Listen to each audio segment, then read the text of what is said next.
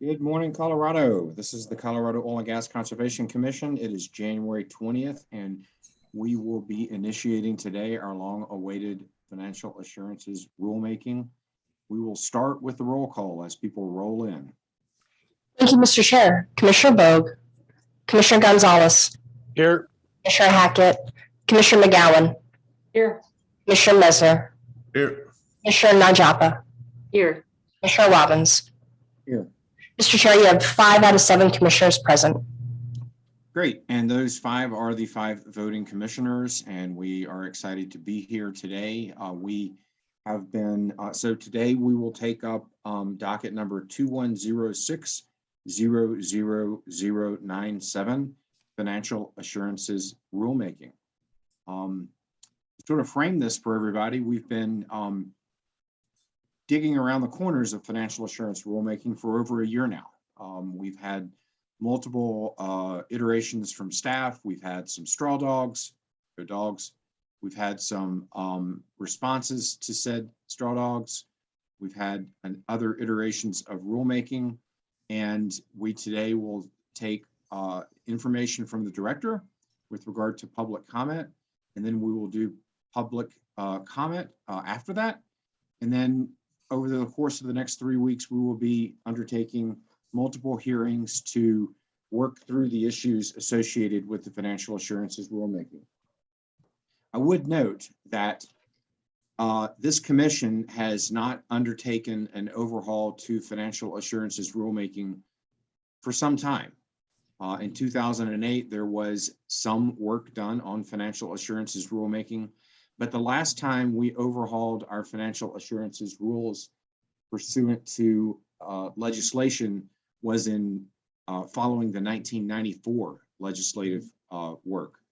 So in 2019, we received from the legislature and Governor Polis a mandate to look into our financial assurances rules under SB 19-181. And to sort of frame this, I'm just going to read what it is we're supposed to do from the legislature so that everyone has some perspective about the work that's before us.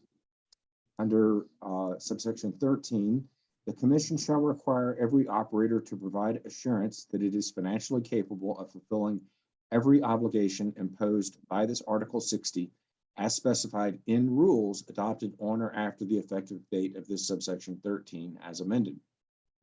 The rulemaking must consider. Now note that it says must consider. It doesn't mandate that any of the following occur, but we need to consider each of the following. Increasing financial assurance for inactive wells and for wells transferred to a new owner. Requiring a financial assurance account, which must remain tied to the well in the event of a transfer or ownership, to be fully funded in the initial years of operation for each new well to cover future costs to plug, reclaim, and remediate the well.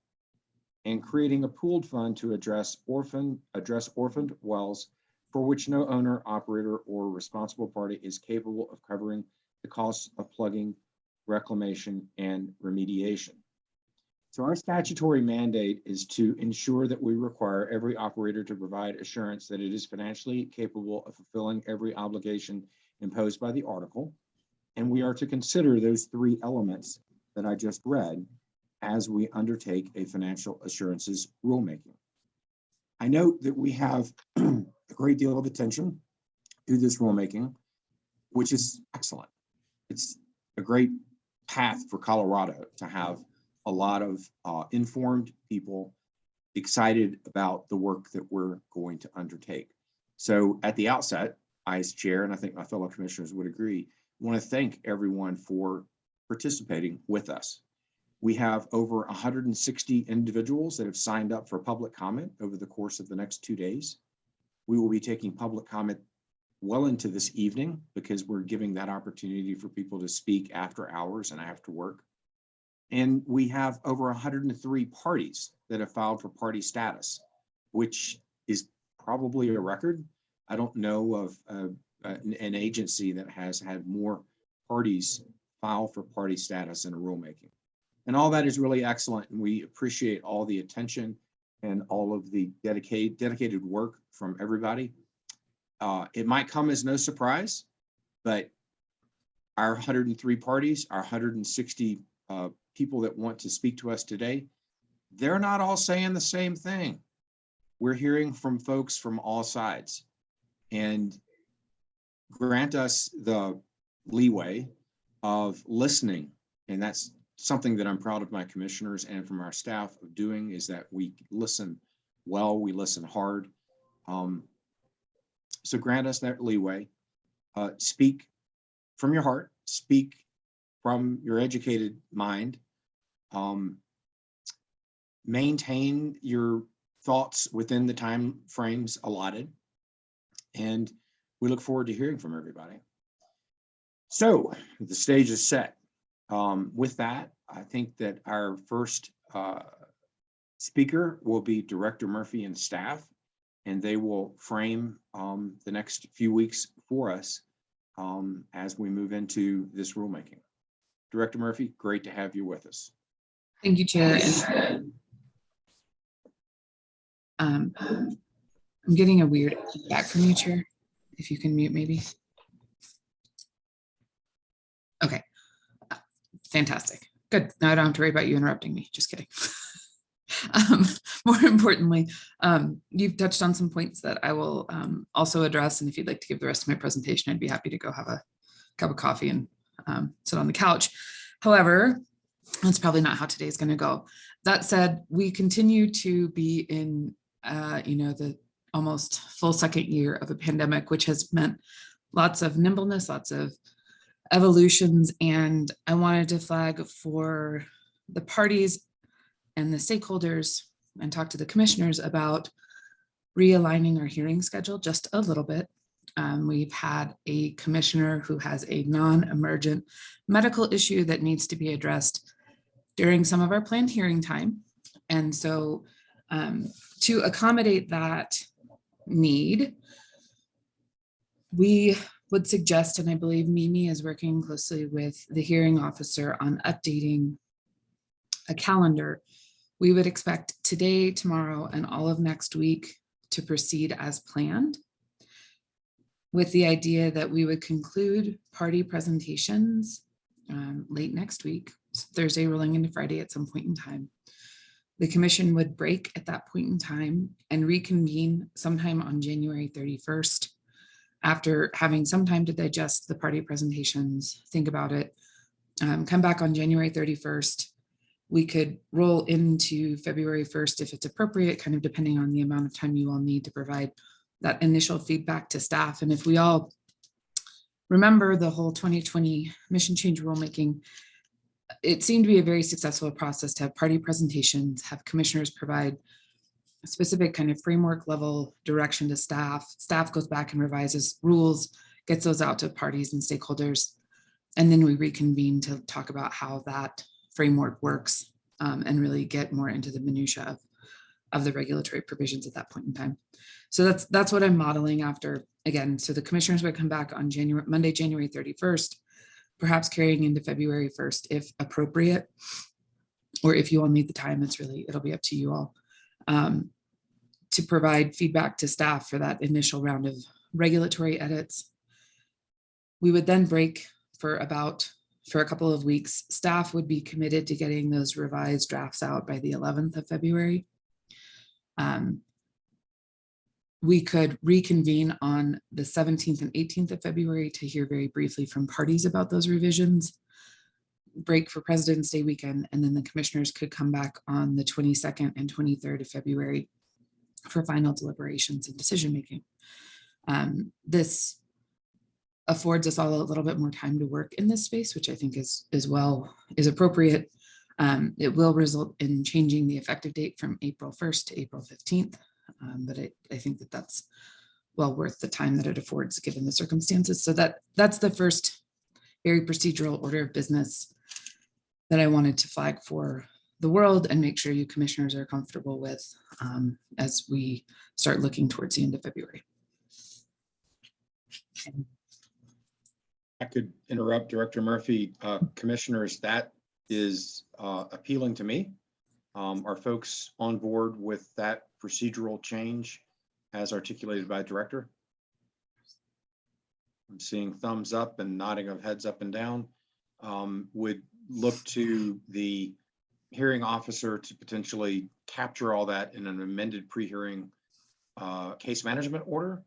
And then we would all be ready to proceed along those lines. So thank you, Director Murphy, for that. Thank you for the flexibility. And I think we've all learned how to adapt very quickly on the fly with 12 hours notice, right? It's been one of the learning curves or opportunities over the last couple of years. So thank you, stakeholders, for your flexibility as well. With that, I will jump into staff's presentation, and as just kind of a quick overview, I will kick it off. We have less than 40 slides. I would like to try to move through it relatively quickly and then get into commissioner questions. And I know we are breaking later today because we have a SMART Act presentation. That SMART Act presentation has gotten pushed back a little bit. So I have a little more flexibility on the backside of this if commissioner questions need to continue. I will start and then I'll hand it off to our WISE AAG, Caitlin Stafford, to close out the presentation. So that's the order of operations for this morning's session. I think it'd be helpful if I can get through most of the presentation just because I approach this issue very much as a framework level issue before we get into kind of the minutia. And that's really what I'm trying to do with staff's presentation, is talk about the framework that you all can build and then start working on some of the more intricate details about how those pieces fit together. That said, if of course interrupt me, this is up to you all. So with that, I will kick us off and hopefully I think everybody can see slides. As I said, we're kicking off the staff presentation for the financial assurance rulemaking. My name is Julie Murphy. I'm the director of the Colorado Oil and Gas Conservation Commission. With me today will be Caitlin Stafford, an assistant attorney general supporting staff on this important rulemaking. Oops, okay. So to orient today, again, we're going to walk through first kind of an overview of the rulemaking process, how we got here, the elements and substance of staff's proposed drafts, staff's position on legal issues, and then some suggested elements to address after considering public comment and party presentations. So first, and as I said, the chair did a very good job of laying the foundation, I think, for why we are where we are. Again, this rulemaking is one of many contemplated or directed by Senate Bill 19-181.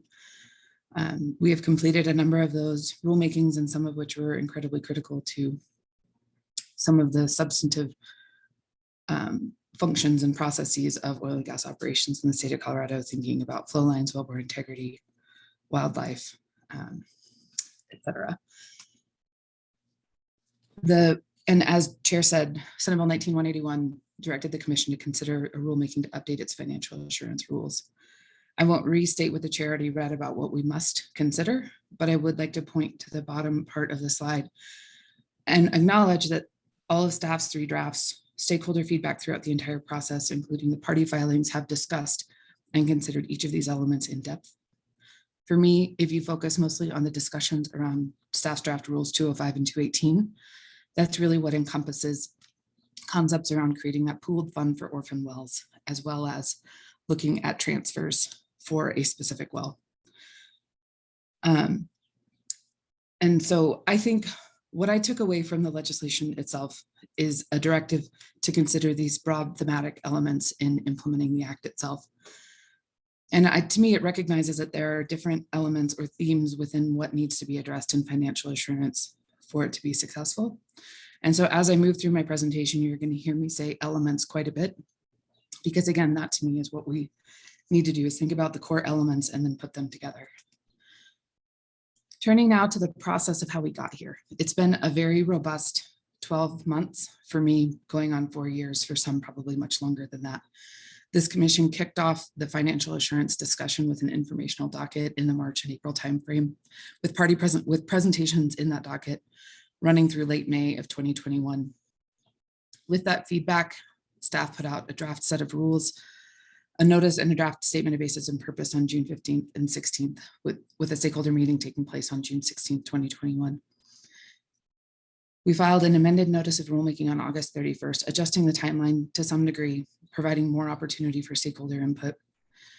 And following that, staff put out draft rules on October 8th of 2021. We published a revised statement of basis and purpose and cost benefit analysis for those rules on October 29th. On November 9th and 10th, this commission initiated commenced the rulemaking hearing with party presentations, statements, and public comments around staff's drafts. Staff published revised rules on December 7th, reflecting some of that feedback. And here we are today with the commission reconvening the rulemaking hearing on January 20th, 2022. In the background of all of those formal proceedings, we have had multiple meetings across different stakeholder groups having dialogue about exactly these rules and the different elements within them. And I know that across all of the stakeholders in Colorado, there have been lots of meetings as well, trying to find commonality, trying to find common ground, and I commend those efforts. Jumping now into more of the substance, I think that there are some key elements, and this slide is designed to walk you through chronologically those key elements and where they are found in the draft rules. And this is not a complete list of regulatory changes, but again, as we think about what are the, in my mind, key elements, this is where a number of them are. And this, to me, I borrowed this image from a website, which I cited below, represents the difficulty of the issues that we're facing today. Of those key elements I identified in the prior slide, you could put each of them in the A, B, C, D, and E. And then there are incredible overlaps within each of those pieces that we all ultimately need to work out. But until we define A, B, C, D, and E, it's very hard to understand, you know, the little column, there's a little area of overlap between B, C, D, and E, for example. And so I hope this helps you understand the way that I'm approaching this question and why I think we need to first focus on the fundamental elements that are important in Colorado's financial assurance plans. I also acknowledge that there are some stakeholders who have proposed a very simple and very straightforward, easy to administer approach to financial assurance. In my 5 years with, well, almost 10 years working in and around the commission, that simplicity has an appeal, but I don't think it's the right approach. I think that the rules that we've started with today and have worked through multiple stakeholder comments and feedback start to set the right path for a system that acknowledges the need for financial assurance based on the characteristics of the well or the operator. The other piece that I want to make sure we keep in mind as we're working through this process is that the financial assurance Venn diagram is only one portion of the overarching Venn diagram of the work that this commission does. There are fail-safes in all of these other regulatory requirements, and all of these pieces fit together in a way that can create a complete picture. And what I'm really saying is that in financial assurance, we need to make sure it works with all of those other rules, but we don't need to restate those expectations in financial assurance. We need to make sure that they are connected and they work together. And so I just want us to make sure this is a little bit different than the mission change rulemaking, where we really were kind of looking at almost everything. Here today, we're pretty focused on a single set of rules, recognizing all of the work that the 5 of you have done on the majority of the commission's other rules. So with that kind of framework in mind, I've tried to draft out the 8 or 9 key financial assurance elements that I think you commissioners need to work through. The way that I have thought about this is I think that if you work through some of these big picture issues, when you're thinking about public comment, when you're hearing from parties, when you're dialoguing with them, if we can answer these 8 or 9 questions first, we can then think about how the definition of inactive integrates with reviewing a financial assurance plan, for example. But if we start too small, if we start in the minutia, we may lose sight of the bigger picture. I've been trying to think of the right analogy, and I think the best one I've come up with so far is it's a little bit like building a house. Let's work on the framework first and then start picking paint colors a little bit later. So my slides, and this again has been a very unique process in my estimation in my work with the commission. Typically, staff's drafts start with a particular concept and spend most of the rulemaking process refining and distilling that process down into an effective administrable rule.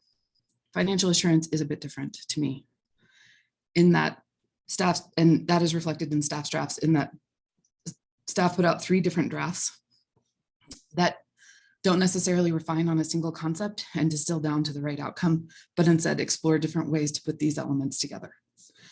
So my presentation today is focused more on these elements, how staff has walked through them, and with some kind of policy recommendations or specific regulatory recommendations for your actions coming out of it. I think that this, when we get to the close of my presentation, I'm going to go back to this slide. And I hope it makes sense at that point in time. So jumping first into element 1, the Orphan Wellfunded Fee. I think that this obviously has been a key conversation. It's also been the least controversial. I think that the stakeholders in Colorado think that creating this Orphan Wellfunded Fee, as is contemplated by Senate Bill 19-181, is a good idea. It creates a transparent mechanism to fund orphan well work in Colorado. What's been most complicated about putting this rule together is actually the action at the federal level. And so this rule hasn't changed much over the last 8 or 9 months, but my ask of you at the end of today will be slightly different than the rules that were proposed on December 7th. I think that the key things to keep in mind and that need to be preserved are creating a Form 1B annual well registration fee, filing an annual report, having that form come in annually with a well registration fee, clarifying that the fee will only be spent to fund the orphan well program and orphan well work, and clarifying that the orphan well program will report annually about revenue spending and orphan well project progress. That is largely encompassed within staff's December 7th draft. So now turning to the recommendations, again, I think we should generally adopt the 12-7 draft. However, because we are anticipating receiving somewhere on the order of $93 million in federal funding that we anticipate will fund Colorado's orphan well program for approximately a decade, we should impose a fee through this rulemaking that covers the additional administrative costs associated with using the federal funds. We anticipate, and this is Jarrett Ellis's hard work, we need to generate approximately $1 million a year over that, $1 million a year annually over that 10-year period to be able to administer those funds effectively. And with that, I think the commission, there are lots of different ways to administer that fee. One option would be reducing the staff's proposed annual well fee to $20 per well in that decade. I think that there are other options on the table. My goal is that whatever fee is adopted by this commission is that it can consistently generate approximately $1 million a year to cover those additional administrative expenses. And I'm not going into much detail about the orphan well plan for spending funding. We spent a lot of time last week or on the 12th talking about how staff is preparing and what we're anticipating. And so if we need to get into that, I'm happy to, but I don't intend to right now. And then I think in the future, right, as we look at the federal program waning, this commission will need to come back, revisit the fee amount and the structure, and understand what Colorado's needs are at that point in time as it relates to an orphan well fund and an orphan well fee. But that to me is not work that we can do today. We can just set us up for success for the next decade or so. So turning now to element 2, this is really focused on some of the important definitions. And again, as I think about the framework we're trying to build, these definitions become critical because they become the tools to guide action. 2 of the interrelated definitions that have been explored through this rulemaking are the definition of inactive and low producing wells. Staff's draft has taken 3 different approaches to this. I tend to think that the draft 3 or the 12-7 draft is a pretty good policy approach in that using the term inactive in the context of defining operational requirements for wells and using the term low producing to help understand financial assurance and what regulatory requirements should apply.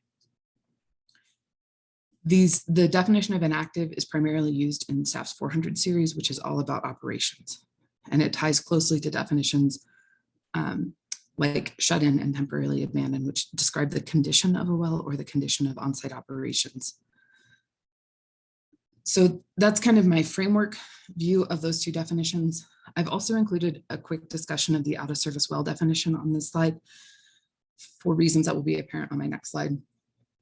I think that this definition is largely uncontroversial and is pretty close to what it needs to be, so long as it reflects the appropriate administration of the out-of-service program. And if you recall my slide about the overarching 9 elements, the out-of-service program is discussed later, so I will talk about it more in a little bit. But what I wanted to illustrate is this piece. And this represents to me how I am thinking about the program and the administration of it. Within the green circle, we have the oil and gas wells that have been drilled in Colorado but not plugged, which as of yesterday was just north of 49,900. In contrast, just over 47,000 wells have been plugged in Colorado. But within those wells that have been drilled, they could be producing, they could be shut in, they could be TA'd, or they could be shut in or temporarily abandoned. There's a large list. The way staff's 12-7 draft works would have a bucket within this green bucket of out of service wells that are subject to their own requirements. And that's why it's a separate circle, separate from low producing wells, but all within the green of Colorado's existing wells. Separately from it is the bucket of low producing wells, which would relate to financial assurance requirements if you follow my lead around how the definitions work as you flow them through the different rules. And then within the definition of low producing, you have a subset of inactive wells. And those inactive wells, again, are subject to the 400 series operational requirements. This for me has been one of the complicated conversations that's better explained visually than in a narrative format. And so I wanted to include this to help provide some clarity in that regard. So again, kind of jumping into the operational, I didn't really quite know where to put this slide, which is a discussion of the operational requirements associated with inactive wells. I think it's important, again, to kind of distinguish between operational and financial assurance requirements, because it'll help staff and the public and operators understand what rule path to follow when we're talking about particular topics. Staff's draft proposes that within 6 months of a well becoming inactive, the operator must plug the well, return it to production, bond up, or provide single well financial assurance if it's required by the operator's financial assurance plan. So this is the one piece in the 400 series or the operational rules that really points and ties into the 700 series and thinks about how these two provisions interrelate. Or the operator can submit a Form 6 out of service request, which would move the well into the out of service well status and onto an operator's plugging list. So again, I wanted to make sure that I touched on the operational requirements that staff has proposed as it relates to inactive wells during this presentation. And this seemed to be the best fit, but it's not perfect in today's presentation. Another kind of key definition that will help set the foundation or set the framework for the work that we're doing today is a definition of single well financial assurance. This has been a very interesting definition to work on, as no definition has been perfect, right? We started by defining a very specific dollar amount with some flexibility for adjustment based on on-site experience or costs. And that nobody thought the dollar amount was right. So then we moved to a narrative description, and that was too unpredictable. And so the third draft has a blend of both a dollar amount with kind of adjustable costs based on on-site conditions and also flexibility. So I think you do not have an enviable task deciding how best to define this. I think that everybody agrees it needs to be defined, but how to do it has been a little bit elusive to figure out the best way to approach it. A matrix of costs may give everybody a good baseline, recognizing that costs vary across the state, across the basin, and across different development strategies. So some flexibility will also be appropriate. So turning to element 2 and the definitional components that I think are very important to first think through as we're making decisions in this regard. It's my recommendation that you adopt staff's proposed 12.7 draft definitions of an active well, and to keep those operational requirements as proposed in the 12.7 draft. I think given that there's a lot of stakeholder consensus around the definition of low producing well, I think it makes sense to define low producing well and to use that if appropriate in your estimation to tie into financial assurance requirements or conversations. I think it is also appropriate to adopt staff's proposed definitions of out of service well, out of service facility, out of service location. And again, I'm going to discuss that in a little bit more detail later. These are important administrative tools to administer this bigger out of service and plugging this concept. And lastly, and probably, as I said, the most challenging will be to adopt a definition of single well financial assurance that provides a baseline expectation of costs, as well as some flexibility to account for costs that vary both higher and lower across the state and types of operations. I think that there are proposals on the table that help us get there. And I think with some tweaking, we could probably use the 12.7 draft if that's the right way to go.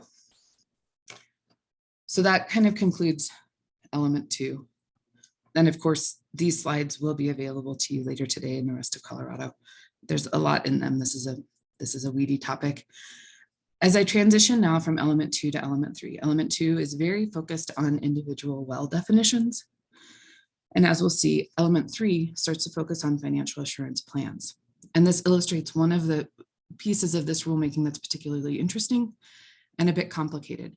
Embedded in every dialogue about financial assurance is a question of whether we are assessing the well or assessing the operator and their portfolio. So these definitions, as I said, that we've walked through are very much focused on the individual well, but operators have an asset portfolio composed of multiple wells across different categories, different production types, et cetera. And so when we turn to financial assurance plans, we're often looking at an operator-wide question. And so I would encourage you, as you think through each of these questions, each of these issues, and each of the presentations from the public and parties, ask, is this an approach to deal with the well or the operator? And is that the right approach for this question?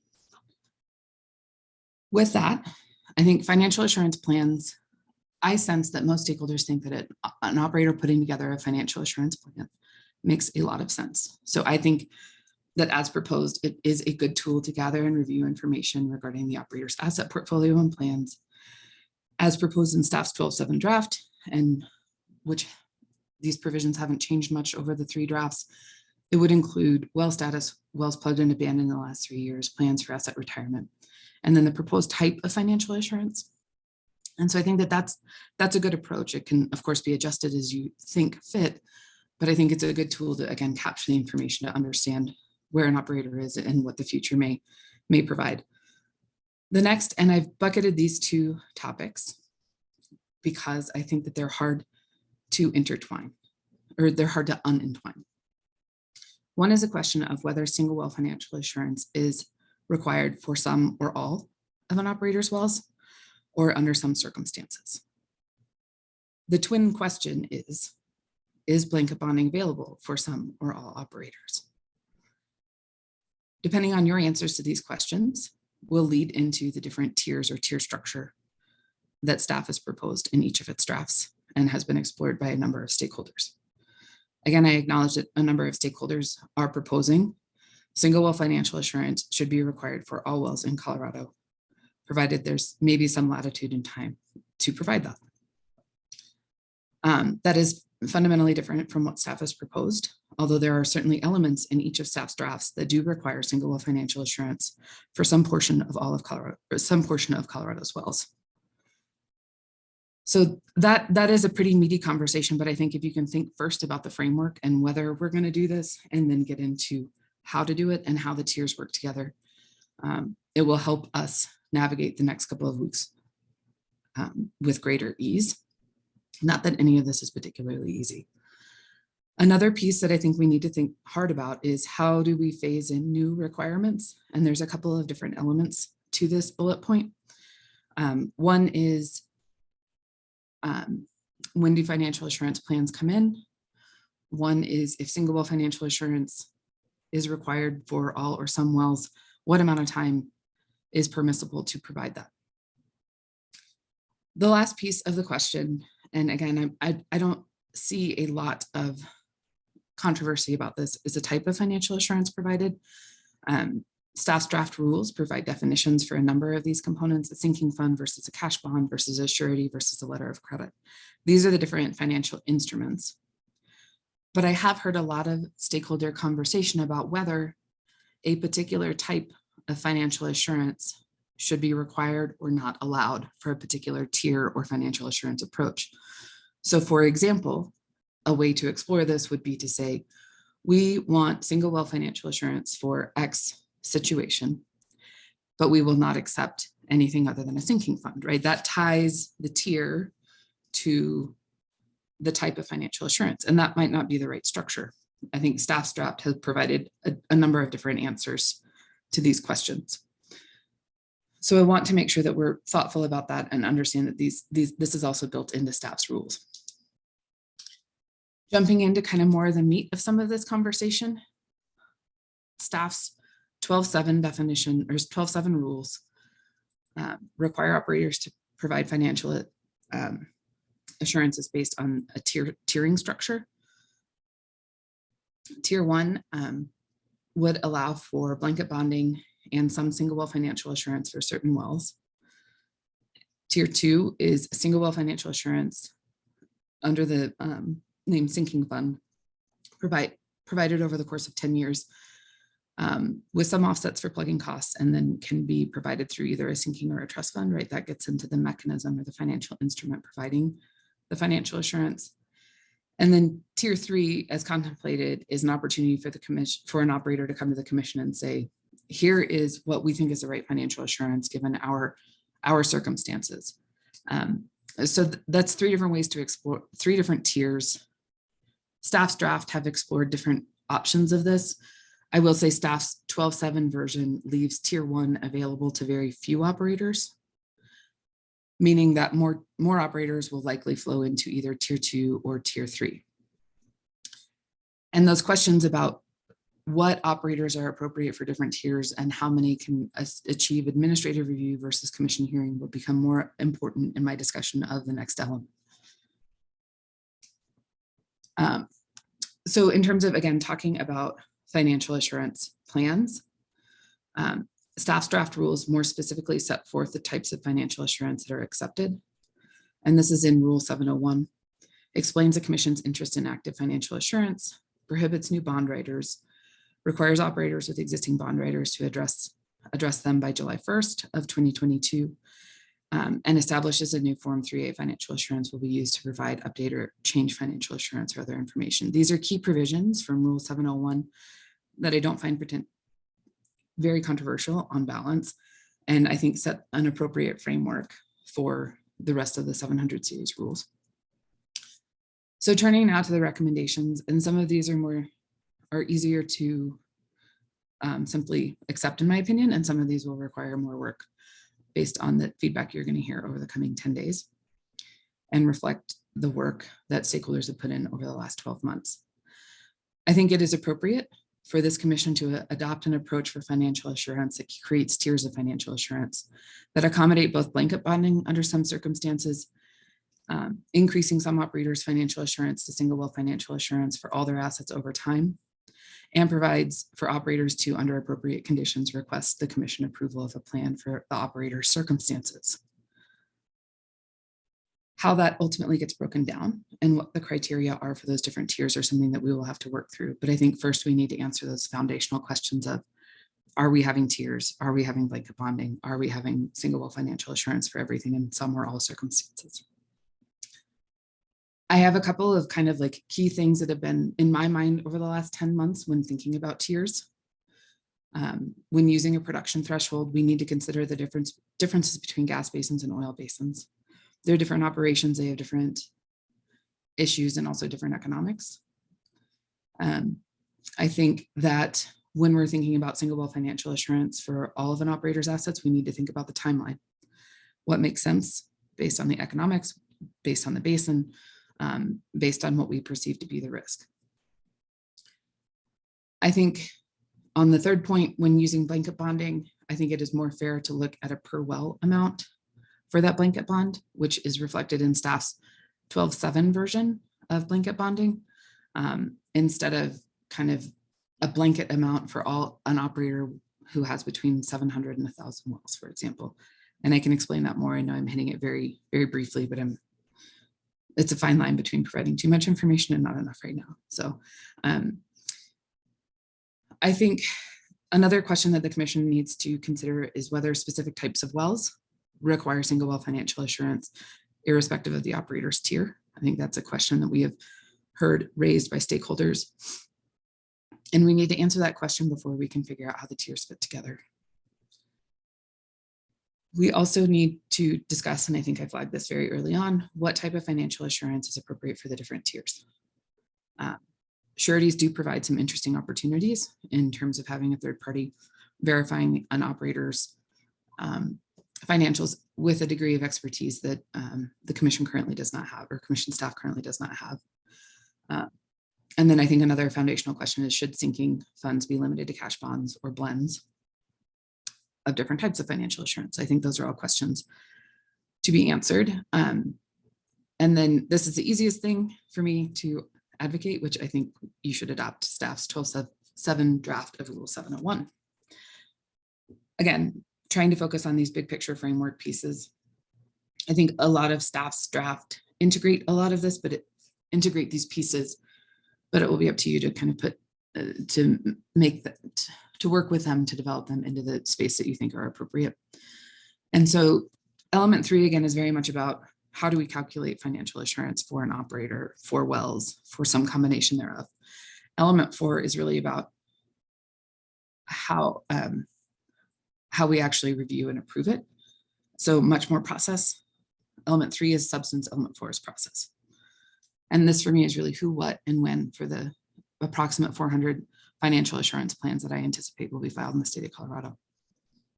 The who is reviewing it, and who is making a decision about the sufficiency of the plan. The what is in the plan. The what is also with an approved plan, is the operator in compliance with those requirements. The when is, should it be different between year 1 in subsequent years or upon certain conditions? And again, these to me are important questions about how we do our jobs once we figure out what the substance of financial assurance plans need to be. Right now, staff's draft Rule 702B1 and E focus on an initial financial assurance plan submittal timeline. So when are things coming in for that initial financial assurance plan? And then articulate that it's a director review and then a commission level review. It may be worth considering whether the commission wants to review all 400 of the first submittals or not. Turning now to Rule 707, I think that this is a critically important one about how review after year 1 goes, right? How do we continue to monitor this issue? I think it's important that staff will conduct an annual review of every operator's financial assurance to verify that that operator is in compliance with its approved plan and that the financial instruments are in place supporting it. Right now, Rule 707 proposes that the commission will review an operator's financial assurance plan if the operator's average daily per well production drops below a particular production threshold, or if more than 30% of the wells are low producing. In addition, Rule 707 articulates authority that I think you have that does not necessarily need to be articulated in rule, but helps provide clarity. And that is that the commissioner director can conduct a discretionary review based on kind of any concern. Last, Rule 306 contemplates that before the director makes a recommendation on an OGDP or an oil and gas development plan, the director will review the operator's compliance with its approved financial assurance plan. And I think that that is something that we have been doing categorically for a long time, and it makes sense to continue that practice. So again, if we focus on the who, what, and when questions, it will help us figure out how we're going to administer these rules successfully through time. Turning now to my recommendations. For the initial financial assurance plan review, right? This is a critically important moment in Colorado as we transition from current state to the state that you all are going to create for us. I think that if you create financial assurance plans that are fairly prescriptive and non-discretionary rule criteria, the director can and should approve those plans, right? I think it reduces your administrative burden, our administrative burden, and it's us carrying out the vision that you've articulated. However, for financial assurance plans that involve a significant amount of judgment or discretion, those are more appropriately reviewed and decided by the 5 of you. Moving from this initial year to future state, I think that the rules should explicitly give the commission discretion to review a plan at any time. Again, I don't know that that needs to be stated. I think that that is part of your authority. Of course, you should ask your lawyer about that because I'm just waxing poetically about it. But I think it's good to include in rules expectations around that. Second, I think that the director should continue to annually review an operator's compliance with an approved financial assurance plan and verify that the financial instruments remain accessible, valid, et cetera, as part of that annual review and as part of reviewing an oil and gas development plan. Again, those are current practices that I think are good and important and need to carry forward. The third component is that I think the commission should probably identify changes in circumstance or other criteria that would initiate a commission level review of the appropriateness of a financial assurance plan. I've included some criteria that I've heard articulated over the course of the last 12 months, but these criteria should be tightly identified because the commission does have broad authority to review on its own initiative. And moreover, we have, again, if we go back to the second Venn diagram I showed where financial assurance is one component of a broader suite of rules, we have a broad set of rules to bring issues and concerns forward to the five of you. Those processes can also help work in concert with these initiatives. And we do not need to reinvent those requirements here. So that concludes element 4. Moving now to element 5, and this is especially called out because the legislation explicitly required a consideration of the review of transfers. And this is really focused on Rule 218. In this slide, I walk through kind of how staff's proposals on this have explored different iterations of what it can mean to look at transfers.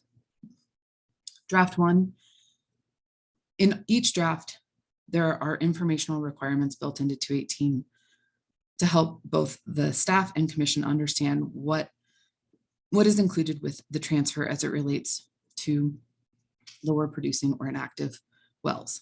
I think that that is a good thing. We've carried that through in each draft. And I think that that continues to be an important component. After that, what financial assurance is required based on the either wells transferred or the complete portfolio of the transfer is the question that you all will get to wrestle with. Draft 1 focused very much on requiring single well financial assurance for each inactive well transferred and requiring a commission hearing if a transfer proposed to transfer more than 30%, if a transfer proposed more than 30% of the wells were low producing. Sorry, that sentence is garbled. Draft 2 took a very different approach and looked at, again, kind of the total portfolio of the transfer. In that, if more than 30% of the wells in the transfer were inactive, or the average daily per well production of all the wells transferred was less than the 5 barrels or 10 MCF threshold, single well financial assurance would be required for each inactive well in that transfer. Again, that moves from looking at the individual wells and looking at the totality of the transfer. It's a different approach to thinking about the transfer as a whole. And then draft 3, there's one important addition in draft 3, which is in the first bullet point, the last clause. It also requires that as part of the transfer, there is included a plan or an identification of how the, it's the last bullet point, how the selling operator will be impacted, how the selling operator's financial assurance plan will be impacted by the transfer. I think that that continues to be an important component of draft 3 that is not reflected in draft 1 or 2. And again, draft 3 focused again more on what wells need to be bonded up as part of a transfer. So it looks a little bit more like draft 1. Again, a couple of different approaches are explored. I know stakeholders have put a lot of time and thought into how best to do this. From my perspective, after working through this, I think that requiring financial assurance wells for lower producing wells that are being transferred or for a transaction comprised of low producing assets, those are the types of things that we should be looking very closely at and likely requiring financial assurance for. There may be some instances, a like-kind transfer, where assessing that increase may not be as necessary. We will also have to work, depending on your decision in this arena and what we want to do with transfers, we also will need to connect those dots with how it works with the buying operator's financial assurance plan. And those are pieces we can connect those dots once we figure out what you all want to do in the space of transfers. I think it's important that both the buying and selling operators assess the impact of the transfers on their current financial assurance. And then I continue to think it's important that as part of the transfer, we collect information about the inactive, low producing and out of service wells.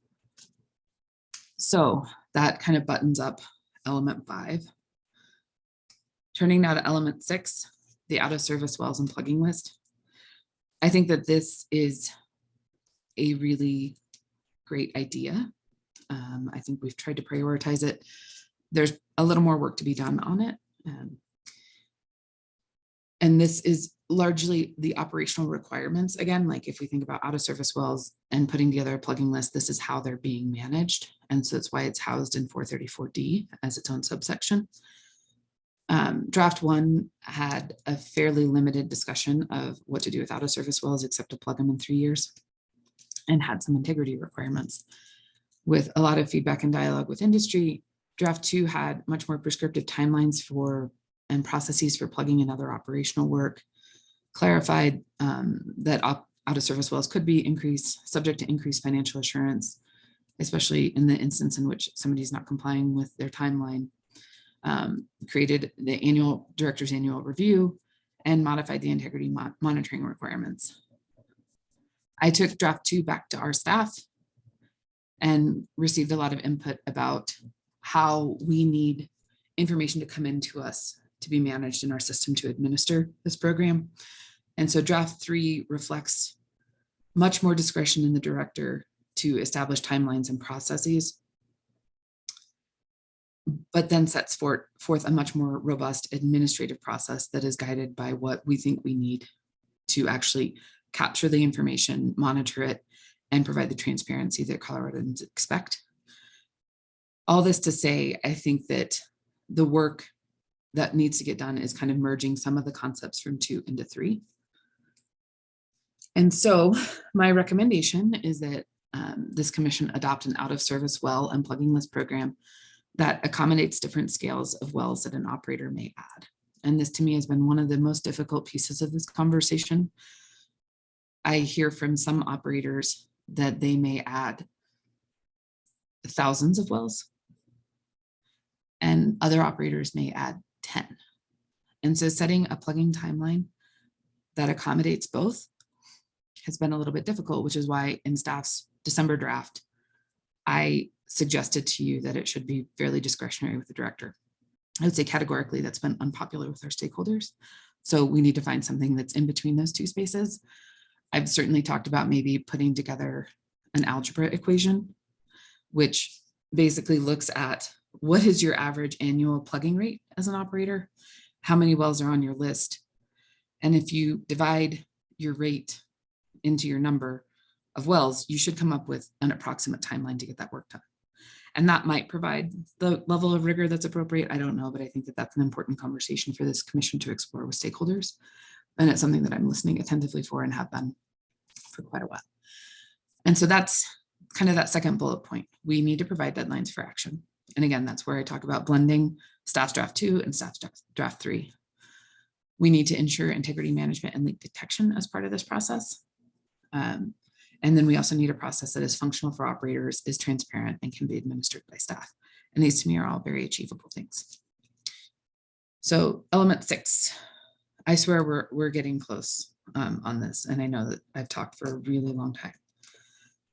So element 7, this is a very quick slide, but it's been a very robust conversation with stakeholders. And to me, it's one of the few that starts out in a very focused way for really quick decision, and then we'll need to flow it through the different rules. Staff's position has been and continues to be that we should continue the status quo in which the federal government addresses financial assurance for federal wells. My position on this has been guided mostly by the fact that the federal government has very different tools and a much bigger reach than COGCC does regarding pursuing prior operators in the chain of title to plug an orphaned well. In addition, the federal government often has an independent responsibility as both the land and mineral manager to address those federal wells. And we will need to work closely in collaboration with the federal government in the instance of us also bonding and trying to perform orphan well work. So that for me also suggests that the status quo is working fine, and that's been my position. It is bolstered by the fact that the Bureau of Land Management is likely to take up federal financial assurance questions in the next year. And while this is a very discrete decision, the inclusion or exclusion of federal wells implicates a number of other rule provisions that we will need to work through depending on your decision. So my recommendation is to either adopt staff's position or create a path that allows some time for BLM's financial assurance process to be completed. I think that it would be nice to know where BLM is going to end before we start calculating the difference between what COGCC collects and what BLM collects. And so that's my suggestion about the timing piece. Should this commission decide that we want to pursue bonding on or financial assurance for federal wells, I think it's clear in the SPP that we have the authority to do so. It's whether you choose to do so. So that buttons up element 7. Element 8 ties in a couple of different conversations around the hearing process. The first one is around used and useful. And the framework for this conversation is number 1, the 100 series definition proposes a definition of used or useful. It's changed a little bit through the drafts to kind of reflect different balances of issues and making sure that we're trying to provide the right circumstances and understanding of a well's unique position. In this conversation, Rule 211 finishes a process that we began during the mission change rulemaking to establish what must be shown to require closure of a facility or plugging of a well. I think that these are very important safeguards. I would also note that this concept of used and useful has been in our rules for an inordinately long period of time. And in my decade or so working in and around the commission, I have not seen it used. The last piece, and this is a piece where I think we've received the most stakeholder feedback and probably the most consternation, is separate from staff. Should relevant local governments and surface owners be able to request a hearing for closing of a facility or plugging of a well? And under what conditions? Staff's drafts have focused mostly on requiring a well to have been not producing for whatever reason for some period of time before that hearing could be requested. I think that some safeguards or sideboards on it are appropriate. There are lots of reasons that wells are shut in that are operationally based, and especially as I think about the DJ Basin where we have the horizontal offset requirements that could require shutting in a well for a very long period of time. That said, the point of this rule is to create a hearing process before the 5 of you to make a decision about what to do with it. And in that due process, we afford important safeguards to both the operator of the well, the surface owner, and the relevant local government. The other discussion in the hearing process is who can participate in a financial assurance plan hearing. I think that this is set out in 504B1 and Rule 702 and is something that I think that you will hear from stakeholders on and will need to address as we move into the deliberations phase of this. On the recommendation, I think that staff's draft of used and useful Rule 211 and the process for filing or participating in a financial assurance plan hearing makes sense.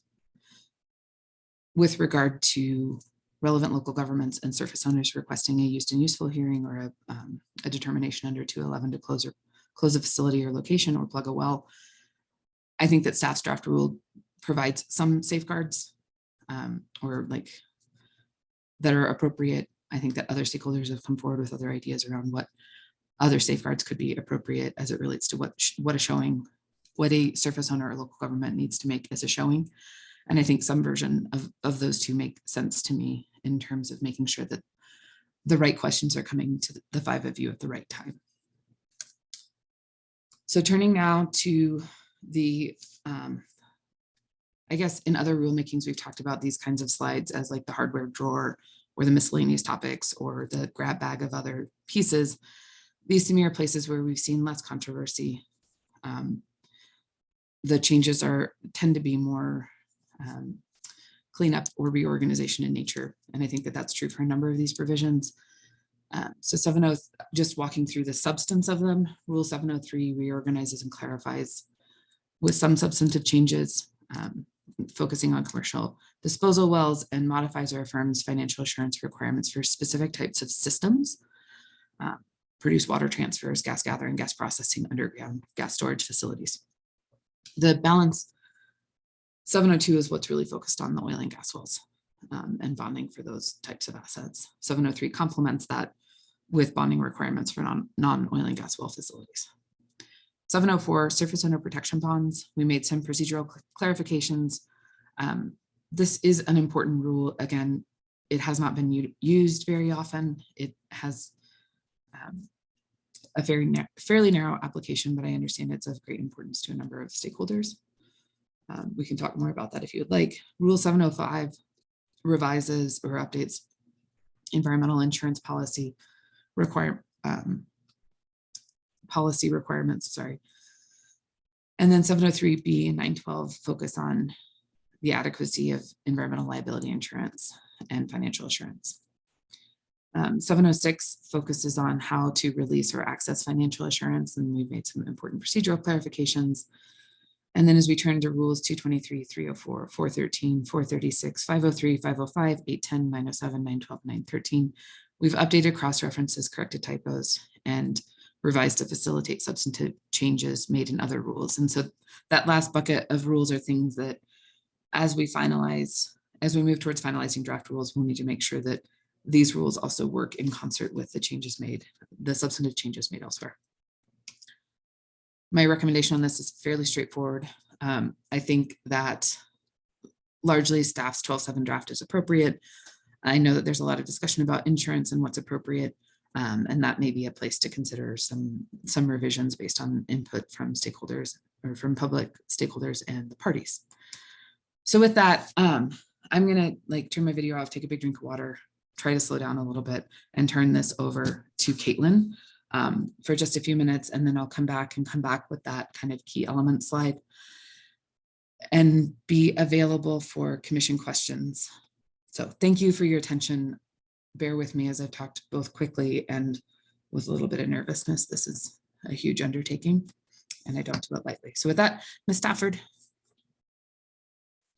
Thank you very much. Good morning, commissioners. Good morning, stakeholders. My name is Caitlin Stafford. I'm an Assistant Attorney General, and for the financial assurance rulemaking, I am representing COGCC staff. So I'm here this morning to discuss staff's position on certain legal issues that have arisen over the course of this process. So I will begin with this first slide, focusing on some procedural guardrails that are contained within staff's draft.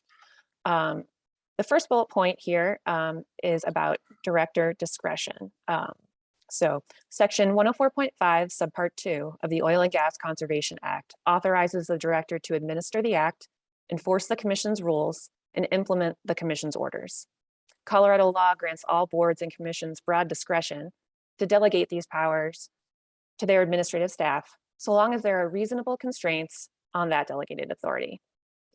Now, in every instance where the proposed rules delegate authority to the director to make an approval or recommendation, the proposed rules provide reasonable constraints on that delegated authority.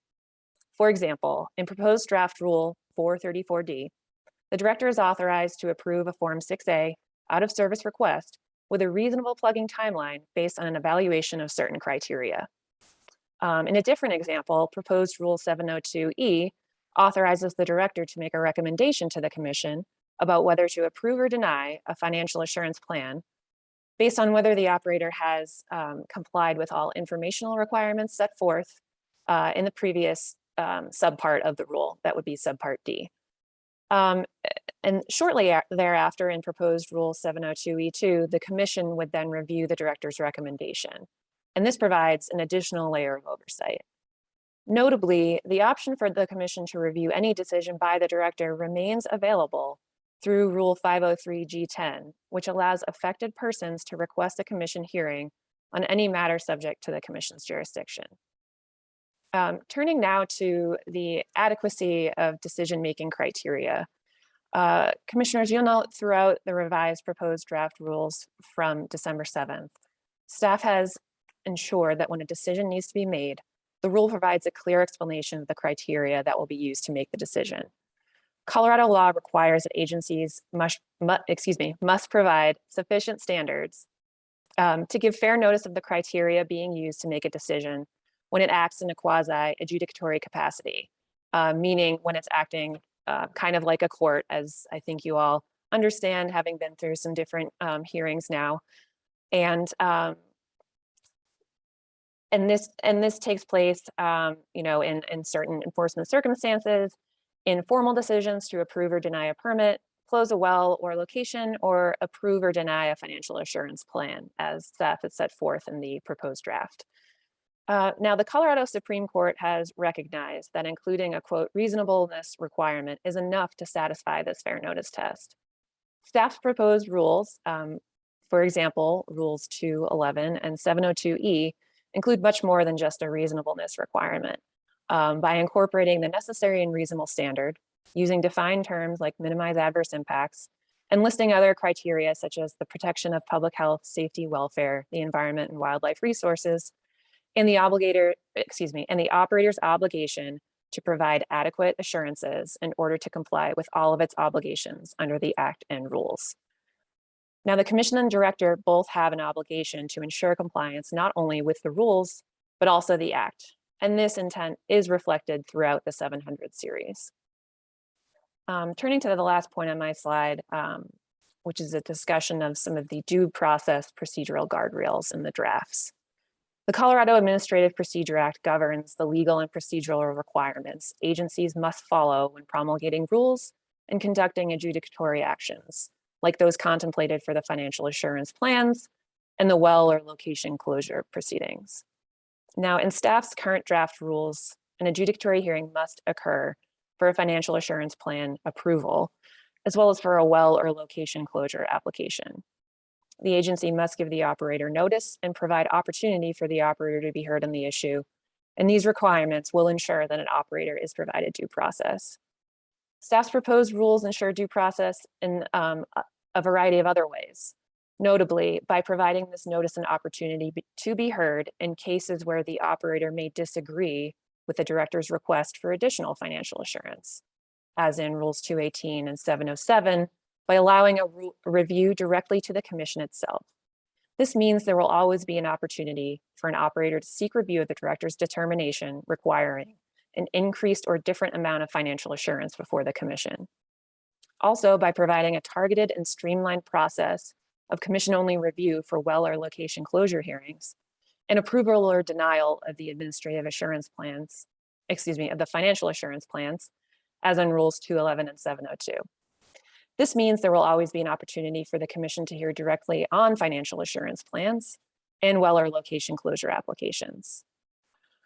And just to wrap it up on the due process procedural guardrails, as provided by the Act, the Commission retains discretion to set parameters of these hearings, whether by rule or order.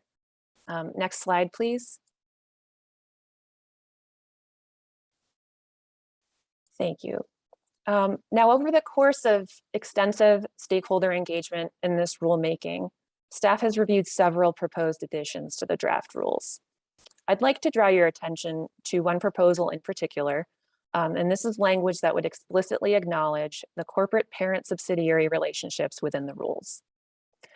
Section 106, subpart 13 of the Act provides that the Commission require every operator to provide assurance it is financially capable of fulfilling every obligation imposed by the Act and rules.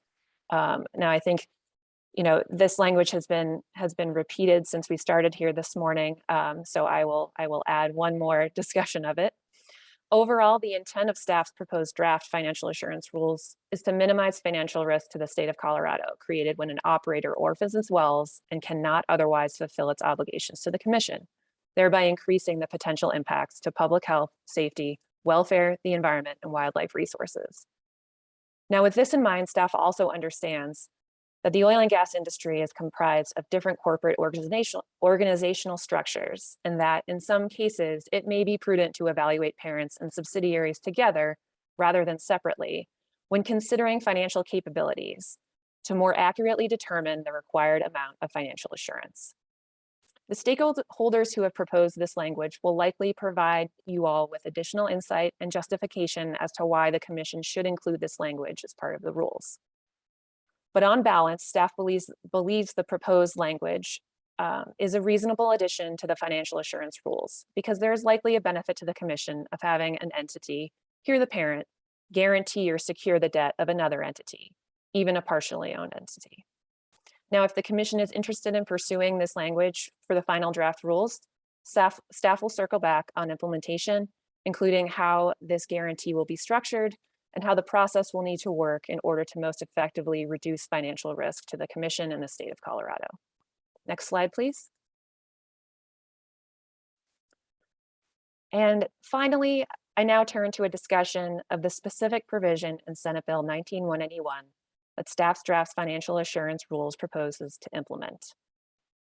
Now, this is the language again that we've repeated since the beginning of this hearing this morning, which is found in section 106 subpart 13.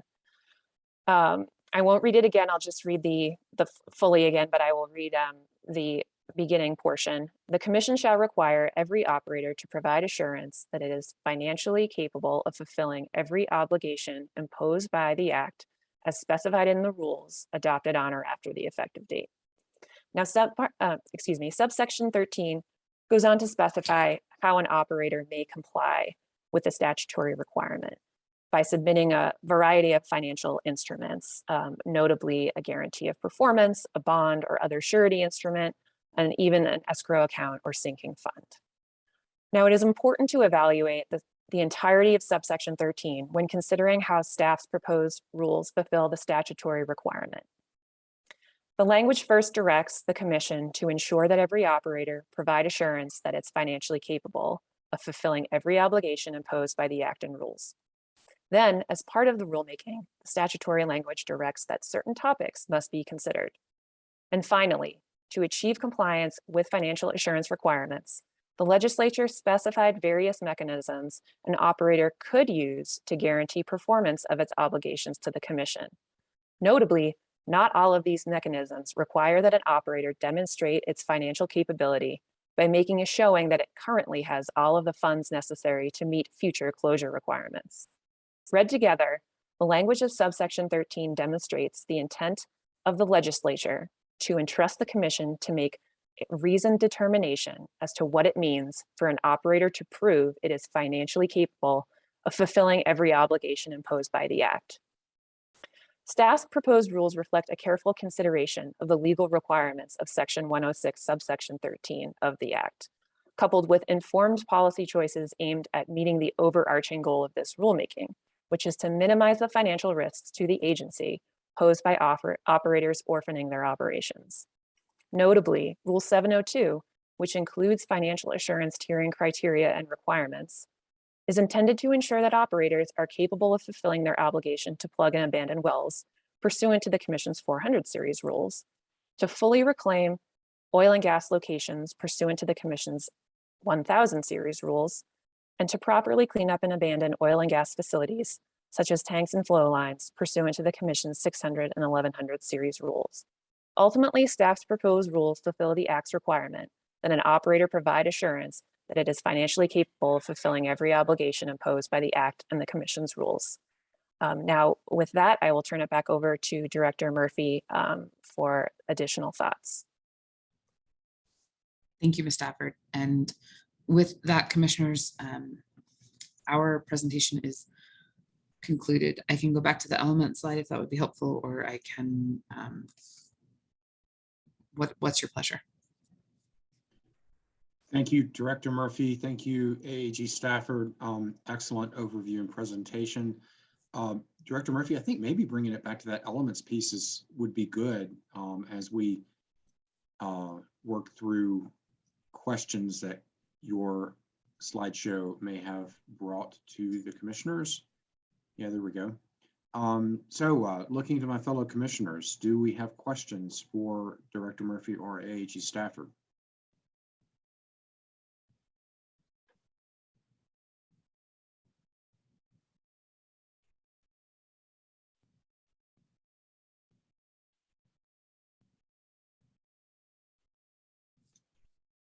Commissioner McGowan. Thank you, Mr. Chair. And, oh, is that me? Sorry. Okay. This has been super helpful. It's hard to, as a commissioner, not to bounce around and get stuck in the minutia, and setting this higher level is very helpful for me. Director Murphy, I'm wondering for the federal bonding piece, whether or not you have some thoughts about the per well fee for wells on federal lands? I'm going to start with my framework approach to the annual fee, which from day one has been, we need an easy to identify and consistent revenue stream. And so as I was working through drafting rules and in the beginning of the summer before the opportunity around the federal funding came to fruition, we were trying to plan for a consistent $10 million a year program. The most straightforward way to get there was to take the approximate 50,000 wells in Colorado that have not yet been plugged and divide that into 10 million to come up with a fee, right?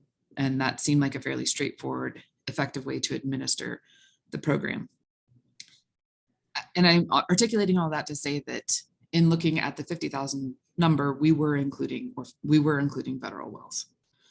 I think of it, I understand the stakeholder argument that if the federal government is dealing with federal wells, why do we need to pay for those wells as part of the Orphan Well program? I see the issue slightly differently. How do we equitably apportion this fee across industry? This is industry paying or providing a fund to address orphan wells that is complementary to each of them providing their own financial assurance. And so my approach to this has been slightly different. It's been about how do we, again, fairly apportion a fee that can be collected easily and transparently to fund this program. So it's a very long-winded way of saying I'm fairly agnostic about how the fee is charged or what it's charged upon, so long as it's fair and generates consistent, predictable funding.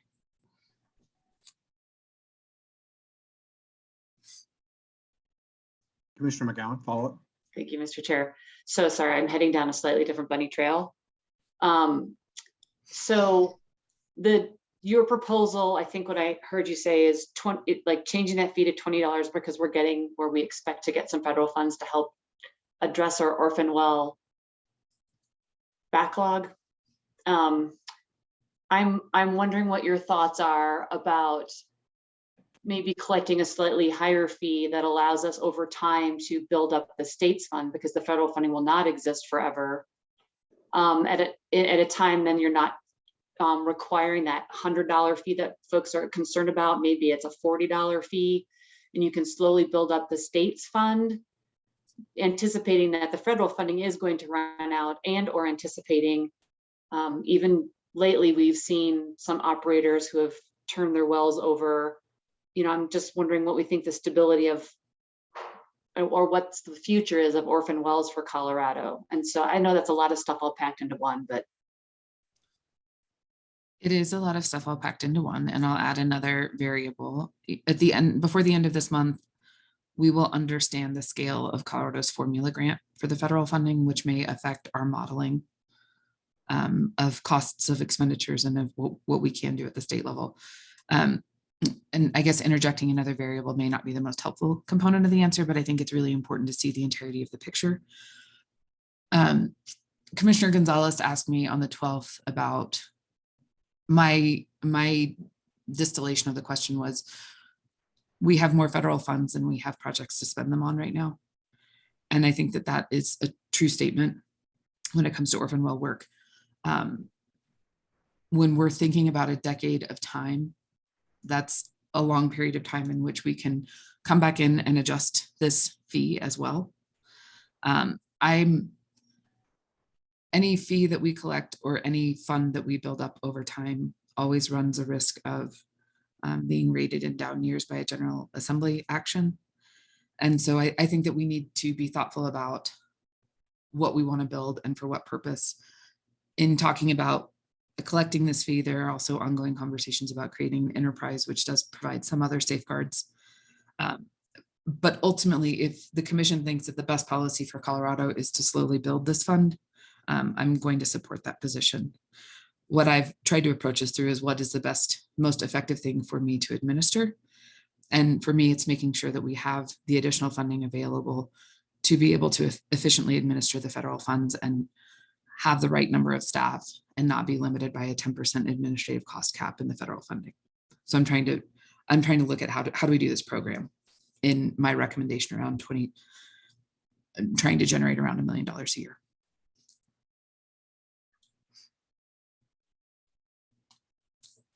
Thank you for that, Director Murphy. Commissioner Messner. Thank you, Mr. Chair. And thank you both Director Murphy and AG Stafford for that overview and that framework. I think that's certainly helpful to kind of define the scope of our conversations as we hear a significant amount of public comment and stakeholder and party feedback over the next coming days. So I appreciate the initial framework that's been developed there. I also want to point out that my high school math teacher, Sister Diane, is going to be very happy to know that I may actually be applying algebra, because she said one day I was always going to be able to use that. So, but I did have a little follow-up questions around your I think modified proposal around the well registration fee and the Orphan Well Fund. And I do agree with you that from this commissioner's standpoint, that the Orphan Well program is an incredibly important complementary part to an overall view of financial assurance in the state. Are you proposing, is your new proposal, I'm gonna make sure I understand the new proposal, is it only to collect $20 in order to develop this administration fee, or is it $20 in addition to what we saw in previous drafts, which was $150 and then $200? And I'm just trying to make sure I understand what your suggestion is. Thank you, Commissioner. It's to collect $20 per well annually. Okay, and so do you feel like it is reasonable to administer both a $20 fee towards administrating an orphan well program and being able to manage both an independent growing orphan well fund utilizing well registration fees and federal orphan well fees? I think that they create two different revenue streams, right? And the way we've modeled the influx of federal dollars is something that, yes, I think Mr. Ellis will manage effectively and will be complemented by kind of once a year receiving that annual well fee of approximately $1 million in total from industry. I think it provides, the $1 million is a little bit rough. I think in the first year, we probably need something closer to 700,000. In year 10, we need something closer to 1.3 million. But I think we can also complement that funding stream with penalty dollars to make sure that we're able to continue to pay the programmatic costs. If something were to change dramatically, whether we don't have any orphans, whether we have a lot of orphans, whether we need more staff, we can always come back to the commission and adjust that fee as necessary. Okay. Thank you for that. I mean, I think really good framing of the conversations, and I think I'll reserve additional questions until we get further into the stakeholder and public comment portions. So thanks. Other questions from commissioners?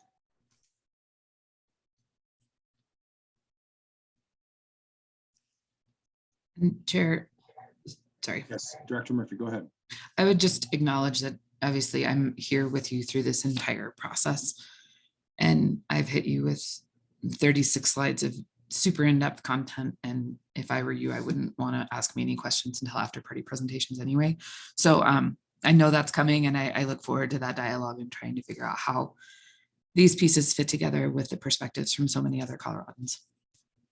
No, I appreciate that. And I appreciate the slide set and the overview. And I also appreciate sort of the bundling of this into various elements to sort of suggest to commissioners that as we go about this rulemaking with all of its nuanced pieces, that we think big picture amongst these elements to try to start framing how we're going to arrive at answers. So I think that's great. I think we all would love to have a copy of the PowerPoint in our inbox, and probably a great idea to get it up on the website so that people can have access to it and can further look through it at this time. I did see Commissioner McGowan's hand raised, so I will recognize her if she has a question or comment. Thank you, Mr. Chair. I just have a comment, and that is, and if stakeholders are listening, I would be very curious to have more of a conversation about inactive wells and why they might need to be inactive for a long time, with some specific examples and timeframes. I think that there's just been a lot of discussion about it and a lot of different reasons for why we would want to have a discussion about an inactive well and whether or not it's used or useful anymore. And so I would be interested in hearing more information about that. Okay. All right, it is 10:27. We had on the agenda this morning the director presentation, staff presentation. We are set to begin public comment at 1 p.m. today. And we've got 159 or some odd public commenters. We're going to take public comment from 1 to 5. We'll break, and then we're going to do an evening session of public comment from 6 until I'm not sure when, but we do have folks that signed up specifically for public comment this evening after hours. Appreciate that and want to recognize that. And then we will continue and finalize public comment starting at, I believe, 9:30 in the morning tomorrow.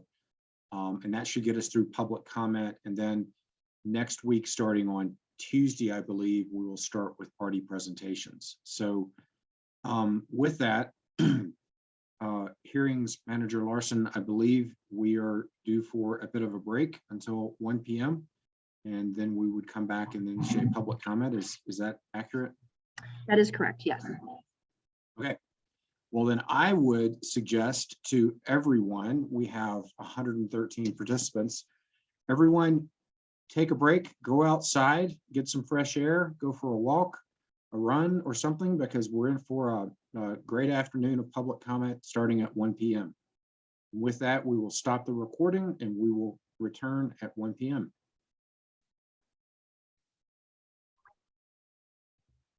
Great. Recording is in progress. And this is the Colorado Oil and Gas Conservation Commission, and we are back in action for an afternoon filled with public comment. Just to sort of lay the framework, we have two hearings managers that will be assisting us, Ms. Larson and Ms. Amaro. Ms. Amaro is going to load, or no, Ms. Larson is going to load the next few panelists into our panel, and we're going to call upon you folks in order that you signed up. And so to try to keep it moving, there will be 3 or 4 people impanelized at one point in time, but don't speak until I call upon you, if that makes sense. That way we can move through folks. And we are also going to be running a timer that is on the screen so you can see the timer itself. Everyone will have 3 minutes. We ask everyone to abide by the timer. We have 159 people set to testify over the next day. So we need to get through everybody and we want to hear from everybody. And any additional initial comments, Ms. Larson? No. Okay. Note for the record that all 5 professional seated commissioners are with us, and we look forward to the afternoon. So we will start with Trent Bushner from Yuma County. Well, thank you very much. I am Trent Bushner. I'm a Yuma County Commissioner. I'm also a farmer. I'm a mineral owner in this county, small business owner, and just for the record, I do get royalties from oil and gas production. So I just want to make sure everybody understands. I am here on my own behalf, not talking as a county commissioner, but I am talking about what's important in my county. I'm a lifelong resident of the county. I've been born and raised around here, well-traveled and came back. So I understand my community very, very, very well. And I do appreciate the hard work that the commission has done, because it is a hard job. Oil and gas is very vital to this state, and we made to make sure that we do a good job and make sure that the things that we do in this state benefit all of Colorado, and especially, my focus is on rural Colorado. So I appreciate that. And financial assurances is something that we've been having a lot of discussion about. We are in Yuma County members of the Western Rural Local Government Coalition. They've done a very nice job with us since 2019 to try to really define what these rules should look like for rural Colorado and especially my county, Yuma County. So thank you for that. We feel we're pretty unique in Yuma County and where we like to live and work. We have basically two sources of income in Yuma County, and that is agriculture production and all the businesses that support that, you know, your mom and pop businesses, the large implement dealerships, the grain companies, whatever that happens to be, and also energy production. So energy is a huge part of what we do out here. A lot of farmers and ranchers do have the opportunity to invest in that royalty or to reap the royalties from that. And therefore, we do really rely on oil and gas out here, and the county does as well. We want to make sure that these rules that you are trying to implement are not a one size fits all. That's really, really important to us. We do support regulations, or I do, about financial assurance and how necessary it is to protect the environment and minimize some of the occurrences of orphan wells, but that's really not been an issue for us out here. The industry that works out here does a very nice job of making sure those orphan wells are handled in an appropriate manner, and we hope that that will continue, and I know that they will. So we want to make sure we don't impose undue burden on them that doesn't allow that to happen. Because if they become uneconomical out here to operate, even though they have what you might consider these low producing, under-financed wells, I think that's really, really a problem, because they aren't. These companies we have out here, they do a very good job. They are very cognizant about how they do business. They've never given us a problem on our farm and what we do, and they do a very nice job with that.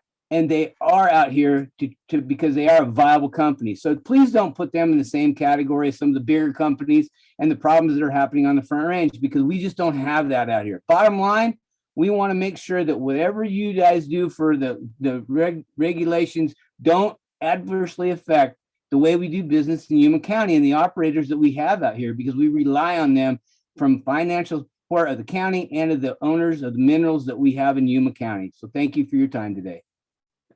Thank you very much for your testimony, Commissioner Bushner. Thanks for taking time out, and thanks for keeping it within the 3 minutes. Really appreciate all of that. We are all taking notes, and we'll be apprised of that testimony. We now will hear from Melody Villard. Good morning or good afternoon. Thank you, Commissioners. My name is Melody Villard, and I'm a Moffat.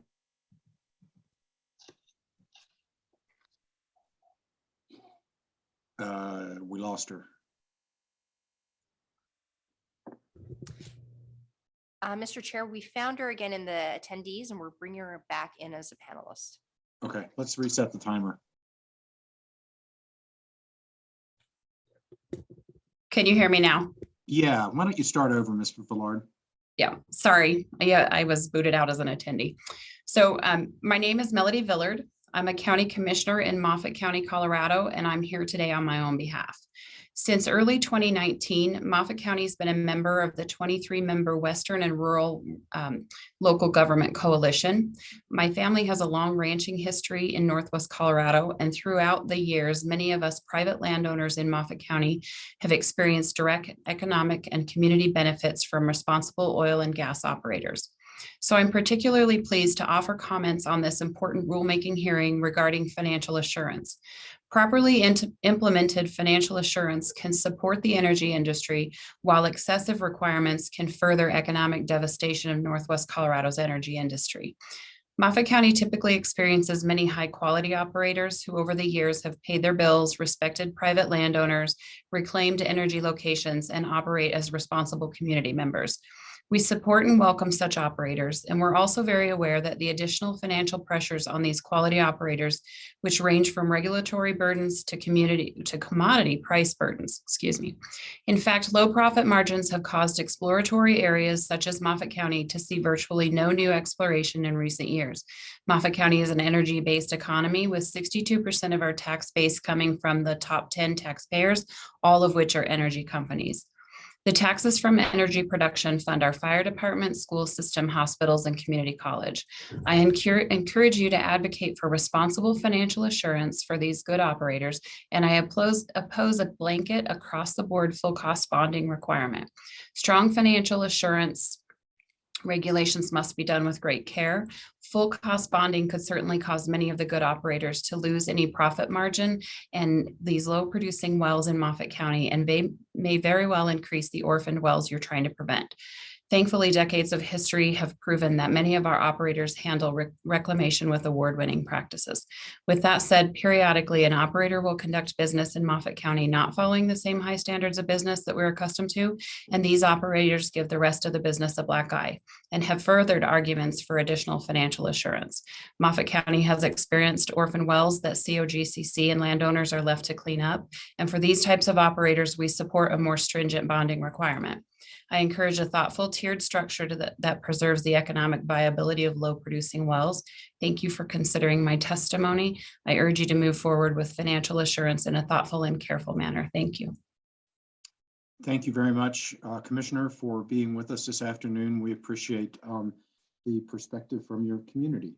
We now will hear from Wendell Kuntz.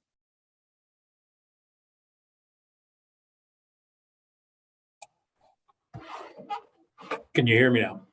Yes, we can.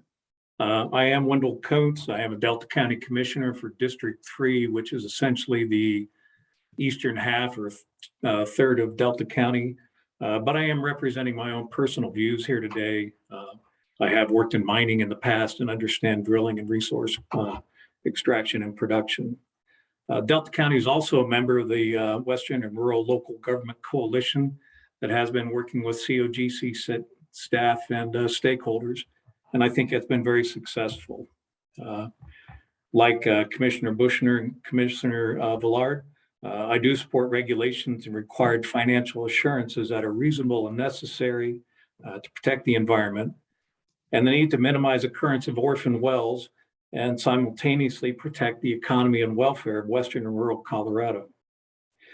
One of the rulemakings that have caught my attention would be Rule 503G. That is the waiting period for the before mandating plug and abandonment. Looking at this 36-month waiting period, I think you guys have hit that right on the head. That would be from zero production and then wait that 36 months before mandating a P&A type activity. That in that 36 months, markets and new technologies change that would allow that operator to proceed with possibly bringing a well like that back online. To me, that would allow better resource recovery and minimize unintended consequences of additional resource development to get that resource.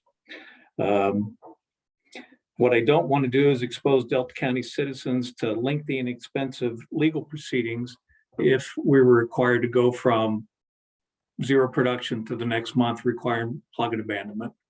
I don't think that's necessary. There is a life cycle on these wells, and we do need to allow operators that are good at this the flexibility to put these wells back online when necessary. Do appreciate the opportunity to comment, and I do appreciate the work COGCC is doing. Thank you. Thank you, Commissioner Kuntz. Appreciate you taking time out of your day and being with us. We now will hear from Christian von Woutenberg.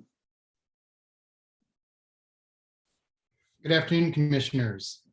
I speak to you today as a directly impacted resident, a father of 2 teenage daughters, and on behalf of my constituents as a trustee for the town of Erie. I am here today on my own behalf. We in Erie are inundated with oil and gas infrastructure. There are 130 producing wells, 35 shut-in wells, 204 plugged wells, and miles of pipelines and gathering lines and other infrastructure within our municipality.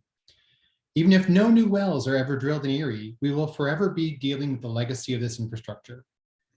Our residents suffer from poor air quality and VOCs due to fugitive emissions, maintenance activities that include workover rigs, flaring and venting, and the nuisances of odor and traffic, all for a revenue stream that provided less than 2% of the town's revenues in 2021.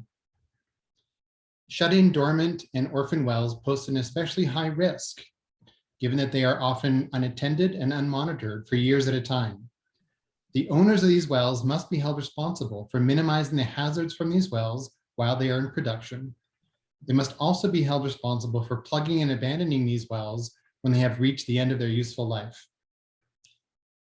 I too strongly oppose the 3 years of inactivity timeframe before a municipality may initiate the plug and abandonment hearing process. This unnecessarily extends a timeframe where communities must bear the burden of leaks, spills, and other risks while the operators focus their attention on new drilling. Local taxpayers should not be made responsible for these costs, and local governments should not be constrained in asking for a commission hearing to require plugging wells that pose these health and safety risks. The fact that local governments have the ability to adopt local requirements and local financial assurances is not enough.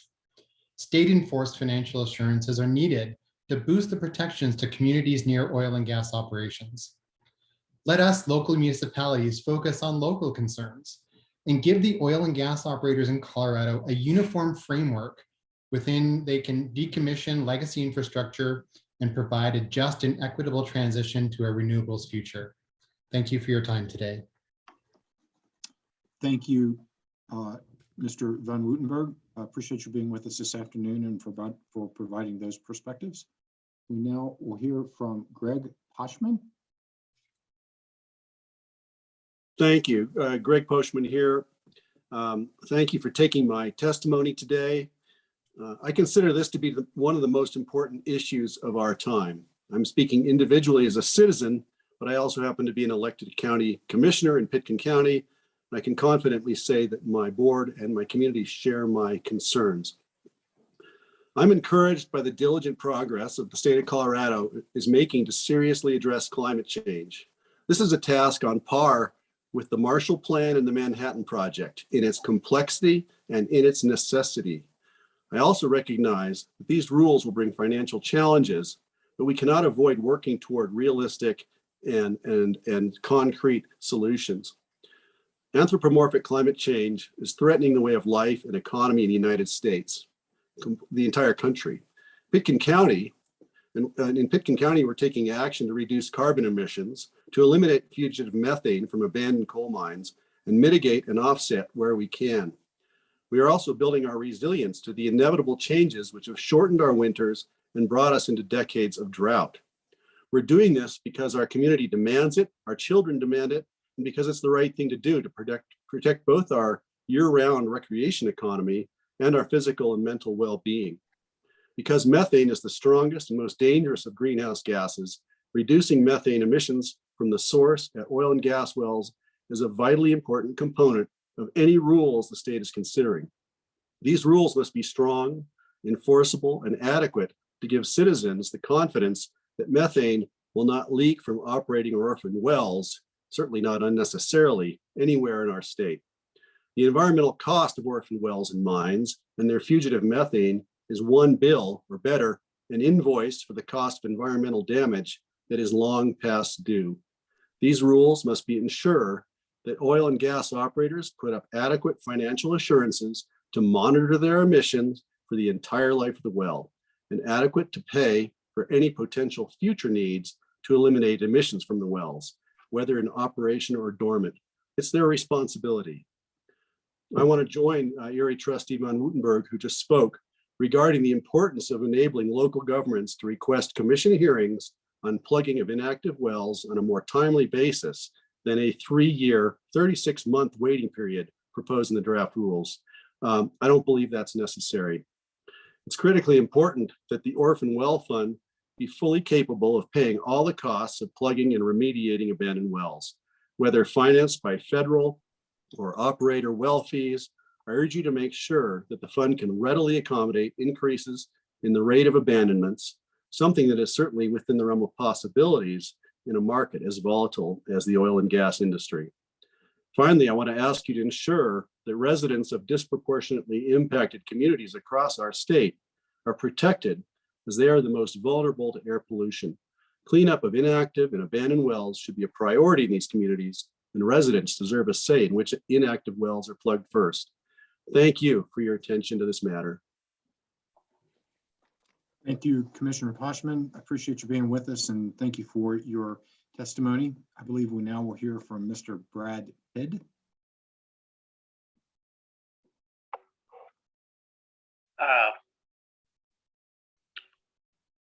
I would like to thank the GOCC for this time to hear my input. I am a business owner of farmland and builder of houses. I am also part Osage Indian, and the tribe had wide leadership who purchased their own land. Later, oil was found on that land, leading to wealth for the tribe, but a corrupt sheriff helped some white men to marry Indian women and murder them to gain their oil wealth.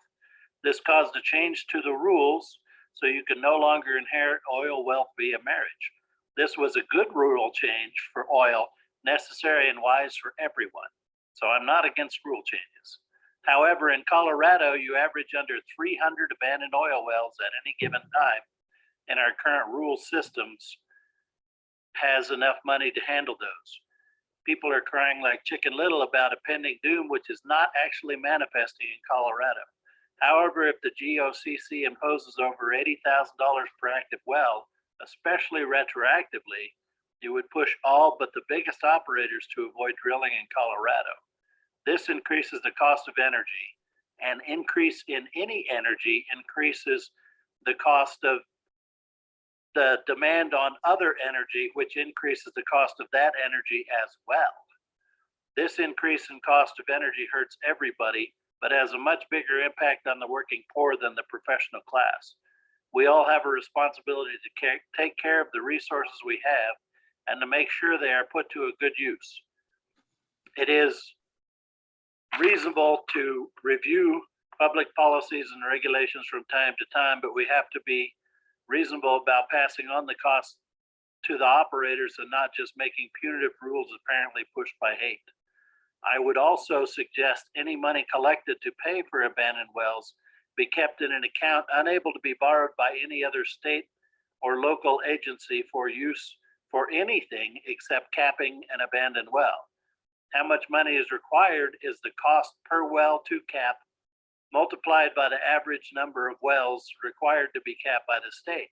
Anything else is just punitive and greedy. People or an Indian nation who owns oil needs to be able to extract the oil and make reasonable money to help improve their lives. I ask you to please keep the rule the same, or at the least to only collect what is required for the need. 36 months is very reasonable to have a well not currently productive, as has been stated previously by other people because of the change in technology, etc. I would like to thank you for your time and all other time you spend on the GOCC. Brad did. Thank you, Mr. Ted. Appreciate you being with us this afternoon. Appreciate your testimony.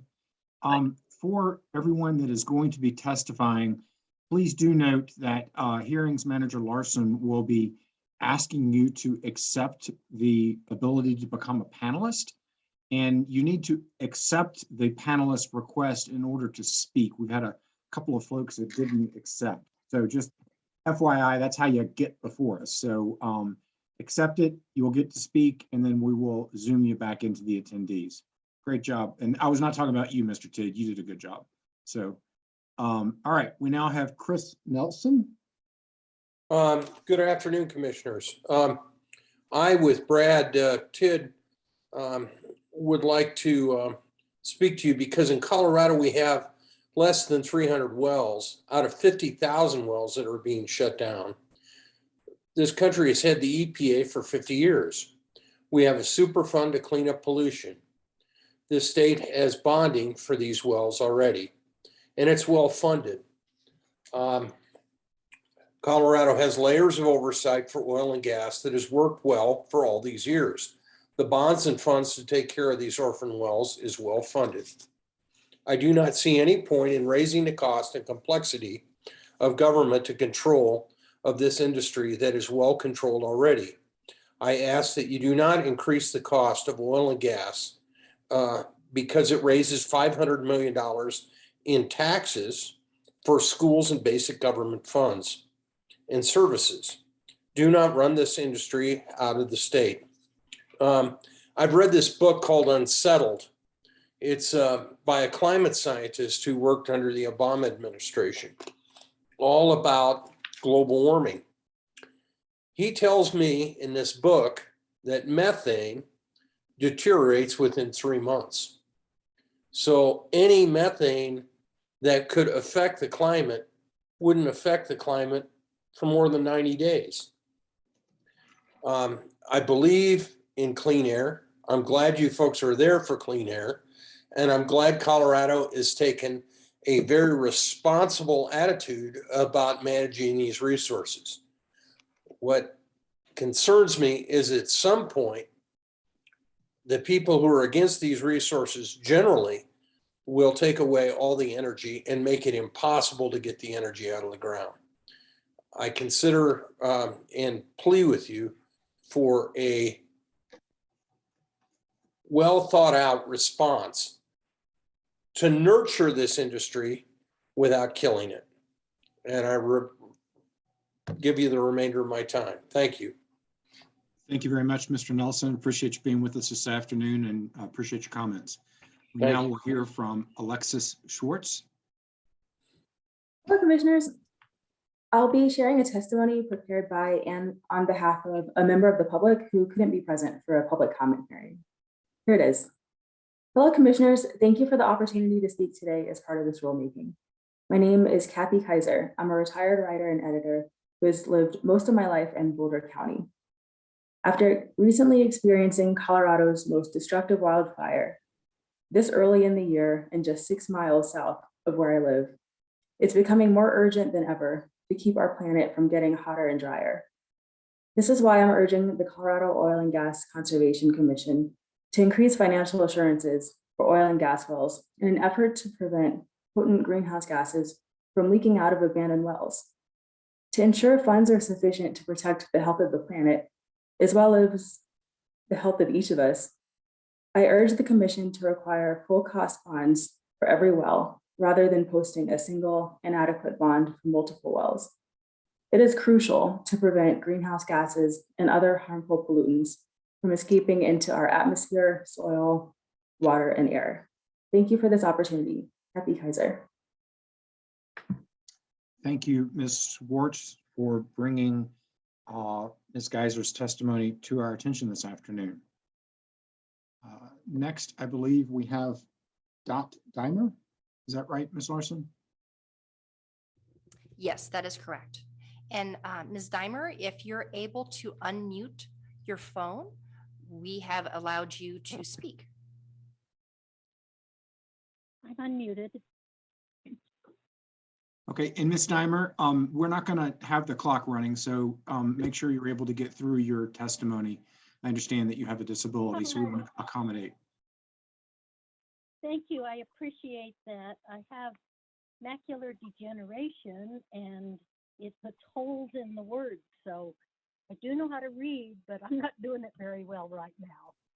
I'm a Colorado native.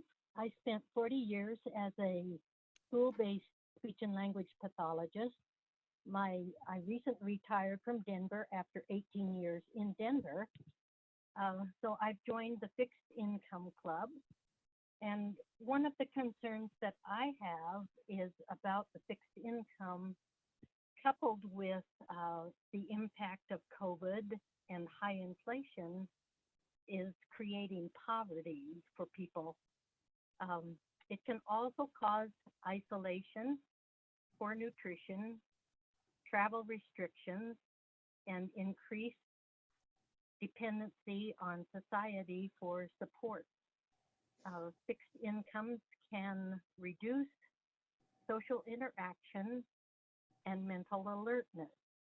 It can also cause increased loneliness, depression, inability to stimulate,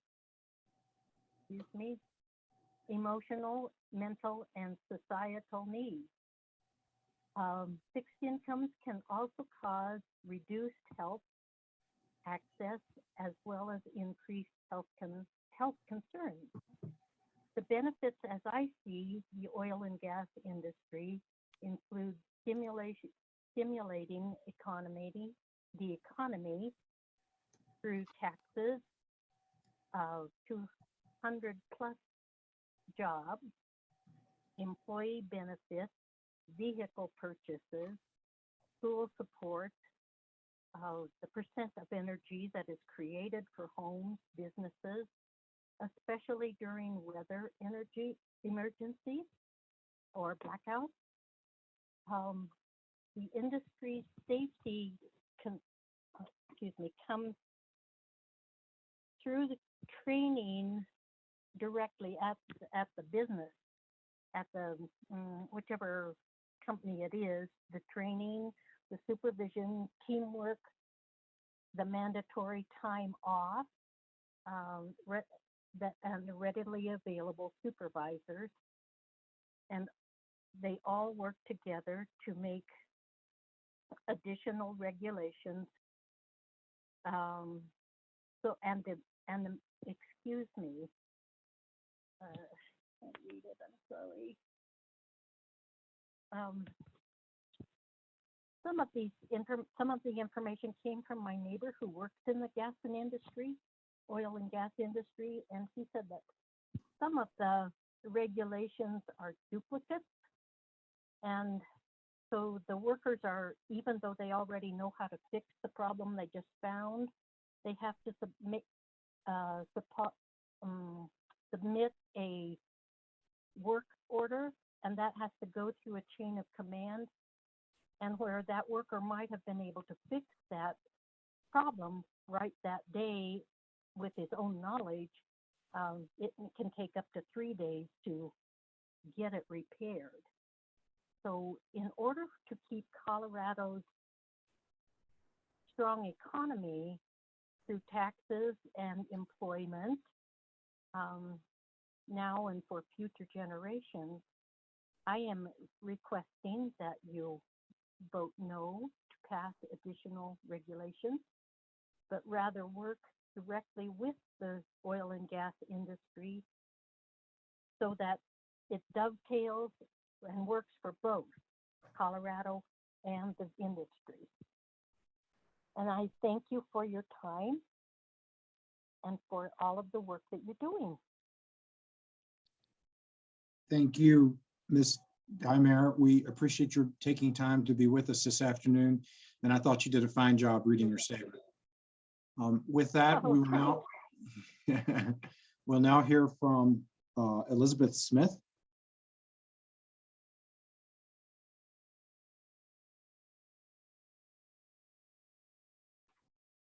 I need to unmute. Thank you. My name is Elizabeth Smith. I am from Wheat Ridge, Colorado, and I'm speaking for myself and my family. First of all, I want to thank the COGCC, its director, its staff, and its commissioners for the very difficult and time-consuming work all of you have already done. You've been asked to accomplish a great deal in a fairly short period of time, and you probably have a lot of people who don't thank you very much for this. I was very impressed by the materials I heard about this morning from 9 o'clock until 10:30. It shows a tremendous amount of work, so thank you. My ask is that all wells, including those on federal land, be required to pay the $20 suggested, because it is imperative that Colorado receives the $1 million annually that it needs to administer the $93 million from the federal government. If wells on federal land are excluded, I am worried that the state is not going to have the money it needs to administer those funds. I also am asking the rules provide for the collection of information regarding low producing or out of service wells. From what I've heard from comments just in the last half hour, it seems that there are a lot of different numbers out there about a lot of different ideas in the community about how many low producing wells there actually are and how many out of service wells there actually are. I think data always helps cut through a lot of the misunderstanding. I'm also asking for a rule that states that the operator must currently have the assets needed to meet its obligations of financial assurance under the rules. With the lowering demand for fossil fuels as time goes on, I expect the fossil fuel industry as a whole to experience an overall drop in revenues. And if this occurs, there will not be enough money in the future if bonding requirements are said if the operator is depending on future income or some money in the future to cover its responsibilities. So I would like to make sure that the operator has money up front now before it starts operating. That's it. Thank you very much for listening to my comments, and again, for the hard work you guys are doing. Thank you, Ms. Smith, for taking time out of your day to testify before us. We do appreciate it. We now will hear from Ellen Buckley. Good afternoon, commissioners. As a Colorado taxpayer who cares deeply about the environment, I urge you to enact the strongest possible financial assurance rules. I have several concerns with the draft rules. First, bonds must be required from inception through plugging, absolutely, of every single well. They must be single well bonds, and they must, when the ownership is transferred, there still needs to be a bond on that. And the amount of financial assurances you're currently requiring is just woefully inadequate. I mean, you've seen studies that it costs an average of $80,000 to plug a well, and you're not requiring that. Also, the draft rules allow way too much variance. If you're going to have rules, you need to have rules. And right now, giving the director so much discretion to grant variances just swallows the rule. And I've heard a lot of discussion about what these rules will do to operators. The effect on operators who are not financially viable is not your concern as a commission. Your concern needs to be protecting the health and environment of Coloradans. And the question you must keep in mind throughout this rulemaking is who should bear the cost of cleaning up these wells? Someone has to bear the cost.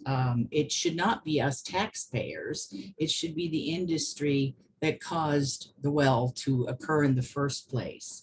And I thank you for your thoughtful consideration during this rulemaking. I know it's been long and hard, but please, please, you've got to be stricter with these rules. Thank you.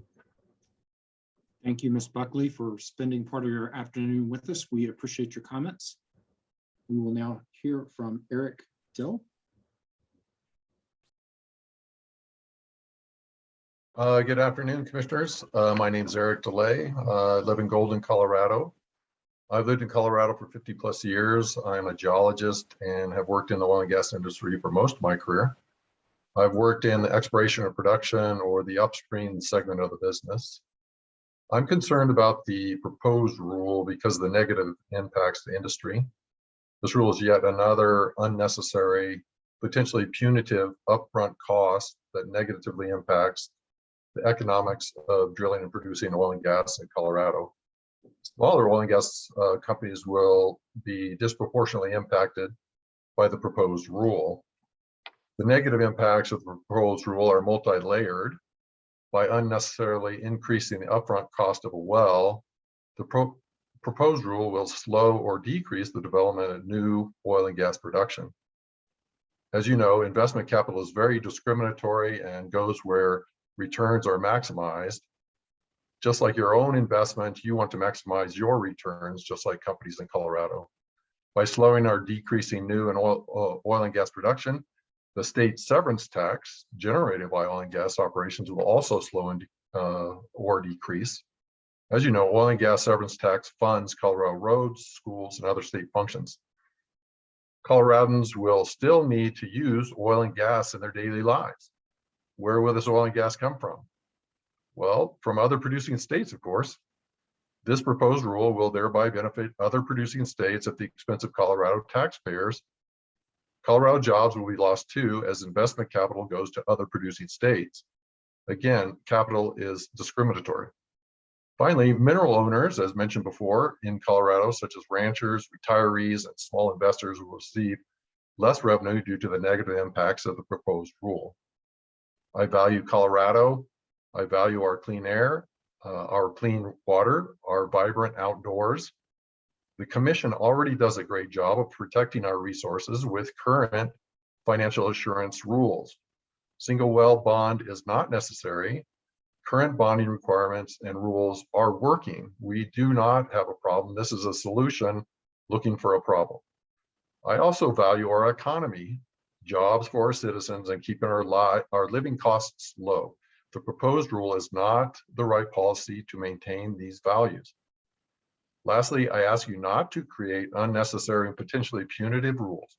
Instead, I ask you to maintain good jobs, a good economy, and keep living costs low and affordable for all Coloradans.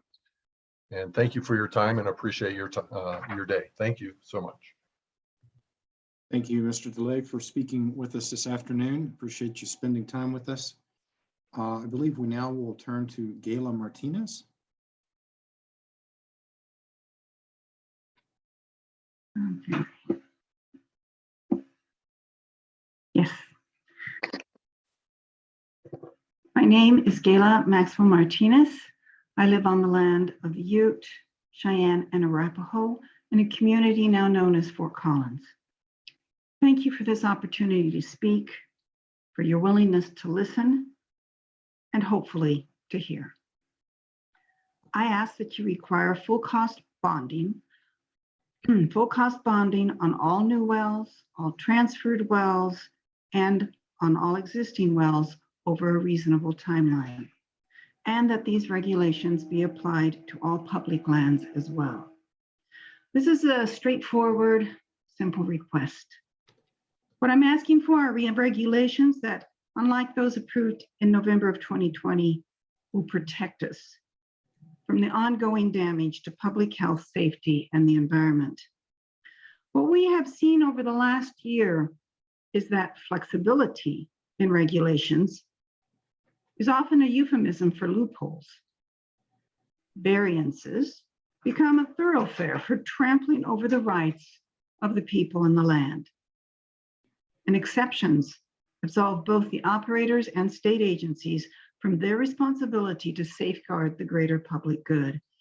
We've come to realize that in order to have meaningful regulations, we must have regulations that provide no wiggle room, no opportunity for excuses or abuses, no off-ramps, and no chance for creative manipulation of the numbers.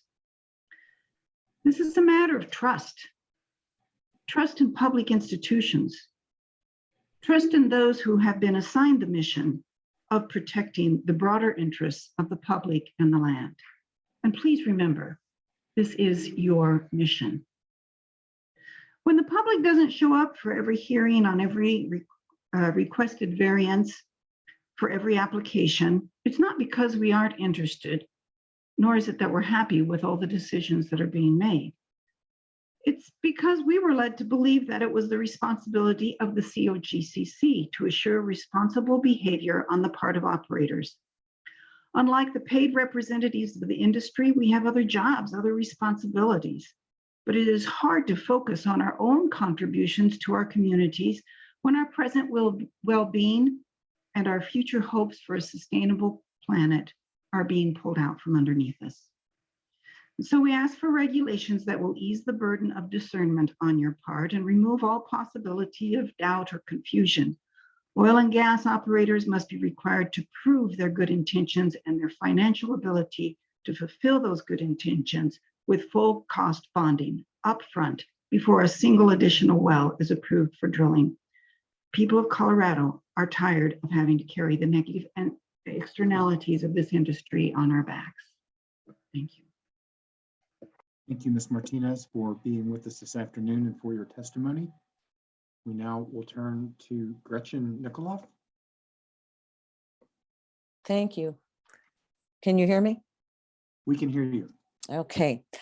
Yes, I'm Gretchen Nikoloff. I live in Delta County on Sunshine Mesa, halfway between Paonia and Hotchkiss in the beautiful North Fork Valley of the Gunnison River. We have been here for about 50 years, my family and I. And in that time, we've seen a lot of energy boom and bust. And what has become abundantly clear to us is that some people who are trying to take advantage of the boom don't have the wherewithal to withstand the bust. And therefore, we end up as taxpayers paying the bill.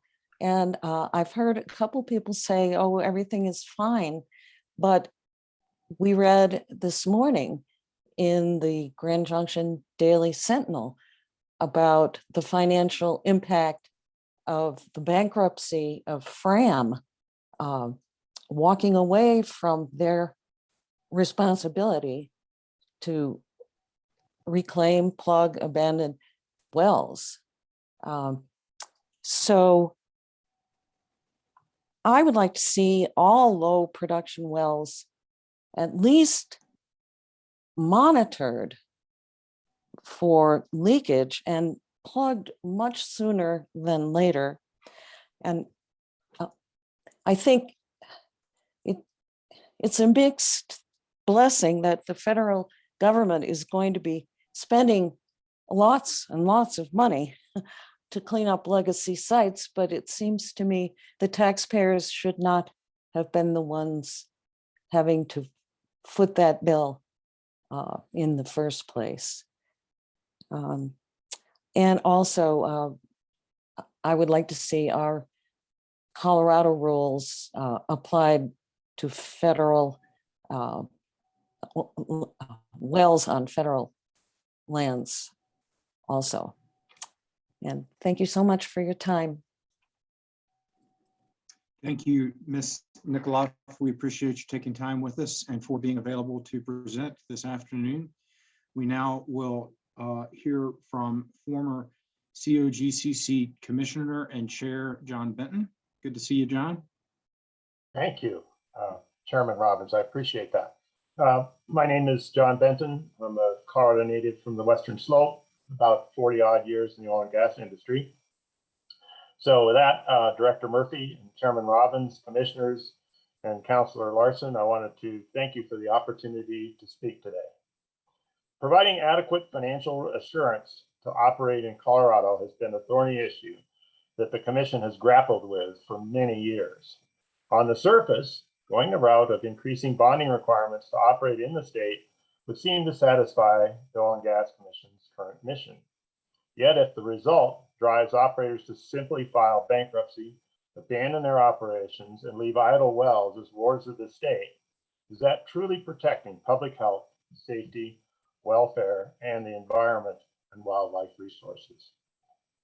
So considering that, and perhaps in addition to doing some shoring up the financial requirements to operate in Colorado, the Commission should also consider financial assurance rules that encourage operators to evaluate opportunities to extend the life of their mature wells through assessments of improved recovery technologies or adapting them for other uses, such as co-production of geothermal energy.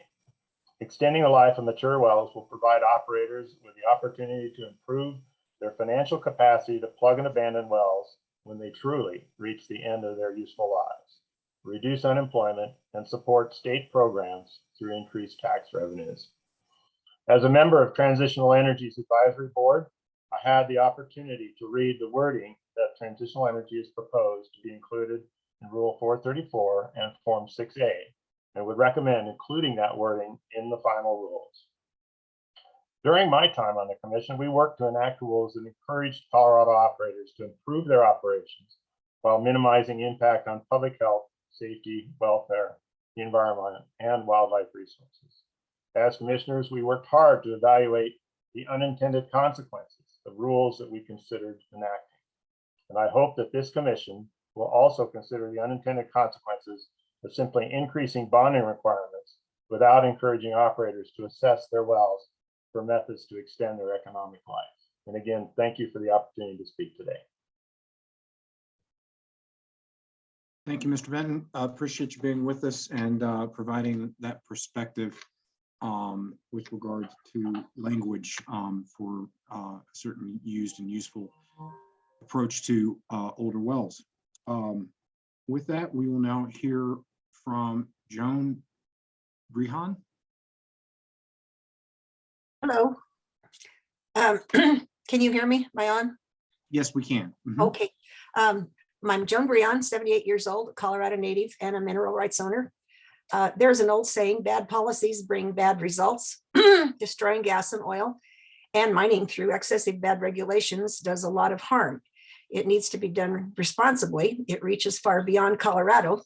The Colorado hit 3 years ago destroyed thousands of blue collar workers getting great paying jobs.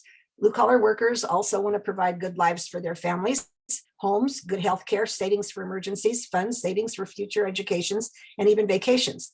The people that I know who lost their jobs never did find equal paying jobs for replacement. As a mineral rights owner, our revenue dropped by a substantial amount. We are retired and loss of income impacts families first. Then they don't spend as much in the communities, less taxes are paid.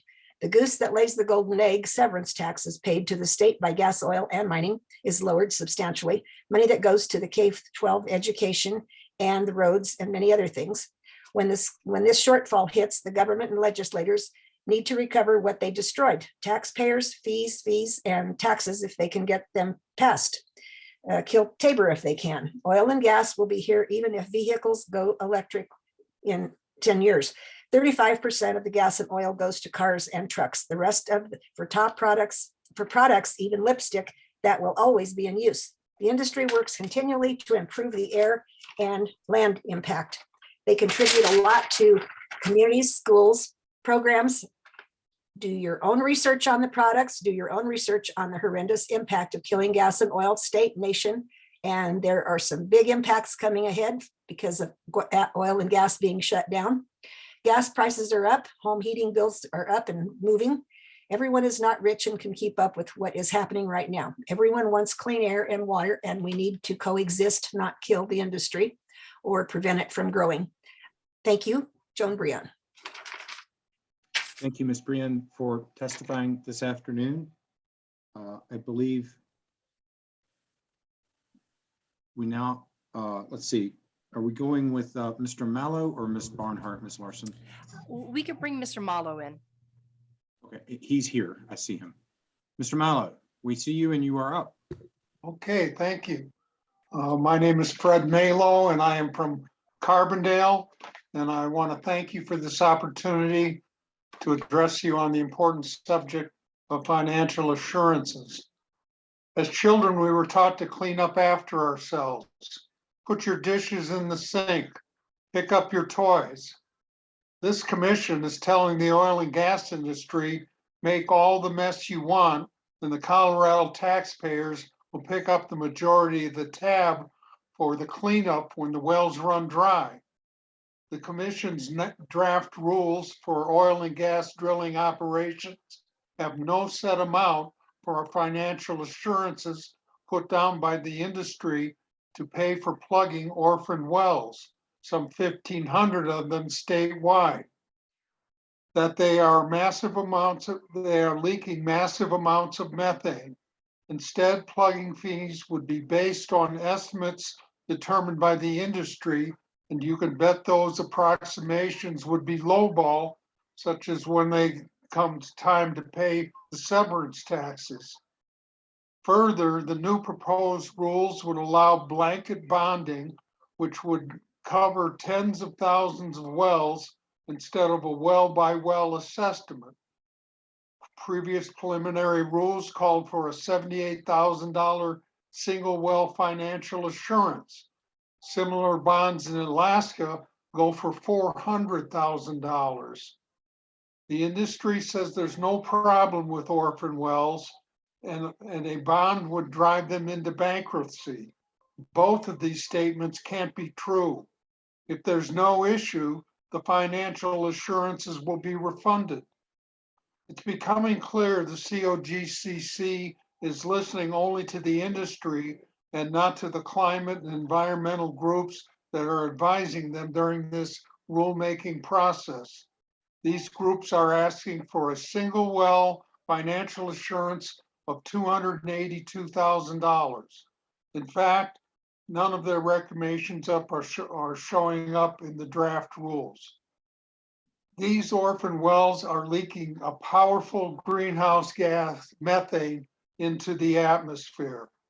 They need to be capped And the taxpayers shouldn't be expected to pick up the tab for that.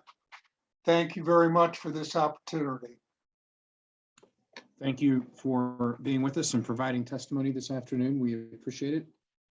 We now will turn to Kelsey Barnholt. Hi, can you hear me? Yes, we can. Thank you for the opportunity to make public comment today about financial assurances. I live on the Weld County side of Erie and have fresh mega pads very close to my home. There are hundreds of wells in Erie, and I'm worried about the financial and health impacts these wells pose on Erie residents like myself. The financial assurances rules in place do not protect Coloradans from abandoned wells that leak harmful chemicals into our soil, water, and the air we breathe. Colorado taxpayers should not have to pay for wells to be properly plugged.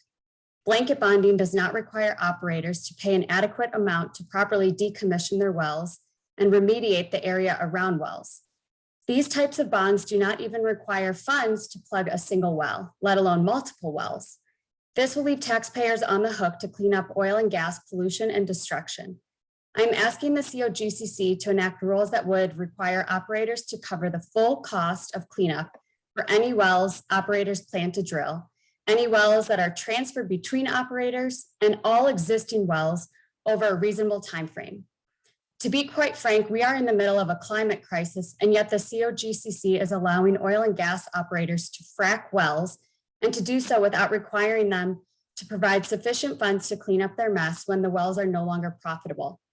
It's shocking and dangerous to all of us who live near wells. In the last couple of months, I have seen wells on fire in Berthoud and recently a well on fire in Broomfield near Prospect Ridge. There's no telling what the destruction would have been had the Marshall Fire come into contact with active oil and gas wells. Even when wells are plugged, they continue to be a risk for leaks. For example, State 6-16, a well plugged in 2018 and less than 1,000 feet from my kids' elementary school in Erie, apparently has been leaking ever since it was plugged. The leak was only discovered when another nearby well, State 30-16, was being plugged. The methane readings from the soil are between 5 and 10%.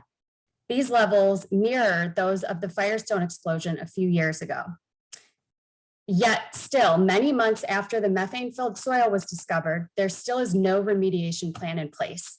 And I worry daily what the impact of these wells around my home will be. Much is left to be desired when it comes to abandoned and plugged wells. Wells can be leaking for months and years unnoticed, silently poisoning residents nearby and creating dangerous explosion risks. It is extremely reasonable to ask operators to pay full cost bonds for the cleanup of their toxic activities. Colorado can no longer afford to rely on operators to do the right thing with their wells after they have finished with a well site.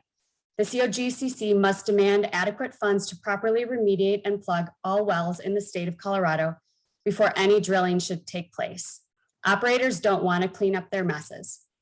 They have leaking wells all over the Front Range, spewing toxins. Thank you.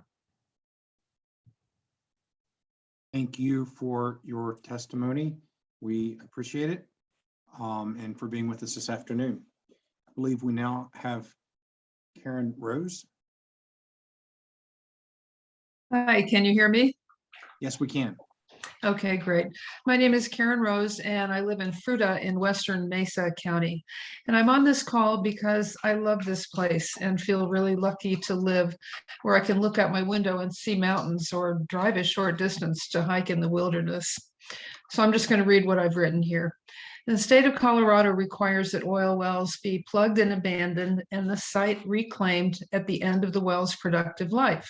And as a tool of enforcement, Colorado requires a bond to ensure that well owners have sufficient funds to comply with cleanup requirements.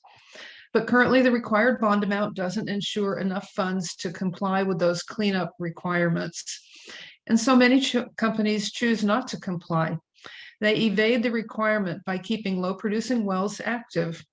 Up to 70% of existing wells in Colorado are low-producing, and that's about 35,000 wells. These low-producing wells only pay for themselves by evading the costs of terminating them.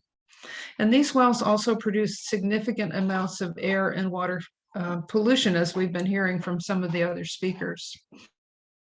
And that's wrong. Drillers are essentially using a loophole to evade doing what they are required to do by law and what is the right thing to do. We have to protect our environment. Like many people, I drive a car and keep my house warm with gas. I'm dependent on oil as much as anyone. But I'm also mindful of doing my part by driving an economical hybrid car and living in an economical small house. And these are choices I've made because of my concern for our environment. The COGCC can help oil producers also choose to do the right thing for our environment and for our communities by strengthening the rules so that oil well cleanup is fully funded for every well. Thank you so much. Thank you, Ms. Rose, for appearing before us. I believe we now have Kate Haber. Good afternoon. I'm very grateful to be able to speak with you this afternoon and want to thank you for your service on this commission. In 2014, I walked across the country in the Great March for Climate Action. There, over 8 months, we heard many stories about climate breakdown. Many only thought that it was weather at the time. It's not weather.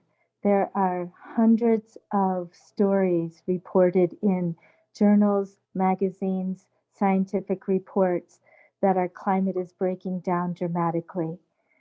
You have an amazing opportunity right now to show the rest of the world how America can take charge of cleaning up our messes. A couple of years ago, I noticed that there was a lot of funding that was not coming to Colorado because regulators didn't enforce the reporting rules. It looks like there were 420 operators in Colorado, and then there were another 316 wells that were out of compliance. I do hope that you will place the health of Coloradans as a priority. I understand that about 11% of Colorado's tax base is generated from oil and gas. But what is the cost to our communities? What is the cost to our health, our mental wellness? Nothing. 86 times more polluting than CO2. Really, we must urgently clean this up, and we must hold these operators accountable for the expenses that are now going to be generated. It breaks my heart to think that there is a commission that is responsible for regulating this and does not take responsibility for protecting the people. This is your job. Our job is to notice what's happening in our democracy and take responsibility. We, the people, must speak up. You have heard hundreds of Coloradoans testify about how damaging leaking, fracked wells are. Our water is way too precious to be wasting it in this way. Please take your job seriously. Set up real regulations, enforce them, and keep Coloradoans safe. Thank you very much. Thank you very much for your testimony this afternoon. Ms. Larson, who do we have next? Up next, we have Ms. Tracy Coppola. She is calling in on the phone, so we will unmute her. And then after that, we'll be bringing in Kevin Cross and Lindsay Scatberg. If Luetta Robbins is in the meeting, we will also bring her in. We haven't been able to find her yet. Hi, this is Tracy Coppola. Can you all hear me? We can, Ms. Coppola. Okay. Thank you for accommodating me on the phone. Sorry about that. Thanks for this opportunity to talk a little bit. I'm the Colorado Senior Program Manager for an organization called the National Parks Conservation Association, and I'm located in Denver. NPCA is the voice of America's national parks, and we work to protect and preserve our most iconic and inspirational places here and nationwide for present and future generations. I wanted to share, and I can provide this in an email if you like, but last summer we conducted an analysis with the Frac Tracker Alliance, and it used state-level data by the Interstate Oil and Gas Compact Commission, and it discovered something really critical, that there are more than 420 orphan wells in Colorado, and 119 of them are within 30 miles of a national park site. And in particular, the Mesa Verde National Park was highlighted there. And you know, the imminent threat, as you can appreciate, of new oil and gas development, and the threat that orphan wells pose continues to put these places and these ecosystems and people at risk, and of course exacerbates the climate crisis. So that's why we're very concerned about the impacts, especially of leaking methane and other pollutants from orphan wells on park adjacent and tribal and rural communities. So we appreciate the Commission investing in this financial assurance reform and believe there are ways that this rulemaking can improve. And I'll just go down 3 quick major points I'd like to highlight. Some of this will be repetitive of others' comments, but the first thing I'd like to highlight is that remediation of orphan wells, of course, is important, but reforms are needed to ensure that we lower the likelihood that companies will orphan wells. And that includes increasing state bonding levels. So that's critical. Number 2 is full cost bonding is necessary for operators of all sizes, rather than using the size of the operator to determine the risk of abandonment. With a lot of smaller or low producing operators are deemed to be at greater risk of bankruptcy and abandonment. We propose taking stock of companies that violate reclamation requirements or operate high numbers of idled wells to inform the risk of abandonment and require, again, full cost bonding. I'll just say number 3, one of the things that I want to highlight that others have as well is instead of the $92,000 bond requirement, Colorado should update and strengthen its oversight and ensure that oil and gas well owners and operators are required to submit comprehensive well closure plans to ensure that they properly cap these wells at the end of their lives, instead of allowing irresponsible transfers between industry operators and the severance tax exemption for many. So thank you so much for hearing me out, and I'm happy to follow up with any of you if you'd like more information from me. But thanks for the opportunity. Thank you for finding time and being with us this afternoon. We appreciate it. We now will hear from Kevin Cross. Yes, thank you. Good afternoon, commissioners. My name is Kevin Cross. I'm a resident of Fort Collins. Although I live miles away from the nearest oil and gas well, the harm that these wells cause, both during and after the time they are active, affect everyone on the planet, as other speakers have mentioned. That's because oil and gas wells release methane, a powerful greenhouse gas, throughout their lives. They release methane when they're being drilled. They release methane when they're producing gas and oil. And most relevantly for this rulemaking hearing, they release methane after they are no longer producing and before they are properly plugged and cleaned up. Colorado has approximately 52,000 oil and gas wells. Of those, about 2/3 are either low producing stripper wells, temporarily abandoned wells, or orphan wells. These roughly 35,000 wells will all need to be plugged and cleaned up in the near future. At an average cost of $93,000 to plug and clean up a single well, the cleanup tab for just those wells would be $3.26 billion with a B. And how much will this rulemaking require operators to put up to take care of all these wells? A paltry $10 million per year. It would take 325 years at that rate to plug and clean up those wells.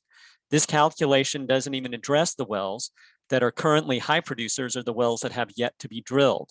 And you keep giving permits to operators to drill wells. All of these are eventually going to need to be plugged and cleaned up as well. Clearly, there's a significant gap between the amount of money this rulemaking will raise and what's really needed. The climate crisis is upon us, as the recent Marshall Fire made abundantly clear. We don't have anything like 325 years to clean up the mess that the oil and gas industry is leaving to us and everyone else on the planet. The amount of money this rulemaking will raise needs to be increased by roughly 2 orders of magnitude, i.e. by a factor of about 100.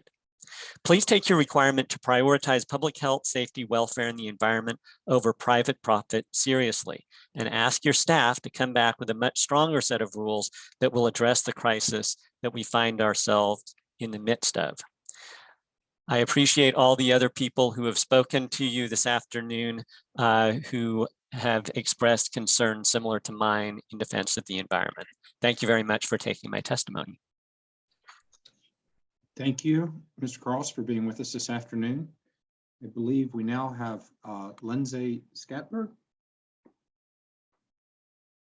Yes, hi, can you hear me all right? We can. Great. Hi, I'm Lindsay. I have grown up in the Colorado Springs area. Now I live in Denver. I am a mom of a 3.5-year-old little girl. I just want to say thank you for allowing me to speak and my fellow attendees. And what a tough couple of years it's been. You know, somebody mentioned isolation, job loss, all of the terrible things that have happened to our communities as a result of the pandemic. And I just think, why would we want to make things harder on people when it comes to heating their homes or cooling their homes when they've already experienced such hardship?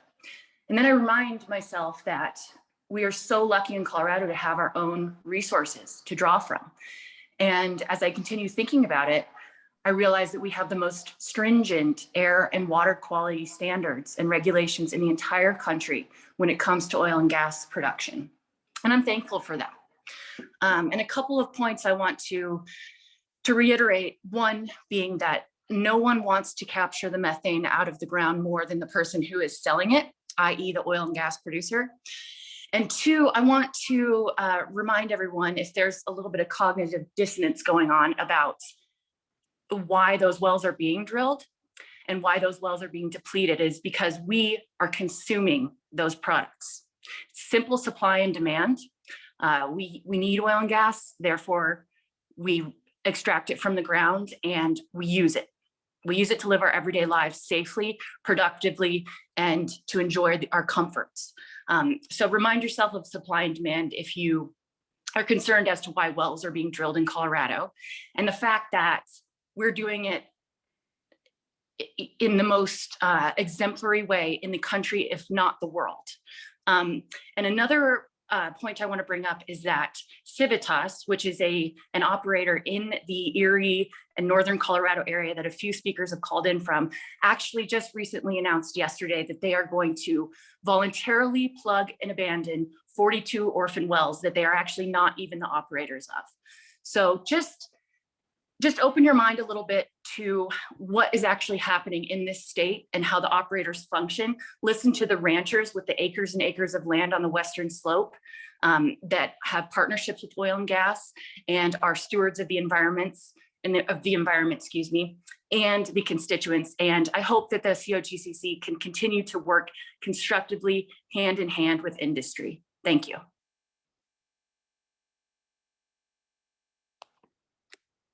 Thank you, Ms. Scatberg. We appreciate you being with us this afternoon and providing your perspective. We now will call upon Luetta Robbins. And I believe she's calling in.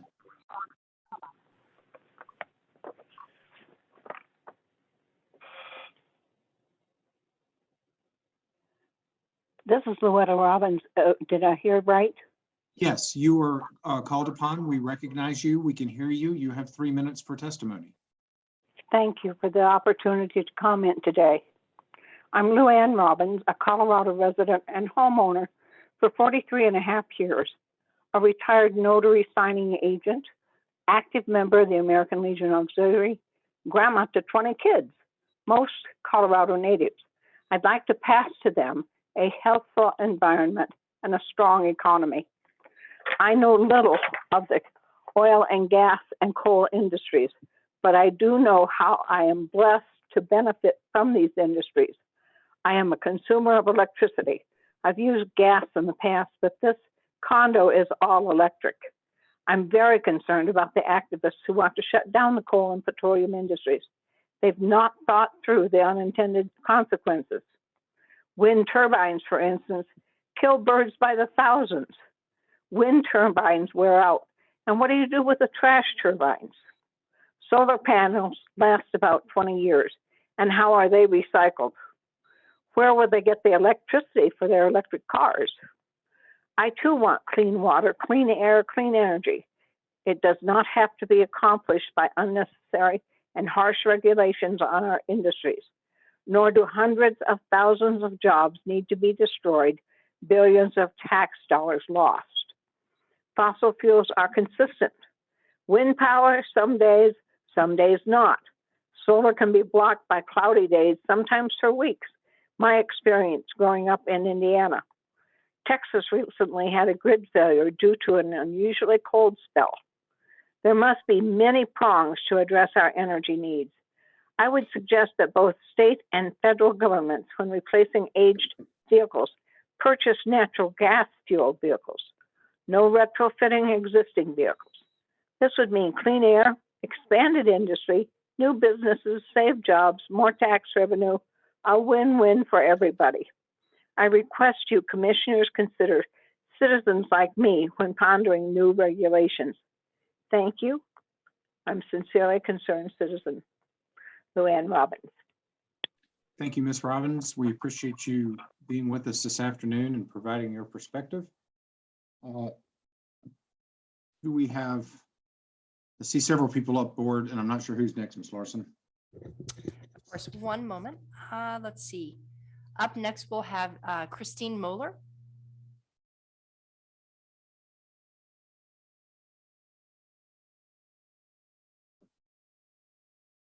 Is that better? Yes, Ms. Moeller, we can hear you. Okay, thank you so much. Thanks for taking time to listen to all of us today. I know it's quite a chore. My name is Christine Moeller. I've lived in Colorado Springs for 30 years. I've worked most of my life in the medical field, but I am now wheelchair bound, senior citizen, trying to struggle to make ends meet. We moved to Colorado because of the clean air, the mountains, and all of its history. We moved to Colorado Springs into a national historical area called the Old North End, known for its beautiful Victorian homes. We have the Air Force Academy here, Peterson Air Force Base, Fort Carson, so many things to do in Colorado Springs. But when we moved here, there was the average amount of people living here was 225,000. And now El Paso County is approximately 850,000. Unfortunately, things change in the middle of the night, just like in other parts of the country. With this many people moving into our community, we are faced with approximately 5,000 people being homeless, living in our city parks. We are worried about our neighbors' health. We're especially worried about our elderly. We're worried about our children and how their classes are going to be in. Will they be in actual school or at home? We're worried about how are us as Americans going to pay for everything that's being thrown at us as we speak. In Colorado Springs, there were increases in the electric bill by 13.5% and 26.8% for our natural gas. The extreme increases to my budget are mainly caused by the utilities, gasoline, and the cost of groceries, as everybody else. My utility bill is $300 a month, and with a 30% increase, that means it's going to be around $400. I spoke to the utilities office to see how we could fix this problem, and they said that they would love to help us with it, but everybody in our area needs a new transformer, and you can't get a new one by yourself. You can't just say put one in for me. It has to be done for your whole zip code, and so there's no way that I can lower that. Living on living on my Social Security at $1,100 a month, and taking $400 out for utilities leaves me $700. I still need to pay for my groceries and my medical bills. I understand you have a job to do cleaning up these abandoned wells. But my understanding is we have less than 1%, less than 270 approximate wells unabandoned that are, abandoned. With all these scares of the COVID-19 new tax bills breaking out, people who are still receiving unemployment checks for when there are plenty of jobs to be had, could we please take into consideration of people with my situation living on Social Security with ongoing medical problems as you review your plans for the cleaning up of the abandoned oil wells? Thank you so much for your time. Thank you, Ms. Mueller, for appearing and testifying before us this afternoon. We do appreciate it. We now will call upon John Bryant. Hi, I'm John Bryant, and I'm here as representative of Fort Collins Foothills UU Climate Justice Ministry. And I thank you very much for allowing me to come before you today. A friend of mine, a congregant, Molly Rook, took over her family's ranch several years ago. She has been trying for 20 years to get the abandoned oil wells and their equipment off her property. Now, for the first 10 years, she was working with the operator, and she got some success in getting some equipment removed. But then, as is so often the case, that operator declared bankruptcy and went away. So now she has been working with the state and is getting some satisfaction to get those wells closed. Now, I do believe that it is within the power of the COGCC to prevent these situations from occurring by making drillers and operators bond in the amount necessary for removing equipment and plugging wells, so that in the future, if they fail, and this is frequent, if they fail in their responsibility to clean up after themselves, to remove equipment, to plug wells, and to re-landscape pads, that the state can do it with money that is not mine and other citizens of Colorado's. So I bring that before you as evidence of what I believe needs to be done. And I thank you again for your time. Thank you, Mr. Bryant, for appearing before us this afternoon. We do appreciate your commentary. We now will turn to Michael Sturts. Thank you for the opportunity. My name is Michael Sturts. My wife and I live in Thornton. We have 2 grown children that live nearby. I speak from the perspective of a consumer, a lifelong Coloradan, and a taxpayer. I noted recently that the governor appointed Walker Stapleton to his Economic Development Commission. The state spends a large amount of money regularly for economic development and to promote business opportunities in the state. And I think it would be a mistake for an organization such as this group to put needless restrictions on a business that pays so much, an outsized amount of taxes, the oil and gas industry. Oil and gas in Colorado employs a lot of people, and it's an industry that has the opportunity to grow and pays a lot in taxes. Unlike some of the other industries that are promoted, oil and gas is vital. Every American uses oil and gas, and that's not going to change in the coming decades. That's decades down the road. The United States needs to continue to produce oil and gas as much as we can, and Colorado may as well be a part of that for the economic development opportunities. It's vital. I heat my home, as do most people, with gas. I drive a gasoline-powered vehicle. Most people do. High cost of energy reverberate throughout the economy. They cost us from the grocery store to our housing costs and everywhere in between. So I think this commission needs to make sure that you're not doing anything that would increase the cost of production of oil and gas needlessly. Even a solar or a wind farm requires an enormous amount of of oil and gas to put into place. Wind farms, they're made out of product that is, that is derived from oil, petrochemicals. It takes an enormous amount of petrochemicals to erect a wind farm and to produce the concrete that holds it in place and so forth. So even down the road, decades, we still need oil and gas. And I would hope that it would be economical for oil and gas producers to continue to produce in Colorado, to continue to employ people, and to continue to pay taxes. Thank you. Thank you, Mr. Sturts, for the testimony and being with us this afternoon. We will now hear from Pete Kolbenschlag. Great. Thank you.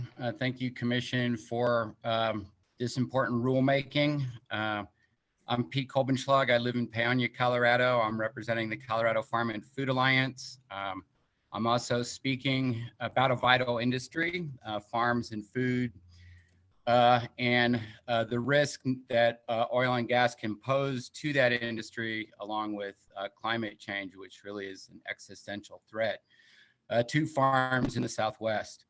I work with a lot of farmers and ranchers and businesses involved in kind of agritourism in that industry in the Gunnison region in North Fork Valley in particular.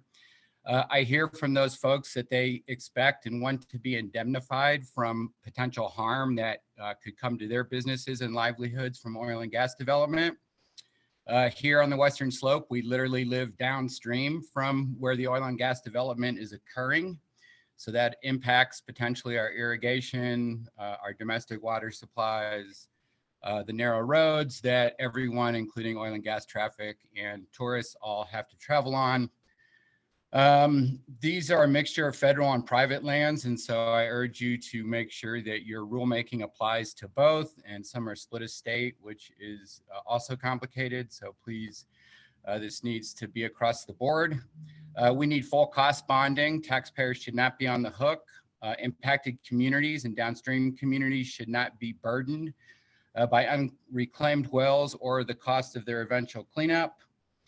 Conservation and climate must be a priority if we're going to thrive into the future. And that means protecting species, wildlife habitat. Again, public lands, unreclaimed wells on public lands burden wildlife habitat. They hurt fisheries and stream quality. So that is something that is important to me, and I think this commission needs to consider. And of course, climate is the elephant in the room. Methane doesn't just go away when it breaks down, even though it breaks down more quickly than some other greenhouse gases. It actually becomes CO2 and lives on in the environment as a climate killing pollutant.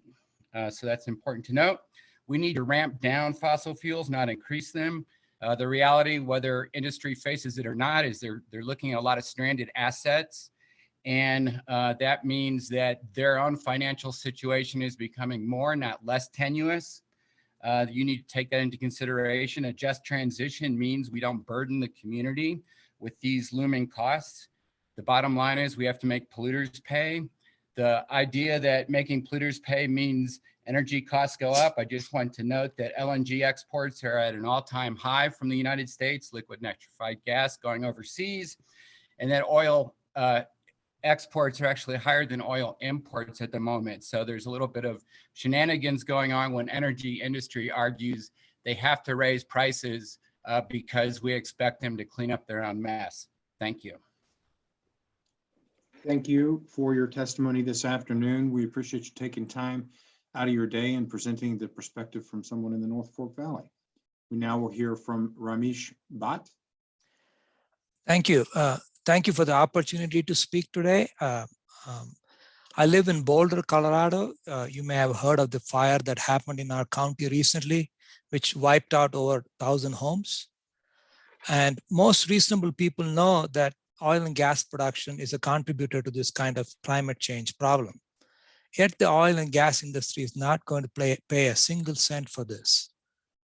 Instead, we, the public, will be paying. I'm mentioning these obvious things to point out that the oil and gas industry has a knack for externalizing costs. Unfortunately, This kind of externalization of costs has also happened when it comes to dealing with oil and gas infrastructure after the production is completed. Taxpayers on the hook for billions of dollars, you've heard some numbers already today, because the COGCC did not require adequate bonding in previous years. I urge you to not make that mistake again. Unfortunately, the proposed rules are inadequate. Instead of adopting a straightforward system in which over a period of a few years, say 5 years or so, all wells are covered by full cost bonds, the staff has proposed a complex tier system that is confusing and ripe for abuse. There's even an open-ended tier 3, where the bonding requirements seem to be completely arbitrary with no guardrails at all. It is completely mystifying to me as to why the staff would not require single well full cost bonding for all new wells, at the very least.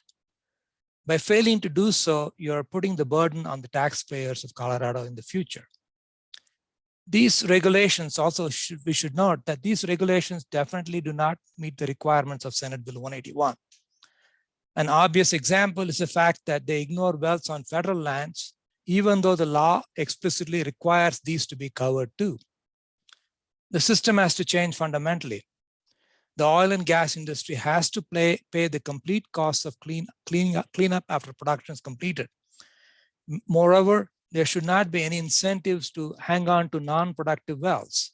Full bonding should be required for all wells, even if it takes a few years. Also, there should be a cost for keeping wells on the books, so there is an incentive to plug and clean up the wells when production is complete. I very much hope that you do the right thing here and protect the public. Thank you for listening to me today. Thank you for your testimony this afternoon before us. Good to see you again, and thank you for spending time with us and providing perspective. I believe now we will hear from Raymond Seelix.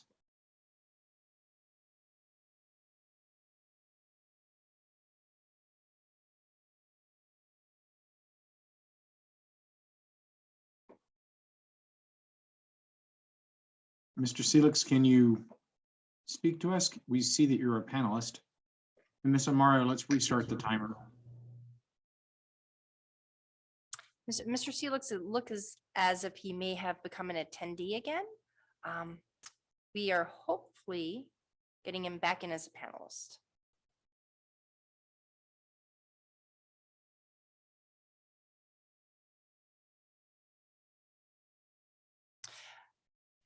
Mr. Seelix, I am promoting you to panelist. I'm not sure if you're able to accept that request.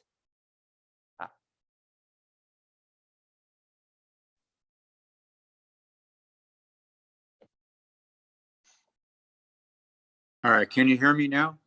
We can, Mr. Seelix. I'm sorry for that delay there. I appreciate your time today. I,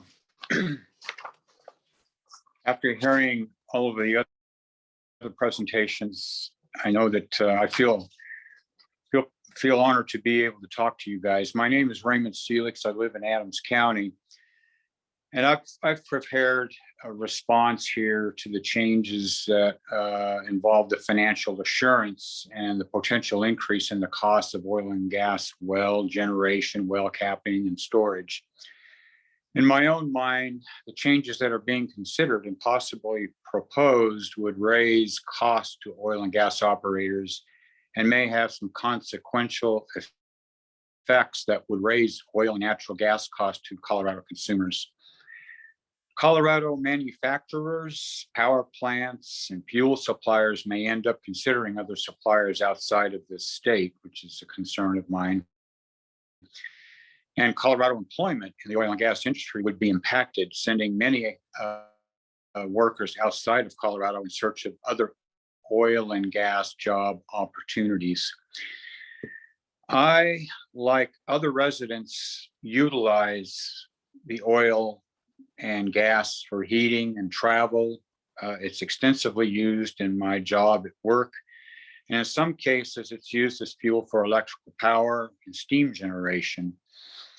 The state of Colorado does rely heavily on oil and gas resources for infrastructure development and maintenance. And we can see how neglected our infrastructure has been here in Colorado.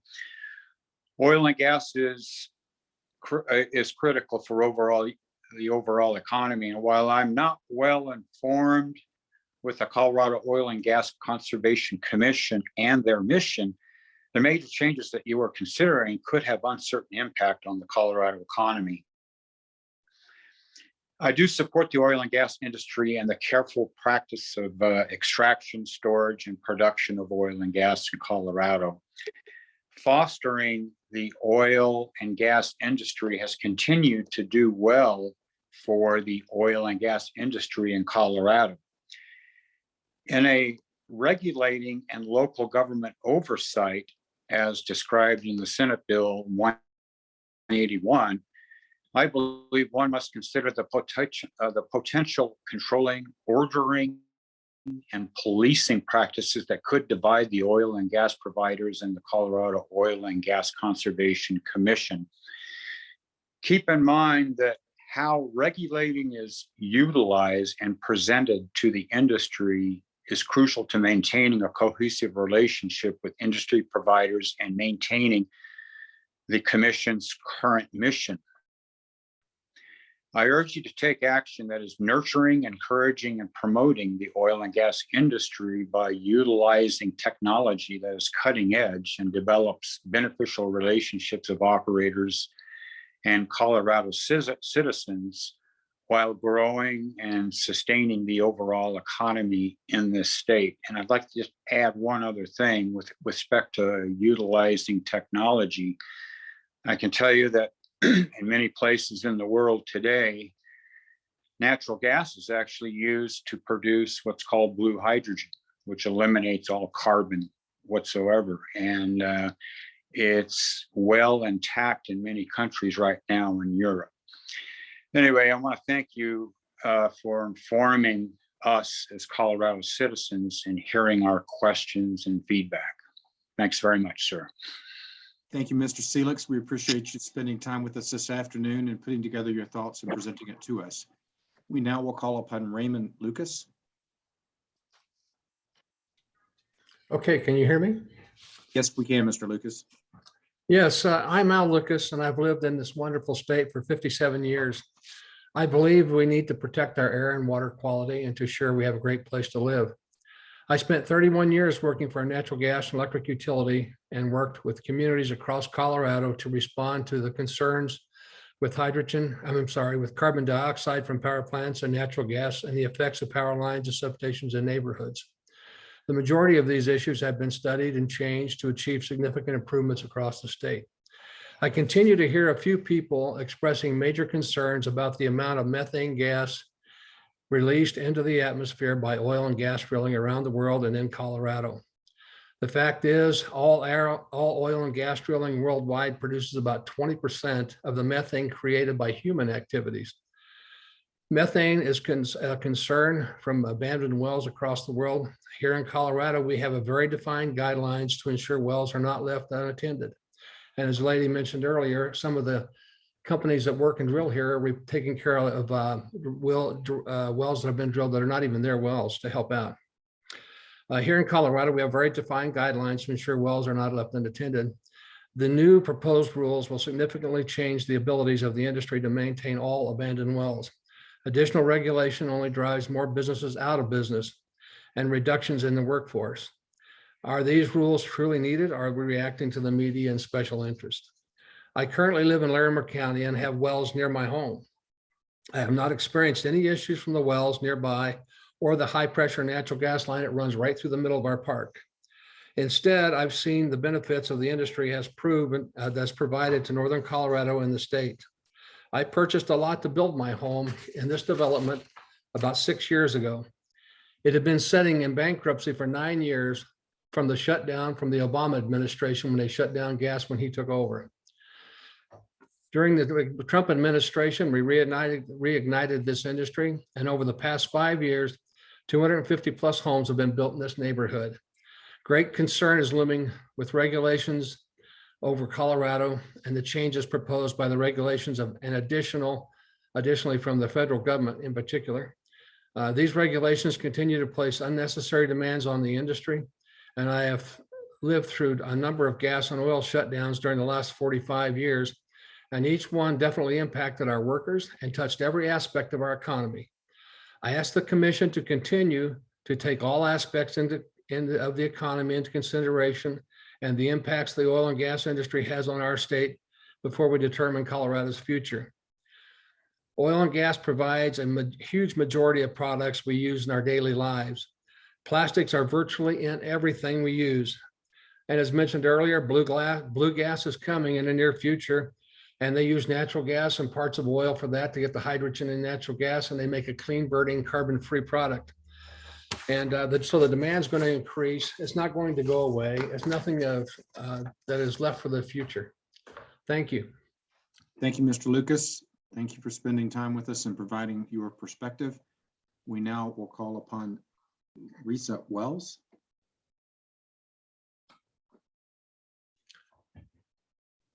Thank you for allowing me to comment on the rule changes on SB 181.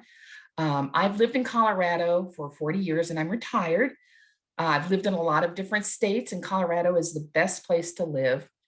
I owned a small plant service and gardening / landscape business for 36 years and used seasonal workers. I chose the garden business because I love the outdoors and hope to help people enjoy it as much as I do. I agree that we need clean air and water. They're essential, but the rules and regulations surrounding them have to be doable and reasonable. Over the years, I've seen the green industry have many challenges with both federal and state regulations and ever increasing costs of energy. I'm concerned that the changes to the financial assurance rules in SB 181 will ultimately make it increasingly more difficult for small businesses to remain profitable, to stay in business, and to keep Coloradoans employed. I worry that the change from blanket bonding to a full cost bonding approach will ultimately force more producers, in particular small producers, into bankruptcy and increase the current list of abandoned or orphaned wells requiring plugging or other remediation.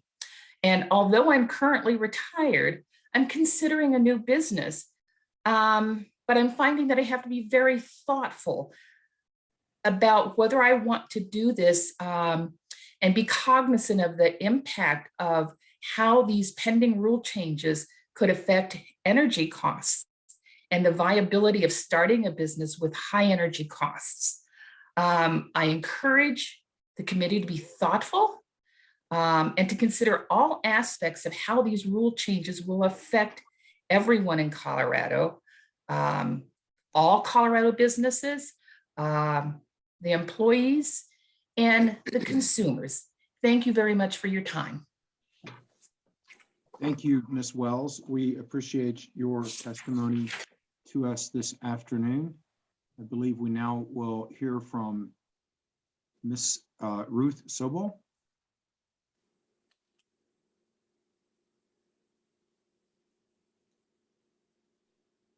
You need to unmute.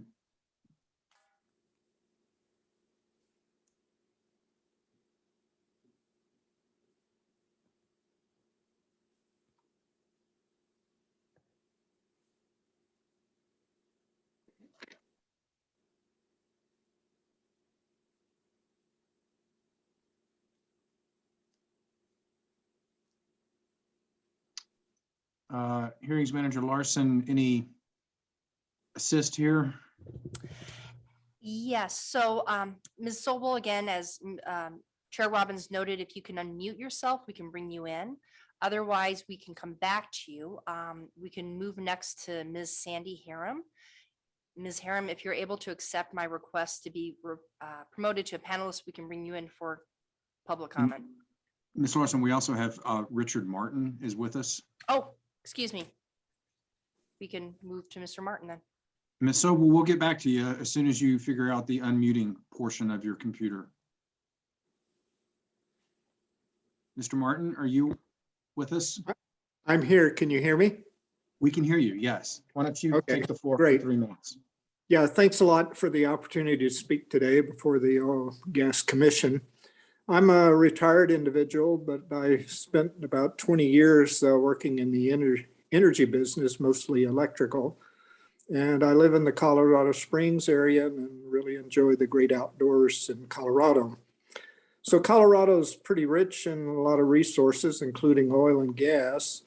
But I have a real concern lately about the oil and gas industry here, and I feel they're facing some real difficulties and something needs to be done.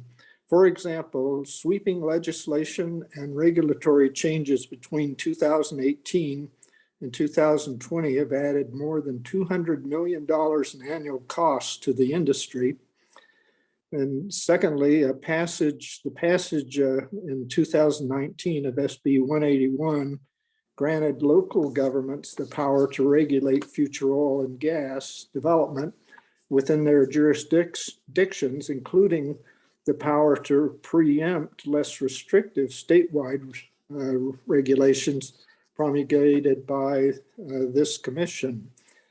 And I guess during 2020, total penalties against some of the members of the industry totaled over $25 million. And then 6 months after the signing of SB 181, the approval of new wells, locations, and drilling permits were down 57% and 58% respectively. And the new bill also resulted in a number of cities and counties in the Denver-Julesburg Basin enacting moratoriums on new applications for local drilling permits. Some of these moratoriums effectively banned new oil and gas developments for as much as a year. Looks like I'm running late here. This and economic turmoil caused in the pandemic resulted in about 4 Colorado-based oil and gas producers filing for Chapter 11 bankruptcy. So these events and the regulatory environment and issues in global markets have really forced the companies to end up furloughing employees, dropping their capital expenditure programs and so forth. And now we're looking at financially shoring up well bonding when only about 1% of all wells are really orphaned. So I don't see the urgency as that some people may see. I think we ought to be working with the industry to bring the industry's health back, and then looking at other ways of using revenues maybe from state servants tax for reclamation purposes and so forth. So thank you very much. Thank you, Mr. Martin, for taking time out of your day and testifying to us. We do appreciate it. Ms. Sobal, were you able to figure out the unmute function? I thought I heard you just a bit ago. We cannot hear you. How's that? That works. Yay! Hello. Hi. First of all, I'd like to, I appreciate you listening to all these people. I just think it's amazing that you can do this one after another. So a round of applause to you. And my name is Ruth Sobel. I'm from Arapahoe County. I'm a 3rd generation Denver native. I attended public schools through college here, and so did my children, so did my parents, so did my grandparents. I love Colorado, and I hate to see Colorado being torn apart by this issue. I care about the oil industry because as a retired teacher and a small business owner, I drive. I pay my electric bill. I buy products. I'm on a fixed income now, so I worry about how this is going to force prices up. When the oil companies are forced to pay burdensome bonds, they either move away from Colorado or pass the costs on to me. I worry about affording gas, using electricity, and heating my home. Right now, inflation is at an all-time high. Why does Colorado have to impose the highest assurance bond in the entire country? Additionally, oil and gas companies gives our schools $600 million in tax revenues. And that's just part of it. They provide $1 billion to Colorado as a whole. Who's going to make up that difference when they can't afford to stay here? We'll have less books, school supplies, larger classes, fewer teachers, and no meals for needy children. I want my children and my children's children to live here, but if it gets too expensive, they won't. There's nothing like Colorado mountain air and delicious water, and I love to bike. My children are asthmatics, and they were drawn to Colorado initially because of the clean air. National Jewish Hospital came here because of our clean air. This is still true today. In fact, my mother, when she was in high school, used to volunteer at the National Jewish Hospital. I hate to see my children move to another state. Best decisions are made when all stakeholders are present. Invite the oil companies in. Ask them how, and I ask you as a commission to consider our grandkids, our elderly, and our economy before you raise this bond. Who will make up the difference? This is a drastic solution to a problem that really doesn't exist. Thank you for allowing me to speak my mind and for being very patient with me. Thank you very much. I'm glad that we were able to allow you time to figure out how to unmute because we appreciate your comments. And thank you for taking time out of your day and testifying to us. We now will hear from Sandy Harum. Hello, commissioners, and thank you so much for giving us Colorado citizens and business owners the opportunity to address the concerns and effects of changes to the current state of financial assurance. My name is Sandra Harum. I'm a 27-year resident of Larimer County. I'm a civil engineer and founder of an outdoor education program that currently serves about 1,000 families a year here in Larimer County. Well, they're from all over Colorado. I also own 2 businesses. My husband is an environmental scientist working in Larimer County as an air and water quality compliance engineer. So we are well versed in these issues. I agree with you and with all of the speakers who have said that we need assurances that sites have the resources necessary to secure safe operations of their wells and safe closure of their wells. Every conscientious business owner that I know puts in place the necessary measures upon creating their business for the proper closure of their business. That's something that everyone that I work with, we all are conscious of doing. The Colorado oil and gas industry has shown their good faith in agreeing to the existing assurance laws and funding them, and some have gone above and beyond. I have seen that with the work that my husband does, and also others have mentioned how current oil and gas industry owners are going above and beyond to even close wells that are not theirs.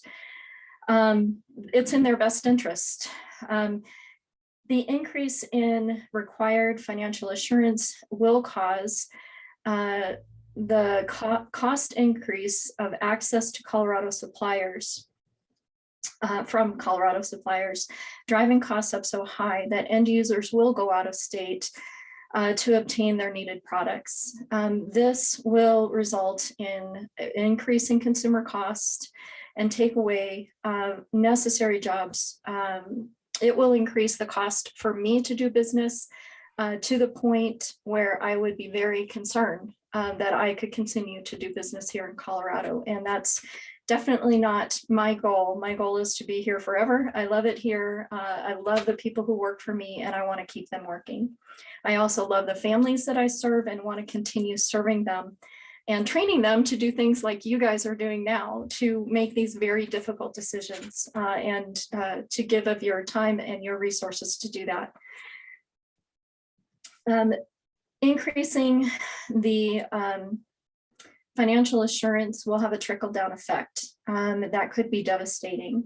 As I've already said, in loss of jobs, delay in or stop in the development of technologies that are needed in the oil and gas industry, of which I think Colorado should be the leader.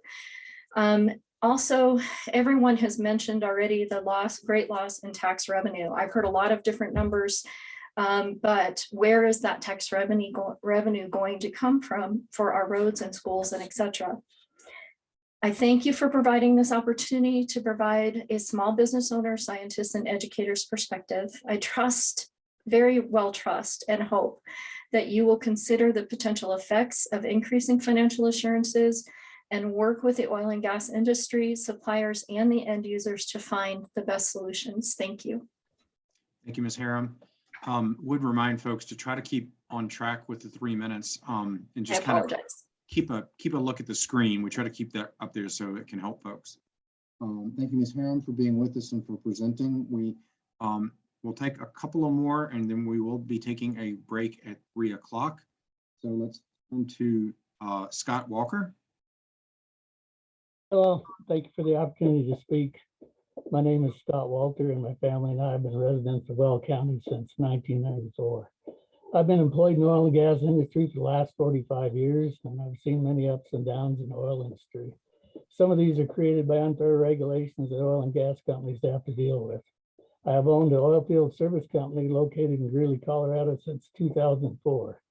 Our company has 20 employees, all with families who live in and support our local communities.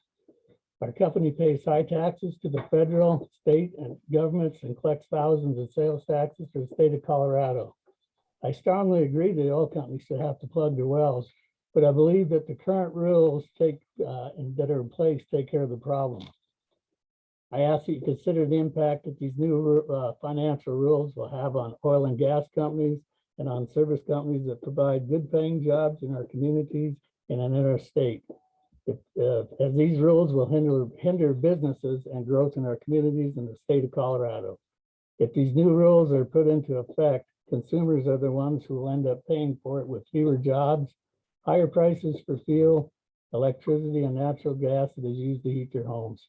Strong oil and gas companies produce strong communities by the jobs they create, the taxes that they pay, and the nonprofits that they support. And thank you for the opportunity for allowing me to comment. Thank you, Mr. Walter. We appreciate your appearing before us and presenting your viewpoints regarding financial assurances. We will now hear from Steve Martin. I believe he's attending via phone. Mr. Martin, if you want to unmute. Howdy, can you hear me? Yes, we can hear you. Outstanding. Steve Martin from Colorado Springs. Thank you for your time today. I stand in opposition to weaponizing these regulations for punitive purposes, which is obviously part of the motivation of the other side. Putting these companies out of business, constantly increasing costs and creating more and more barriers to entry has a direct impact, obviously, on the people who work in these fields, from the engineers to the geologists to the welders to the rig hands. You know, these are well-paying jobs that help support the communities. In addition, the increase in fuel costs increases utility costs, energy costs, fuel costs, food costs especially. You see so many marginalized people, whether they're on a fixed income or what have you, who are just being crushed by their utility bills. And obviously the programs out there aren't even beginning to keep up with this. So there's a tremendous human opportunity cost to increasing these barriers, these regulations. As well, the increase in utility costs affecting citizens all over the state of Colorado as we wind up having to import more of our fuel Again, heavily impacts marginalized communities, retired people, people living on fixed incomes, people on disability.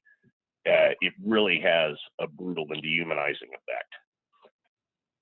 Also, rural communities are especially impacted by this, whether they're in partnership with the energy community or simply peripherally associated. But simply living in a rural area and having to drive long distances and possibly having higher heating costs, again, these people have a disproportionate impact. In conclusion, I'd just like to say that these changes for financial assurance are basically a solution that's in search of a problem, and it has tremendous human consequences. Thank you very much. Thank you very much for your testimony this afternoon, Mr. Martin. With that, commissioners, we are close to our 3 o'clock break. I note from the sign-up sheet that we only have 9 more this afternoon, and then we've got quite a few this evening. There are also about 8 or 9 that signed up that we've not found yet. So with that, why don't we take a 15-minute break and return at 3:15? And we will look forward to hearing from the remaining folks that signed up for this afternoon's financial assurance public comment.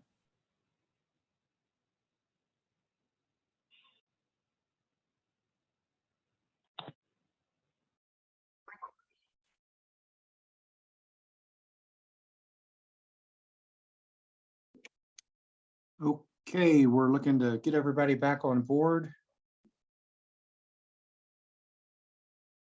Waiting on a commissioner or two. Let's give a sec. While we're waiting, I would note, as I mentioned earlier, that we only have about 10 or so additional people to testify this afternoon, and we had blocked out until 5. And so I throw it out there for anybody that has signed up this evening. If you want to do your testimony this afternoon, we could take you up this afternoon, because we are going to have a little additional time, which will make this evening not be quite so long if there are folks that would be willing to switch. So I just throw that out there. If you are one of those folks and you'd be willing to testify this afternoon, raise your hand or hit the chat, and Ms. Larson will find you and add you to the afternoon list. With that, we will continue forward with our next witness, and that is Stephen Yazzie. Sure if I got the last name right. Yes, that's good. Thank you, Jeff, and thank you, commissioners, for taking this time to let me speak. So, as you mentioned, my name is Steve Yazzie, and I've been a Colorado resident for 45 years. And I've seen the state go through a lot of changes and growth, so I care about keeping the environment and air clean for future generations, as I think everybody that's been on this so far today feels the same way. However, I'm concerned about rules that might have good intentions, yet the opposite effect of what we're trying to accomplish. Having been involved in the Colorado energy sector directly and indirectly as an electrical contractor, I've seen a lot of changes over the 40+ years I've spent in the industry. One of the changes I've noticed firsthand is how much safer and cleaner Colorado oil and gas production has gotten over the years. The US oil and gas industry has led the world since 2000 in reducing emissions and carbon capture.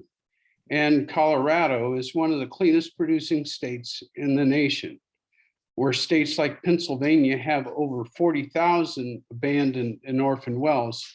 My statistics say Colorado only has 237. I've heard that across the board, different numbers today.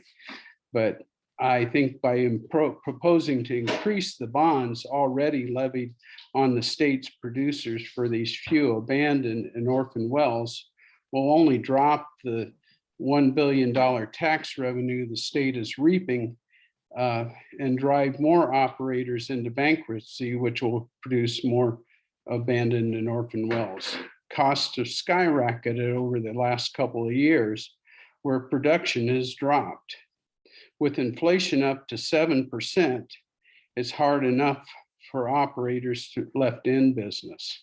And Any increased costs are ultimately passed on to the consumer who is already struggling to pay to heat their homes and drive their cars. As a concerned and longtime resident of Colorado, I believe we are all after the same objective. We just see things from a different perspective. Please consider leaving the bonds as they are and working with the oil and gas industry in a way that helps all the people of Colorado. Thank you. Thank you very much for your testimony this afternoon. We really appreciate you being here with us. I believe now we will turn to Stephen Page.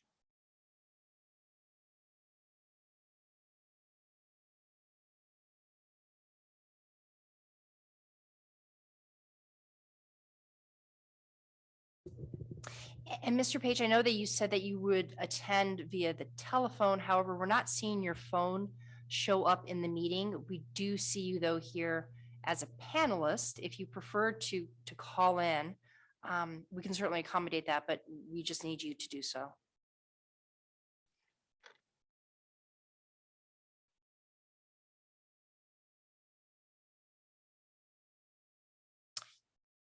Mr. Chair, while Mr. Page is working on his accessing the meeting, perhaps we could turn to Bill McNally. That sounds great.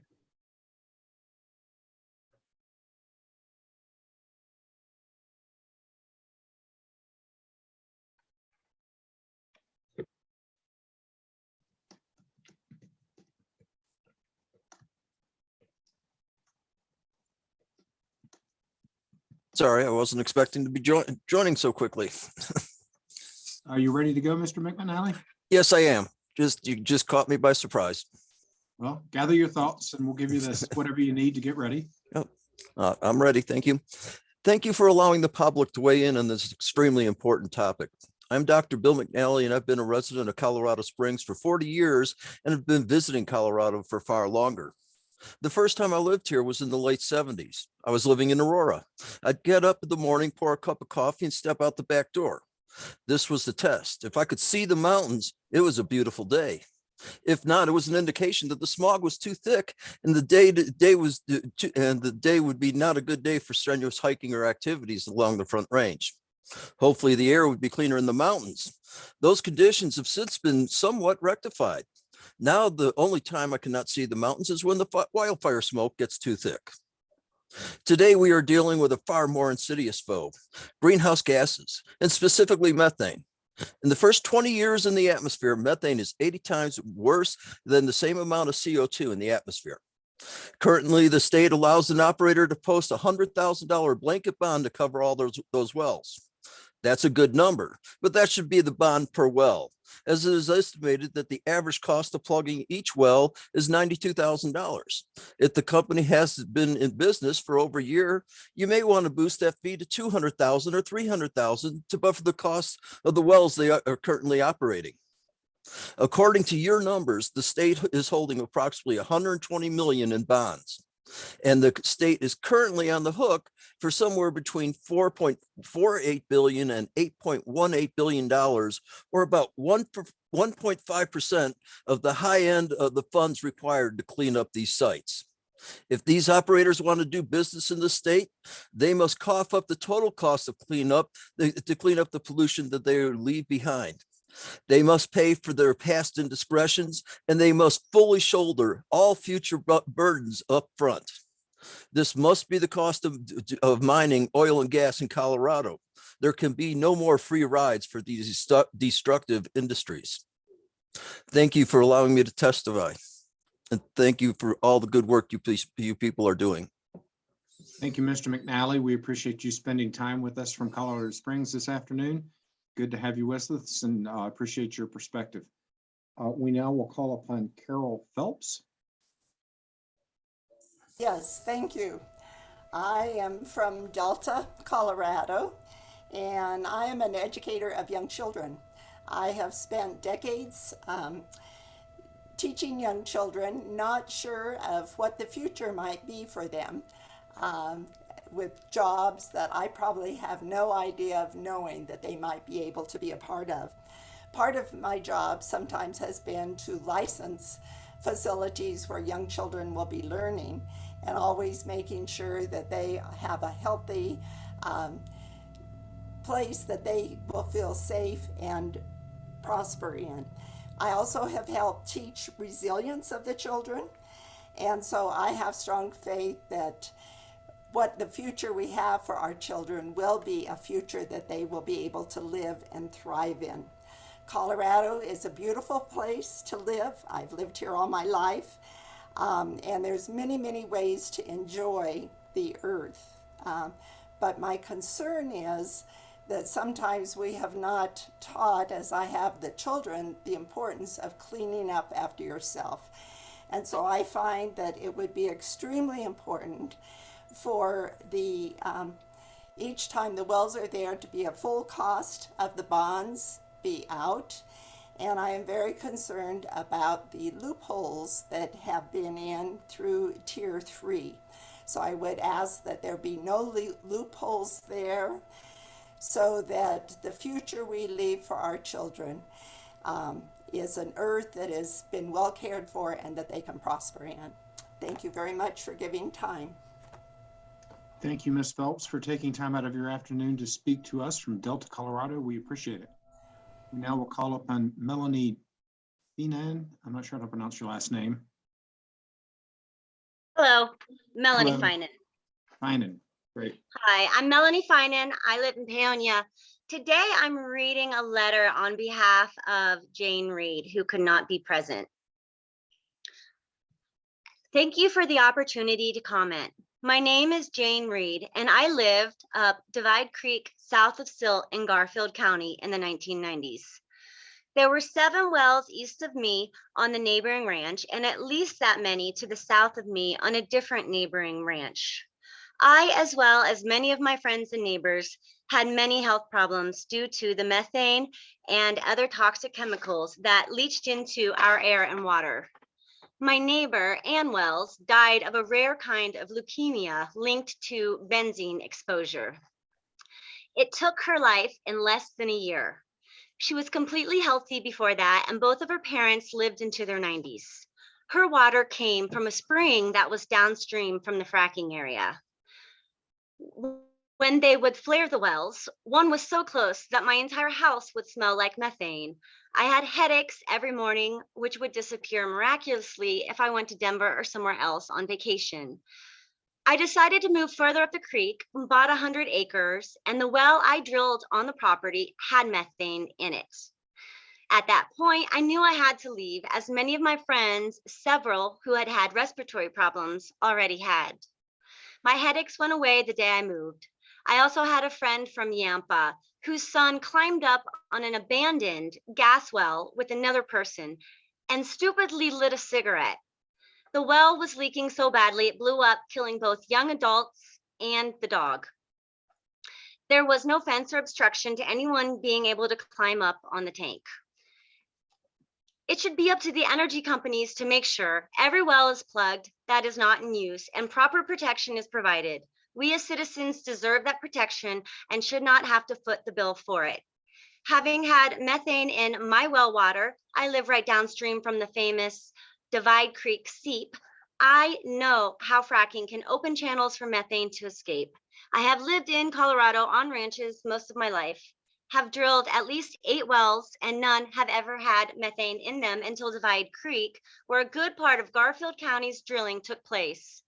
Drilling in the North Fork Valley's watershed should put farmers and ranchers at risk for contamination of not only their irrigation water, but drinking water as well. I moved here to get away from the oil and gas industry, and frankly, I am too old to move again. Please make sure that the laws protect us from leaking methane as well as fracking in unstable areas. Protect us as a future taxpayers from absorbing the costs that the energy companies should bear the responsibility for. Thank you for your time and for listening today. Jane Reed. Thank you for providing us with Ms. Reed's testimony. We appreciate it. Thank you for taking time. We now will turn to Stephen Page, I believe.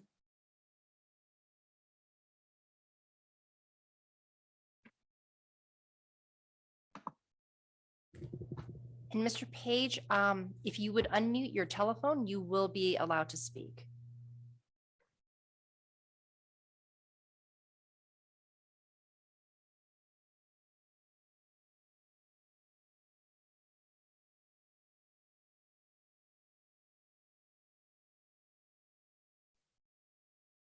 Is it *6? It is. Yes. Mr. Page, try *6. Does that work? Yeah, that works. We hear you. I apologize. You guys went to break and then lost me completely. Well, I'm But glad we that's okay. found you. I want to I want to thank you for taking the time to hear me today. My name is Steve Page. I've lived in Colorado for over 40 years. In my work career, I worked for 2 Fortune 500 companies as an executive, and I owned my own company for 15 years. We enjoy Colorado, and I want to thank you guys in particular for giving the average citizen an opportunity to speak. I'm concerned that we're starting to have overreach with government. I've listened to some very good comments on both sides today, but the only thing I can point to is anything that you do has a ripple effect. It's like dropping a pebble in a still pond of water. It ripples out. Any costs that the oil and gas industry increase ultimately get passed on to the consumer. And I'm concerned about that because we've all seen the rise of gas at the price at the gas pumps. We've also seen the rise in our energy costs in our home. For instance, our heating costs have went up about 30%. You know, we're looking at having a safe environment and stuff, but I think, again, like some of the others have mentioned, we've got a solution for a problem that doesn't exist. You could charge $5 to cap a well if you want, or you could charge $1 million. That cost ultimately gets passed on to the consumer. If you want to take a look at it, I guess the best thing is often you look at it as pennies. You know, it's only going to cost each consumer pennies, but the pennies add up, and they've been adding up, and we can see that in the cost of inflation in our country right now. I guess the way I can leave it for you is a wise man once said, he says, what we need to do is watch the pennies. The dollars will take care of themselves. We need you guys to make sure we have a safe environment, but we don't want to overburden the industry as well. We need them. We're going to be having petroleum products for, good Lord, for as far out as we can see, because oil and petroleum isn't just used in gas and heating. It's also used in over 6,000 other items that we use on a daily basis. I want to thank you all for your time, and that's all I can say for you right now. Thank you. Thank you very much, Mr. Page. Appreciate your taking the time out of your day to come testify to us. I believe we now have John Sprouse.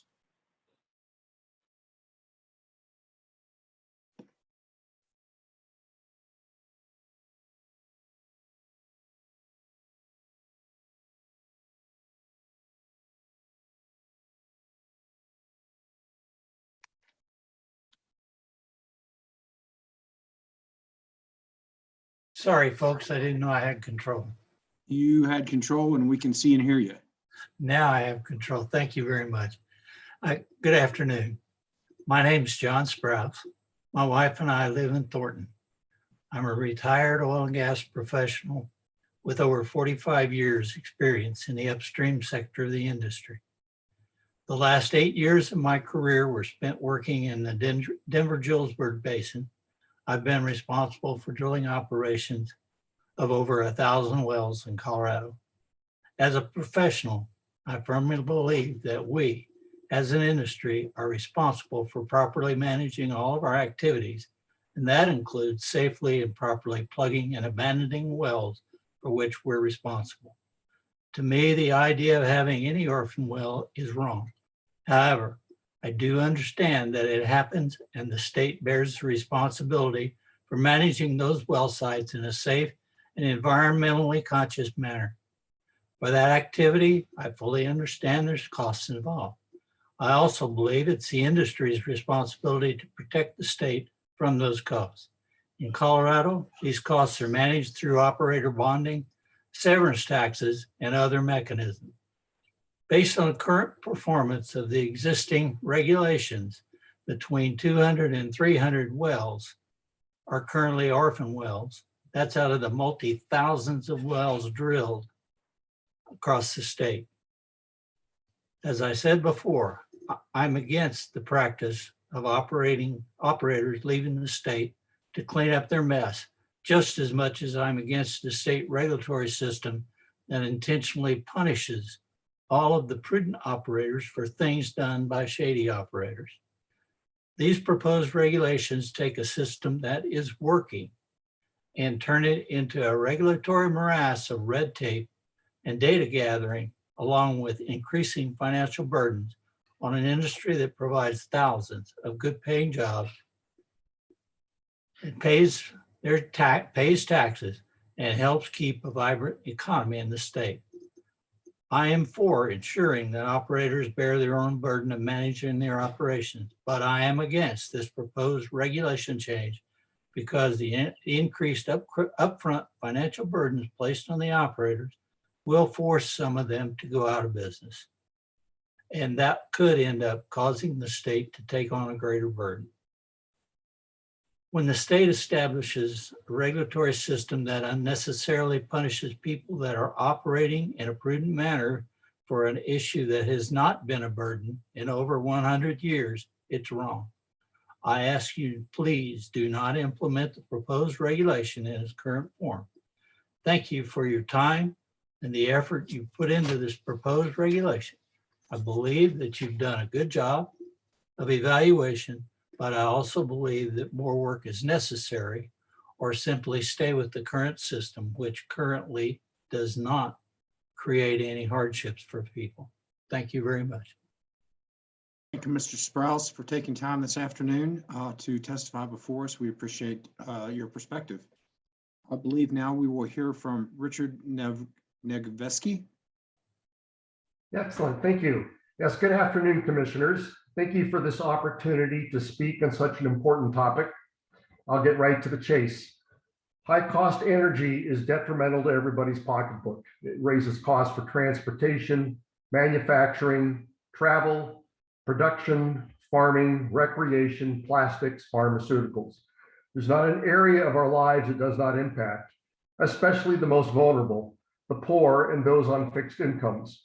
This begs the question, why would we want to approve a measure that will almost certainly raise the cost of living for everyone here in Colorado, all to fix a straw man problem that does not really exist, a claimed excess of abandoned wells that are left uncapped? I've seen with my own eyes the direct implication of energy poverty during 2 separate trips to Ethiopia. One of the things that struck me as I traveled was the lack of major power infrastructure once outside of Addis Ababa. Each little village had to endure rolling blackouts on a regular basis, as all shared in the burden of insufficient energy supply. Single dim bulbs lit shallow open storefronts on each side of the street. Residents drove their flocks and herds along both sides of the highway in pitch dark. Then the power would shut off in that town and the next one would get their turn. The UN, in its zeal to discourage the use of fossil fuels, has pressured countries like Ethiopia to use unreliable and unpredictable renewables that will not lift Ethiopians out of poverty. The pressure comes in terms of World Bank, NGO, and UN development loans with strings attached that force the acceptance of these unreliable resources as a means of powering the nation. Countries in need of capital-intensive, high-density energy industries are being told they must accept being locked in the state of poverty they are in. Reliable, high-density energy is required to lift people out of poverty and sustain the benefits that accrue to all generations. Better living conditions, better wealth, better health, better opportunities, longer lives, better education. Wealth is the only thing that has always allowed a nation to adapt to any potential changes in climate. Some seem to think that constraining production of a high energy density fuel is the most important thing they can do for human flourishing. Few, I would argue, have experienced the flip side of the coin. Human flourishing requires access to ubiquitous, dense, and reliable energy. Fossil fuels provide that. Imposing unnecessary fees on an industry that provides these energy resources threatens the lifestyle of all and appears punitive in nature. Thank you for the opportunity to express my opinions on this matter. I encourage you to carefully weigh the negative consequences of the proposed action. Great. Thank you very much for your testimony this afternoon. We do appreciate it. Hearings Manager Larson. From my list, I'm not sure that we have anybody else that is with us, but you have a better list and understanding. So where are we at?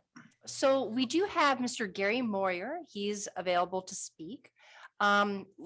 Perhaps Candace McNair is in the meeting. I'm not sure. Mrs. McNair, if you are in the meeting and could raise your hand, we will bring you in as well.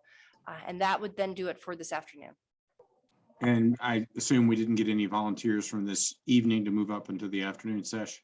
Not at this moment, though. We do have Mr. Cody Davis, who has just raised his hand, and he was going to speak this evening, so we could bring Mr. Davis in as well.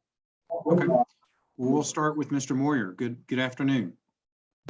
Good afternoon. I appreciate the opportunity to testify before you here today. I am a Rio Blanco County Commissioner, and I just want to share some thoughts regarding all these new proposed rules and regulations out of your commission. Rio Blanco County has been the tax base of Rio Blanco County for the last 80 years has been heavily paid for by the fossil fuel industry. And we are seeing with the closure of some of our coal mines and the reduction in oil and gas, we are seeing our tax base literally crash at the county level, as well as every other special district.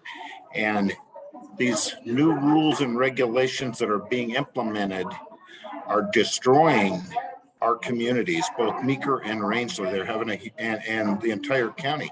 And I hope you folks will take into consideration the real impacts on the people of Colorado when you don't issue and let us have don't issue the permits necessary to have a sustainable industry that we have that has been so productive, both in product as well as the tax generation at every level of government for decades. And our worst fears have came true when it comes to Senate Bill 181 back in 19 and the creation of this Oil and Gas Commission. I think the number of permits you've issued for new wells speaks for itself, and it's truly having a devastating impact on our corner of the state. And I really encourage you people to reconsider what you're doing. The economic stability piece of your new regulations is the last nail in the coffin for much of our industry in our county, and there's no new drilling going on to speak of. And we're just seeing the gas wells that are there being played out, and then we will be done. And our country needs this energy to maintain and increase our standard of living. I strongly support what the gentleman before me said when he referenced Ethiopia. I believe we have a moral obligation in Colorado, just like everywhere else, to utilize the resources in a responsible manner. And we strongly support it being utilized in a responsible manner. And I don't think with the rules that are being presented here, that's happening. Thank you very much. Thank you, Commissioner Moyer, for your testimony and spending a little bit of time with us this afternoon. We do appreciate it. I would now recognize Mesa County Commissioner Cody Davis.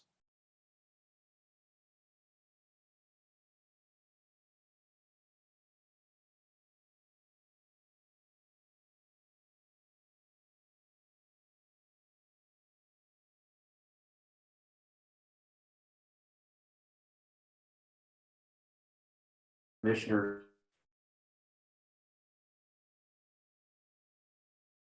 Mr. Davis, we cannot hear you. Do you want to try again?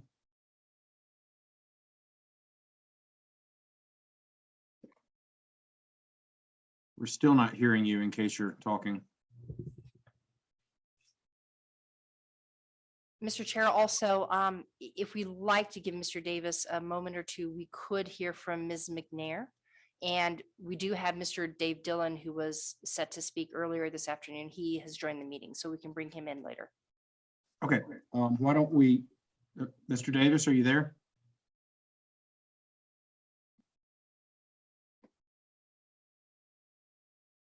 All right, why don't we go to Candace McNair, who is a panelist with us.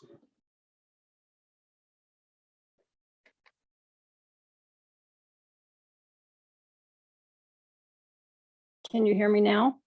We can. Hi, dear commissioners. My name is Candace McNear and I am a 4th generation Coloradoan, as well as my husband, who is a 5th generation Coloradoan.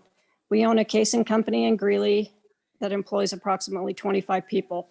We have been in the oil and gas service industry for 12 years. Colorado is a highly regulated industry in oil and gas. The benefits of oil and gas are numerous. The drilling companies we work for have safety first in mind for noise pollution, safety for employees, positive air quality, and an orphan well gas program already in place. Colorado is becoming less and less of an economic state. Utility bills have already increased by 20 to 30%. 3/4 of the state has already been impacted by this. Colorado citizens are also being hit by increased inflation, increase in overall taxes, increased food prices. If we constantly put punitive measures on oil and gas, these companies will move to other states with less punitive regulations. Orphan wells only account for 1% of Colorado wells. I feel that we shouldn't do continued government override. Additional requirements will only hurt oil and gas industries.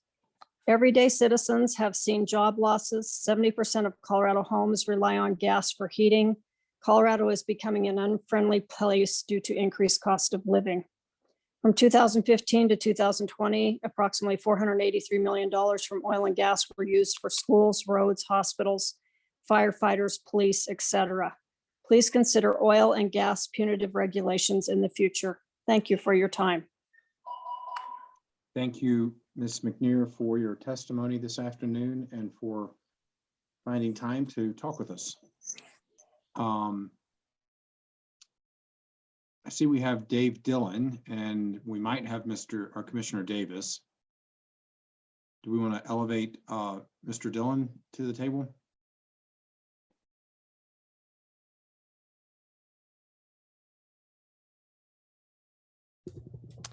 Mr. Dillon, you can unmute yourself if you like to speak and turn on your video if you would like as well. Can you hear me now? Yes. Okay, I'm not sure what's wrong with the video. That's okay. We can hear you good. Okay. I'm probably not presentable anyway. Hopefully my comments are. Hello, my name is Dave Dillon. I live in the southwest part of Colorado in Durango. Thanks for this opportunity to comment. Just a short family history. My dad was a uranium miner in the Disappointment Valley, if you guys are familiar with that area, in the 50s and early 60s. When that subsided, he brought the family to Durango and went to work in the hard rock mines in Silverton. Thereafter, the family opened up in the sand and gravel and ready-mix concrete business. Where I'm going with all this is that the population of Colorado and the nation as a whole needs the natural resources that the state of Colorado provides, oil and gas, natural gas being paramount. Our technologies in this industry have advanced tremendously to the point that producing these resources doesn't have any significant harm to our environment. And those advances continue to this day, and I would be willing to say that they're leaps and bounds ahead of green energy in a lot of respects. And to compromise those families that have dedicated their time, money, and effort in getting an education to work in that industry, I feel horrible about compromising those families when they've made a career out of it. I'm as green energy as anyone, and I fully expect that we can make advances in all green energies, but it's not here yet. And for us to hamstring the oil and gas industry, as far as I'm concerned, is stupid. I hate to end on such a cynical note, but those are my comments, and I appreciate your time. And if you have any questions, hope I can answer them. Thank you very much, Mr. Dillon. We appreciate your bringing those comments to our attention and for taking time out of your day today to testify with us. Thank you. I appreciate your time as well. Very good. At this time, I would acknowledge Commissioner Cody Davis. I believe he's ready and available to testify. Can you guys hear me now? Yes, and we can see Okay, you. good. Sorry for the internet connection issues, but I'm here. So Chairman Robbins and Commissioners, thank you so much for the opportunity to speak. My name again is Cody Davis, Mesa County Commissioner, but I'm here representing my personal views today. First of all, I applaud the effort that the COGCC staff and the commissioners have taken to truly engage with the stakeholders as you guys have meticulously crafted these draft rules to beef up financial assurances for the oil and gas industry. I don't want to bore you with statistics about Mesa County and its oil and gas, but it is a substantial economic driver for us. It sustains a lot of jobs. It's a substantial revenue generator for us in the county. And I'm proud of how we, along with our state and federal partners, have balanced the land use between oil and gas, recreation, industry, housing growth, and even areas of conservation. So I think it should be a model that allows the oil and gas industry to grow thoughtfully. Again, I think the key is balance.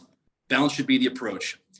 I'm not opposing the regulations and the financial assurances that are, well, necessary to protect the environment and to minimize the occurrences of orphan wells. However, I'm hoping and I'm pleading that we can balance them with an approach that leaves the industry with a viable path to a sustainable future.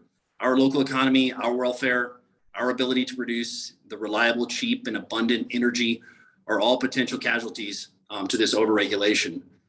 I think the bottom line is the requirements of full cost bonding is one of those regulations that just, in my opinion, goes way overboard and causes far more harm than good. And unfortunately, causing too much harm, I think, seems to be the aim of some of those lobbying for the full cost bonding. Unless one wants to see the end of oil and gas industry in Colorado, which I hope is not the aim, I encourage you to see through these, please, and look to the data on real orphan well risks and costs. I'm asking you to adopt well-informed and cost-effective rules that boost both financial assurance amounts to the levels needed without putting financially secure operators of low-producing gas and oil wells out of business. Full cost bonding in most cases, I think, is excessive. It's wasteful and will likely lead to painful economic repercussions to my area when far cheaper and equally effective alternatives would address the orphan well issue. Thank you so much for the opportunity to speak today. Okay, thank you very much, Commissioner Davis. And thanks for agreeing to go ahead and testify this afternoon for us. With that, commissioners, we have concluded the public comment for those folks that had signed up for our 1 to 5 session. We would, at this time, I believe, take a break. We have agendized that we would be returning this evening at 6 p.m. And we have approximately 40 some odd folks that have signed up to testify for us this evening. So a little over 2 hours of testimony. I want to thank Hearings Manager Larson, the Hearings Manager Amaro. You did an excellent job of keeping this rolling this afternoon. And so we'll try to duplicate that this evening. For the rest of our stakeholders, we also will return tomorrow morning at 9:30. And we have folks signed up in the morning. Looks like about 60-ish some odd people in the morning. So do any commissioners have any comments before we take a break until 6?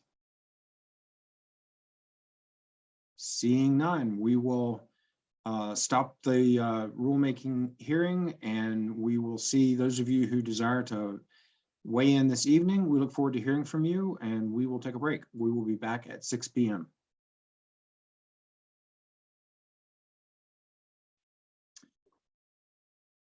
Okay, good evening, everyone. This is the Colorado Oil and Gas Conservation Commission. It is January 20th. It's about 6:01.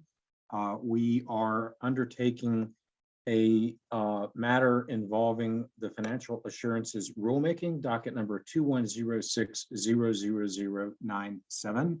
We convened this morning at 9 a.m. for public comment, and we took public comment during the day. This is the evening portion of public comment. We have approximately 42 people that have signed up to speak with us this evening. We look forward to hearing from everybody. Let me set some procedures for purposes of public comment. On the left of my screen, at least, there is a timer.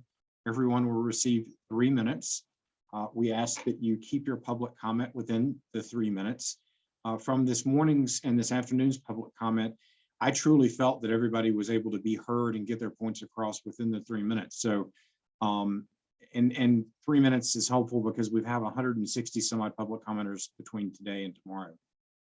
Secondly, this is a Zoom meeting, obviously, and we have our public commenters. They are engaged with us as attendees. And in order to facilitate public comment, what we will do is we've got a list of those that have signed up for public comment, and we will bring approximately 3 people at a time in as panelists, and then I will call on you one at a time based upon how you signed up. When Ms. Larson, our hearings manager, or Ms. Amaro, our other manager, invites the member of the public to become a panelist, that member needs to accept that invitation. Otherwise, you won't make it to the panel, and then you won't be able to provide public comment. I guess just finally, it is helpful if you, or it's great if you would turn on your video. You don't have to, and we can obviously just hear you. And then one takeaway I had today was it's interesting to me as one commissioner to know what part of the state of Colorado you're from. And so if you don't mind, I would love to hear your town or county so that we can continue to get perspective on who we're hearing from. And, focus your public comments on the financial assurances rulemaking, obviously. So with that, looking around at my fellow commissioners, did I miss anything? Are we set to go? I think we're good. So hearings manager Larson, do you want to invite the first 3 speakers to the panel? Yes, and Ms. Amaro, would you make me a co-host, please? And we'll bring those individuals in. Speakers are Molly Prince, Amy Allen, and Barbara Vasquez.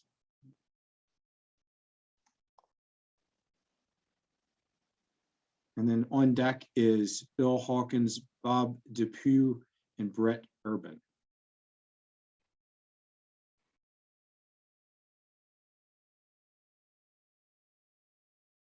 Ms. Prince, good evening. Good evening. I turned on my camera. I don't know if you can see me. We can see you and we can hear you. Thank you very much for being with us this evening. Okay, well, good evening, everyone. My name is Molly Prince. I'm in Denver. I'm an elementary school teacher of 22 years, and I'm here today as a private citizen because I am so worried about my family and my students and my community. In addition to all the other important reasons that I'm sure were mentioned earlier and will be mentioned later here today about why oil wells should be plugged and the process should be paid for by the companies responsible for them rather than taxpayers, I'd like to bring up how important it is that these wells are being plugged because of the connection to the climate crisis. The wells emit methane and ozone, which makes the climate crisis worse. As you all know, Colorado just experienced devastating, unprecedented December wildfires, which were caused by the dry conditions and shifts in weather patterns that have climate change written all over them. These types of tragedies are going to continue and get worse if our governing bodies, including the Colorado Oil and Gas Commission, do not take big action on a systematic level. Yet the current draft of the rules take this so lightly that there is no penalty to companies for non-compliance with the rules. I can tell you as a teacher that rules with no consequences are not really rules. They are lip service only. The Colorado Oil and Gas Commission owes the taxpayers and their own children and grandchildren rules that actually hold companies accountable for cleaning up their messes and preventing the emission of gases that contribute to the destruction of our environment. Thank you. Thank you, Ms. Prince, for being with us this evening and providing your evidence and testimony. We do appreciate it. I now will recognize Amy Allen. Good evening. My name is Amy Allen, and I live in Lakewood. The number of orphan wells in Colorado is certain to grow in the coming years, and the state must have a robust plan for confronting this serious threat to public health and the climate. There are 8,099 wells in Colorado owned by operators with average production of fewer than 5 BOE per day, all of which are at risk of being orphaned. In any given year, 83% of operators plug no wells at all, according to the COGCC's own cost, benefit, and regulatory analysis. Many of the plugging efforts pursued by oil and gas companies are of old vertical wells to enable drilling of new horizontal wells. Oil and gas companies regularly transfer low-producing wells to smaller companies that lack the financial wherewithal to remediate them. According to reporting by the Colorado Sun, 5,900 low-producing, shut-in, and temporarily abandoned wells in Colorado changed ownership in the last 5 years. The bonding amounts in the draft rules are far too low. Remediation can cost as much as $280,000 per well. The think tank Carbon Tracker estimates that remediation of orphaned oil and gas wells in Colorado could cost as much as $8 billion, and that the state has financial assurances for only 2% of that amount. Full cost bonding of all wells, as specified in Tier 2 of the current draft, is essential, including all new and transferred wells. Oil and gas companies should not be relied on to classify themselves into a particular tier, and the other proposed tiers should be eliminated. It's also essential that the rules incorporate penalties for non-compliance. Additionally, the COGCC should revise the definition of inactive and low-producing wells. Low-producing wells should be defined based on production of fewer than 5 BOE per day, and inactive wells 1 BOE per day, as they were in the initial draft. The overly narrow definitions in the current draft will allow companies to skirt appropriate financial assurance requirements for unprofitable wells. The third-party trust should be maintained, and those funds should be usable for remediation. In his State of the State address last week, Governor Polis emphasized the importance of saving money for Colorado residents. Enacting robust financial assurance rules is a key opportunity to do just that, if full cost bonding is required for all wells and other elements of the rules are also strengthened. Thank you. Thank you for being with us this evening and for your testimony. We now will recognize Barbara Vasquez. Good evening. Thanks for taking the time for all this public comment on a very important rule. I'm a retired biochemist and engineer in Jackson County, reporting to you as a citizen scientist. Our current financial assurance rules provide the industry with the opportunity to artificially keep wells economical by letting operators discount the true cleanup cost, passing on the bill to the public. But as many commenters before me have said, cleaning up after yourself is an ordinary cost of doing business. We clearly need bonds that actually cover all the costs of plugging and remediation. And in my comments, I'm not going to try and address the value of those bonds. I know you've been wrestling with that a great deal, but clearly we need full cost bonding. Adding a state bond to any BLM bond, assuming it's lower, is also critical to ensure the same coverage regardless of the surface or mineral order. Examples of operators handing the responsibility to the state for cleanup abound, and the Fram case in Mesa County is the latest. COGCC just imposed a fine of $853,000, give or take a few, knowing that this bankrupt company won't be able to pay. They can, however, as it should happen, take Fram financial assurances, which total $345,000. In Fram's bankruptcy, cleanup cost liability was defined as 3.85 million for COGC alone, not addressing BLM. BLM was 1.54 million. Just taking the COGCC liability, we can see it's over 10 times the total financial assurances that can be taken by the state. And this highlights the terrible mismatch between our current financial assurance bond requirements and the plugging and remediation costs. So it's obvious we must cut the supply chain of orphaned and abandoned wells, which are left for the state to plug and remediate. That means ending the practice of blanket bonds. They're a public subsidy for cleanup costs and perpetuate the future orphan well problem. In 2020, with over 35% of the wells in our state producing less than 1 BOE a day, which is 15 times lower than being declared a stripper well, not to mention the almost 20% that had zero production, we could see that these zombie wells are a tsunami waiting to happen. It's just a major matter of time. And the definition of an inactive well is important in determining when a company is required to clean up. This definition should include metrics of time, for example, producing for less than 90 consecutive days per year, and production volume, less than 1 BOE equivalent per day. So I strongly urge the COGCC to adopt rules that require full cost bonds for all new wells and transferred wells, require bonds as an add-up on federal well bonds, if necessary, require operators to generate a full cost bond for all existing wells in the state within no more than 5 years, and stop allowing operators to declare a well out of service without either full cost bond or plugging or remediating. I look forward to the COGC taking the necessary steps to end this supply chain of orphan and abandoned wells in the state and protect the public from those liabilities. And I want to thank you very much for the time to comment this evening. Thank you for being with us this evening, Ms. Vasquez, and we appreciate your comments.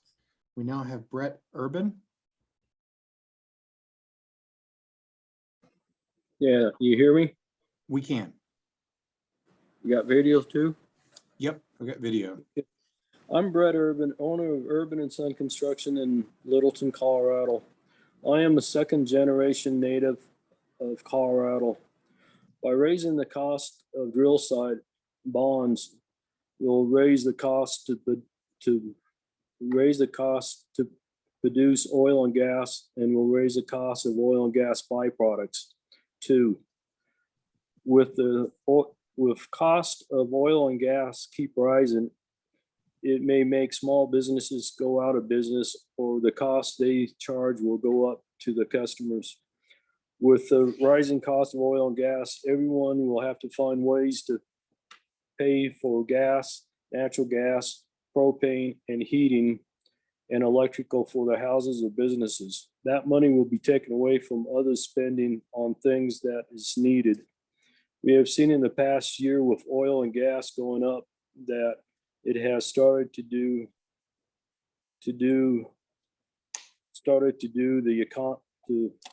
what it has started to do with the economy and the shortages of materials and supplies that we can get throughout all the industries. Colorado has some of the most restrictions on oil and gas industry in the US already. I thank you for the time, and you hope you consider not raising the cost of oil and gas in any way. Thank you. Thank you, Mr. Urban, for appearing before us this evening and presenting us your testimony. We do appreciate it. We now will call upon Carrie Jordan. All right. Good evening. Thank you for allowing me to speak this evening. I'm a third generation Coloradan, born and raised along the Front Range in Jefferson, Boulder, and Weld County. I currently reside in Johnstown, where I've raised my children and my grandchildren. I've raised them here in Colorado because it's a beautiful place to live and because of the opportunities they have as they grow up. I also work with many contractors and producers in the oil and gas industry as a safety consultant. Many other family members, friends, and neighbors also work in the industry. For more than 2 decades, I have watched the changes and innovations that have been implemented in the industry to protect people and the environment. the work with the communities that we live and operate in, and to continue to improve operations to reduce impacts. The oil and gas industry of today works hard to be a good steward of the lands they work. While it's common to hear the narrative the industry causes irreparable harm without regard, that's very, very rarely true from what I've seen. Many fear, like many others, my fear is that when extreme regulations are implemented, the industry will have to make tough decisions. And of course, that's what the opponents want, is to run the industry out of Colorado, even though it's a vital part of both our community and our economy. My job is in safety compliance. So of course, if the industry gets cut, my job's usually one of the first to go. And in many other industries, that would be exactly that. Many other hardworking Coloradans would also be out of work if the industry is effectively shut out. Advocates of these types of extreme rulemakings have far exaggerated the number of orphan wells in Colorado, and many oil and gas producers operating in Colorado today have pledged to clean up any existing wells that are considered abandoned or orphaned by other operators. Without the jobs the industry provides, without the severance tax revenue that supports our schools, and many more areas would be impacted if the industry was forced out. Reliable, clean energy, good paying jobs, and energy independence are all essential to Colorado to continue to thrive. My hope is the commission will consider the impacts of regulations that they consider as they put them in place, the impacts on individuals, on Colorado small businesses like mine, and of course on our communities that already depend on oil and gas. Thank you. Thank you, Ms. Jordan, for your testimony this evening. We appreciate your spending a little time with us. We now will call upon Cindy Howarder. You got it right. I did? That's like a first. Yeah, you just kind of do the how and then the and the So good job. So thank you, members of the COGG, for the opportunity to address the committee. My name is Cindy Howarder. I'm a Colorado native, third generation, a 63-year-old Weld County landowner with mineral rights, and which accounts for my ability to be able to help support myself and my 86-year-old mother with the earnings from the existing wells. I also have a hot water heat in my house that is run by propane. I'm a rural resident, which will be impacted by this decision monetarily. I believe in Colorado strong. I have 2 children that work in the industry, as well as many friends and relatives that make their living from oil and gas. I have 5 grandchildren in the Colorado school system, which will continue to lose money, and our taxes will increase if oil and gas doesn't continue here. In Colorado, we have a commitment to keep our economy strong with local businesses and our local people employed. The financial burden and restraint it would put on the local businesses. I lost my place, so I apologize. On the local oil and gas companies. Doggone it. It's okay. Take your time. We'll stop the clock while you find your spot. I am so sorry. In Colorado, we have a commitment to keep our economy strong with local businesses and our local people employed. The financial burden and restraint it would put on the local oil and gas companies to put down individual $78,000 per well would crush the local economy and put many of our smaller oil and gas businesses bankrupt. The blanket bond that is enforced now is reasonable, and orphaned wells are not that big of a problem in Colorado. My experience has shown that the companies do not leave their orphaned wells and that they are responsible for the businesses. And they have come to my house and capped some. So I have had experience that we certainly aren't a burden on Colorado taxpayers. If this is voted on and changed from the blanket $60K for 100 wells in the industry, the small business owner will again be crushed. This will put limitations on the production and the capability of the smaller companies to come up with that kind of money, and a chance for foreign companies to come in and usurp what industry we have left. The blanket that is in place is reasonable. And if this cost goes up, my propane and many of those that use natural gas will once again be burdened. I believe that oil and gas is important as it produces many products in the US. I also believe that wind, solar, and water types of energy can work in tandem with oil and gas. Colorado should not limit the types of energy that are provided and can contribute. Killing oil and gas industry in Colorado that gives so much money to our economy, including schools, should not be punished, but embraced along with other types of energy that I have previously mentioned. Please don't vote to strangle the economy with this rule or me as a senior citizen when there is not a problem with the orphaned wells, and keep this system in place as we have it. Thank you for your time and willingness to see all sides of this issue and to keep Colorado strong with the local oil and gas industry. Thank you. Thank you, Ms. Howard. We appreciate you being with us this evening, and thank you for your comments. Hearings Manager Larson. Looks like we maybe have a caller at this point. Yes, we do. And we do have him unmuted. I believe it's star 6. Oh. Is this Mr. Grinstead? Yes, sir. All right, we recognize you for 3 minutes. All righty. My name is Buddy Grinstead. I'm currently an Adams County homeowner and a 59-year Colorado resident. Thank you for the opportunity to tell you about my concerns about the proposed regulations and rules currently before you. Just like you, I care deeply about my community, which is the entire state of Colorado. I am more concerned about our western slope, where I have lived the majority of my life, except these past 10 years. I am very aware of the economic importance of oil and gas production to the state of Colorado. Whether you live on the eastern slope or western slope, the issue impacts all of us. I've seen our state live through some very prosperous and healthy times.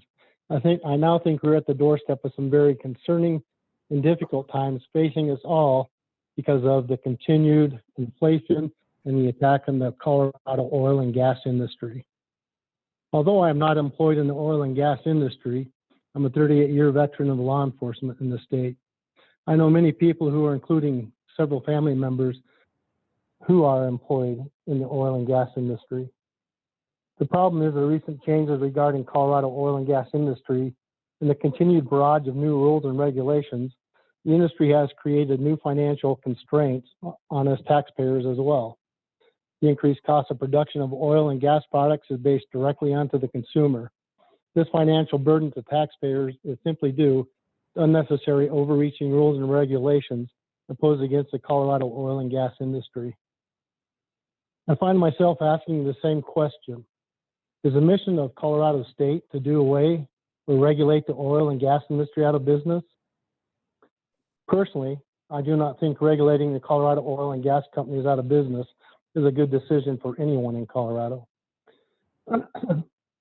Please oppose these burdensome financial rules and regulations so we can keep our local businesses open, and maybe for a change, it won't increase our taxes. And we already know our heating and cooling bills have gone up, and if this passes, we'll continue to see that inflation rate continue to skyrocket. And it's currently pretty difficult to survive in the state of Colorado. I humbly thank you guys for your time. Thank you. Thank you very much for your testimony to us this evening, Mr. Grinstead. We do appreciate it. At this point, I think the next person I see that's in the chat or in with us is Gary Kay.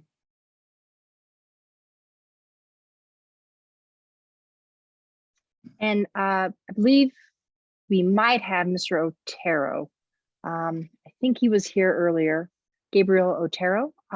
He's also calling in by phone. So give me one moment and we can bring Mr. Otero in and then Mr. K.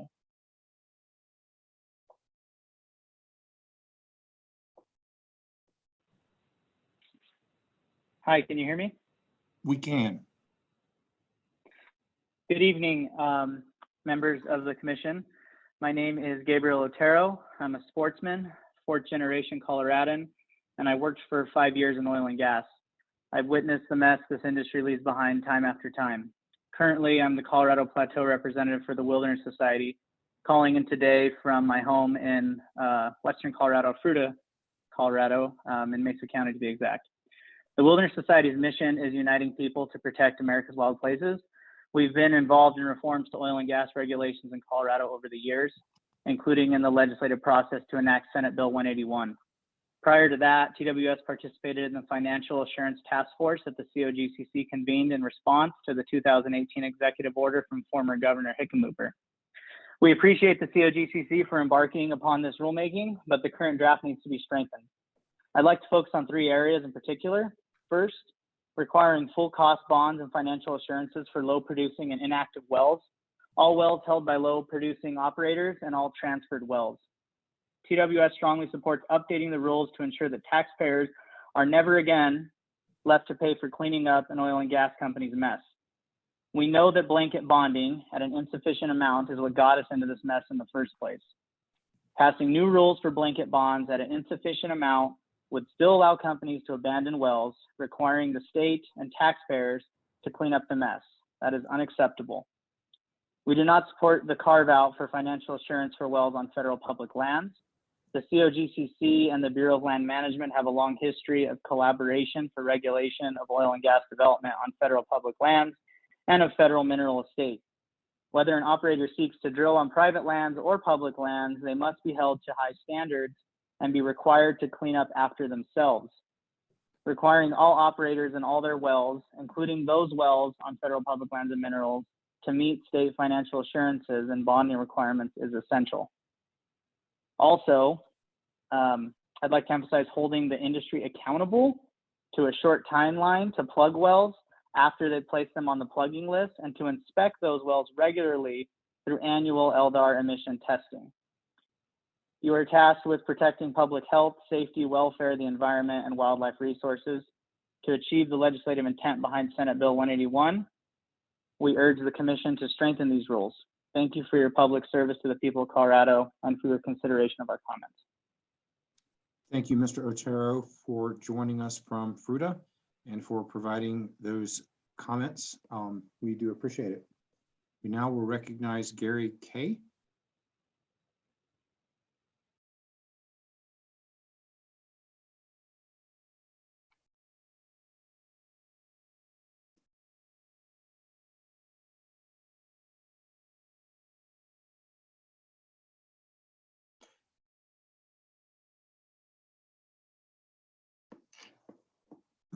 Mr. Kay, you'll need to unmute yourself.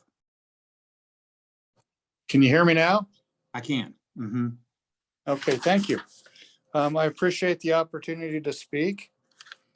As a business owner of 38 years, it has been my experience when looking to solve problems, you learn that if you're not careful how you go about fixing them, you can easily cause unintended problems that dwarf your existing ones. Destroying our energy infrastructure does not seem to me that we are moving in the correct direction. While I agree that new technologies are worth investigating, we are still a long way from implementing their uses in an economically responsible way. As guardians of the public interest, I believe it is your first responsibility to cause no undue hardships on the public you represent. Energy consumption has added great value to my life. The bottom line is, I am not willing to give up these life-altering comforts just to revert to pre-industrial revolution conditions that were actually worse for the human condition. Thank you very much. Thank you, Mr. Kay, for being with us this evening and providing that testimony. We do appreciate it. Thank you very much for having me. And now we will recognize Greg Rosener.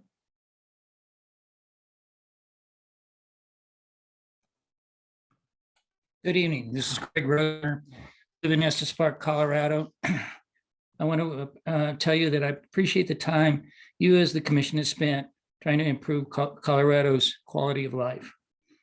As a third generation Coloradan and spending most of my life in the Rocky Mountains adjacent to Rocky Mountain National Park, clean air, quality of air, and quality of life I live with every day and is extremely important.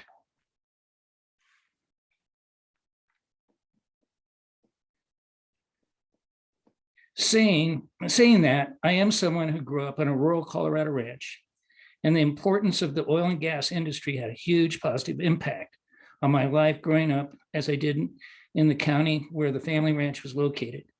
I'm concerned that the regulations you are considering are occurring at a time to put unintended consequences on an industry that is so important to the Colorado.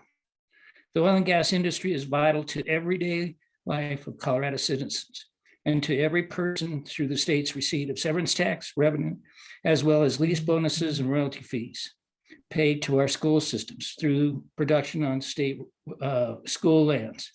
I urge you to please consider working more hand in hand with the oil and gas industry to meet the standards that you wish to meet, and also ensure the economy of Colorado is not negatively impacted. Thank you for your time. Thank you very much, Mr. Rosner, for taking time out of your evening to be with us and to provide those comments. We do appreciate that. Thank you. This time, I believe we are going to recognize Janet Jewell.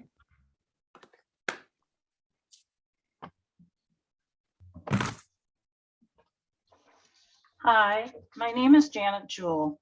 I'm a longtime resident of Larimer County for over 50 years. I'm sharing my concerns about the new proposals regarding these financial assurances. As you know, the oil and gas industry has been working hard to reduce emissions. They've been developing new technologies and working to be in compliance with the laws passed. It seems to me that our state has been changing these regulations to make it harder for the oil and gas companies to continue working in our state. We need the oil and gas companies to stay in our state as they provide jobs for the highly educated to those who have completed their GED.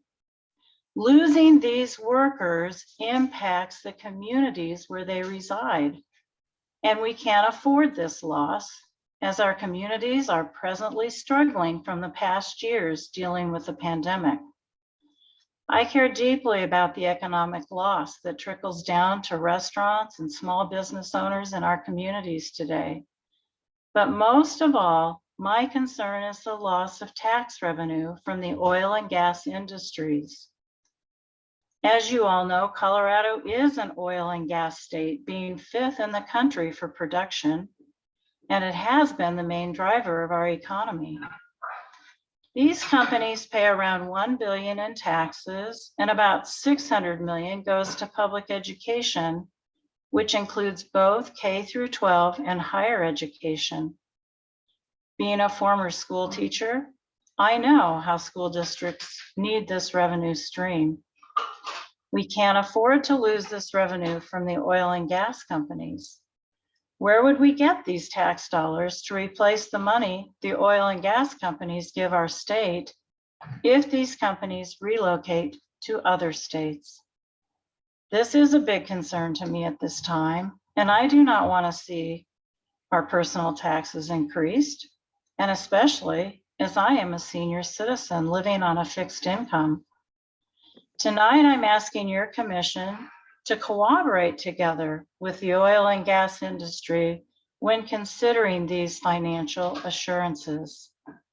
I'm urging your commission to keep the requirements as they are now, with no increases in cost to the oil and gas companies. Thank you for your time today and allowing public comment. Thank you very much, Ms. Jewell. We appreciate you taking time out of your evening to present to us your perspectives. So thank you very much. I believe now we will recognize Joe Craven. And Joe, if you want to unmute yourself, we'll be able to hear you. If you want to turn your video on, we can see you or not. Okay, I'm getting there. Very good. You should be able to hear and see me. Gotcha. Thank you. As a resident of Denver and now Colorado, or Centennial, Colorado for nearly 50 years and a business owner, I'm particularly concerned about changes in the direction of the COGC rulemaking.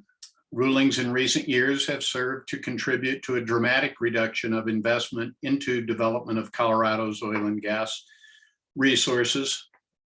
The impact goes beyond jobs and will, in the near term, result in greatly reduced severance and conservation taxes, as well as Colorado's share of federal royalties for communities throughout the state. Restricting Colorado production will not reduce global demand.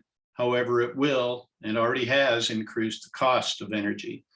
In the coming decades, the energy demand for growth for Colorado, our nation, and the world cannot be met without hydrocarbons in the mix. COGCC can serve to support Colorado responsibly develop our natural resources. Let's not look to increase our dependence on foreign, environmentally unregulated providers and become increasingly subject to geopolitical instability.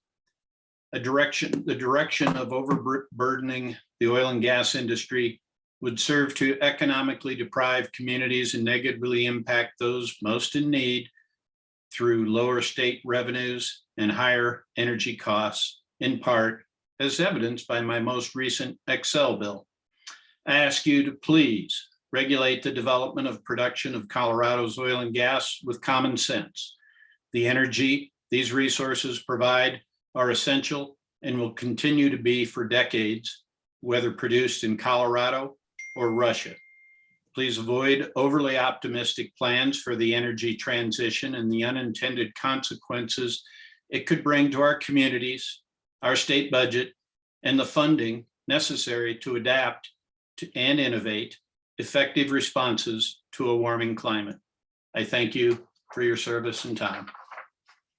Thank you, Mr. Craven, for taking part of your evening and providing us with this perspective and testimony. We appreciate it. Certainly. We now will recognize John Lowe. Yes, that is correct. Can you hear me? We can. Okay, thank you for giving me this opportunity to express my views concerning the upcoming proposal by your commission to increase the current financial assurance bond to the oil and gas industry. My name is John Lowe. I am a Colorado native that grew up on the Front Range. I graduated from CSU in 1970, served in the U.S. Air Force, and have worked in Colorado until I retired in 2018. I am 73, living on a fixed income. I moved out to Morgan County in 1981, where I currently reside. Our house is all electric.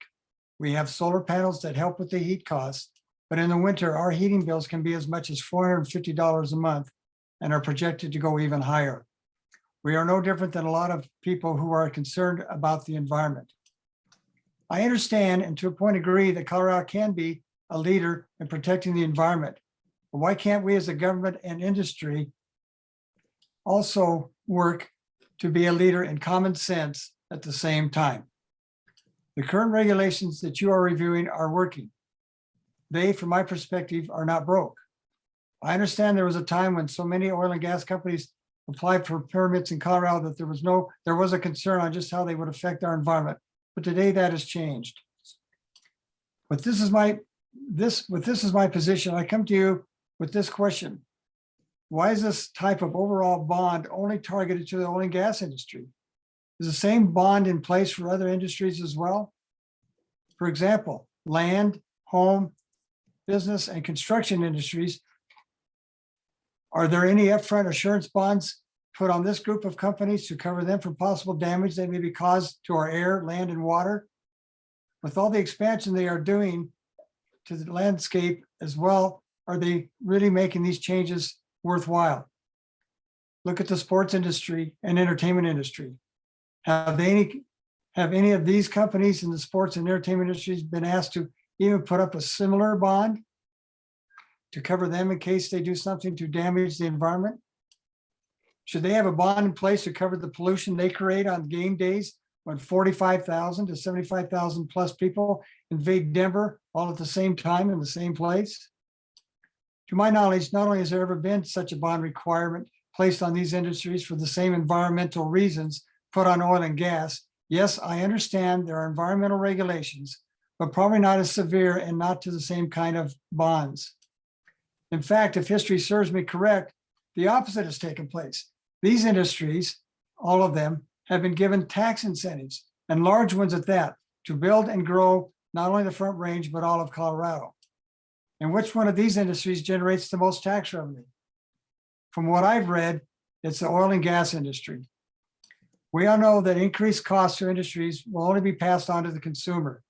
Increasing upfront fees will not only cost us as consumers more in the long run, they will affect us now at a time with inflation and supply chain problems, et cetera, at an all-time high.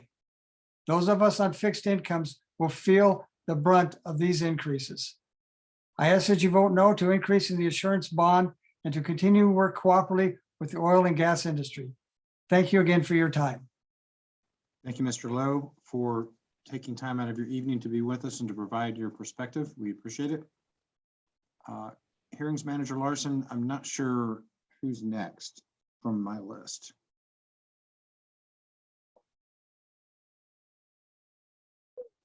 Excuse me, Mr. Chair. Oh. Is it Jeff Stoll? Let me ask that. Yes, I believe it is Mr. Stoll. Yes. Got it. Okay. Mr. Stoll, we recognize you.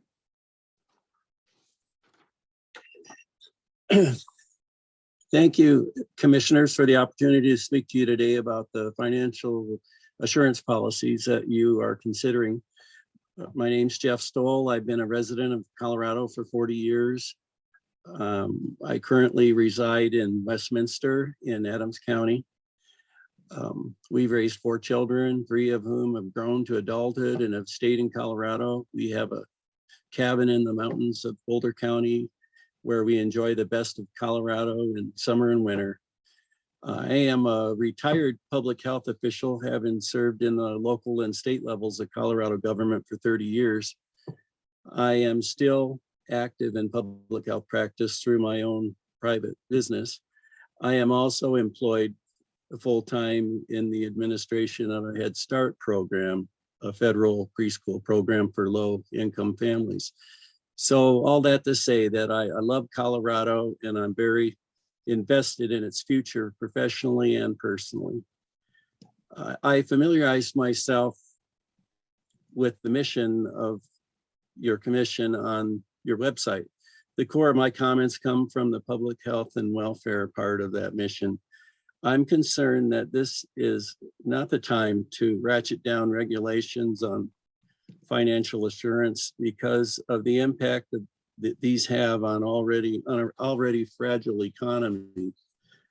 First, I'm not aware that what the problem is that would be solved by increasing financial assurance requirements. Colorado has very few abandoned sites compared to other states, and the problems that occur with those that we do have are adequately addressed by your current set of policies and seem to be financially sustainable without burdening taxpayers. If I am incorrect in my understanding, I am nonetheless concerned with impacts of policy changes to the health and welfare of Colorado residents. On the back of an unprecedented response to COVID-19 and national oil and gas policies that have been dictated in the last year, Coloradans are experiencing increased costs of gas, heating, and food. These conditions are especially a strain on low-income families. It is difficult for them to maintain or improve the quality of their lives and even afford health care. I ask that the commission continue to work closely with our neighbors in the industry and not increase its regulations when the cost is so great for such a small benefit to Coloradans, especially our most vulnerable residents. Thank you. Thank you, Mr. Stoll. We appreciate your comments. Thanks for taking time out of your evening to present to us. At this time, I believe we're looking for Merle Zitek. Is that right?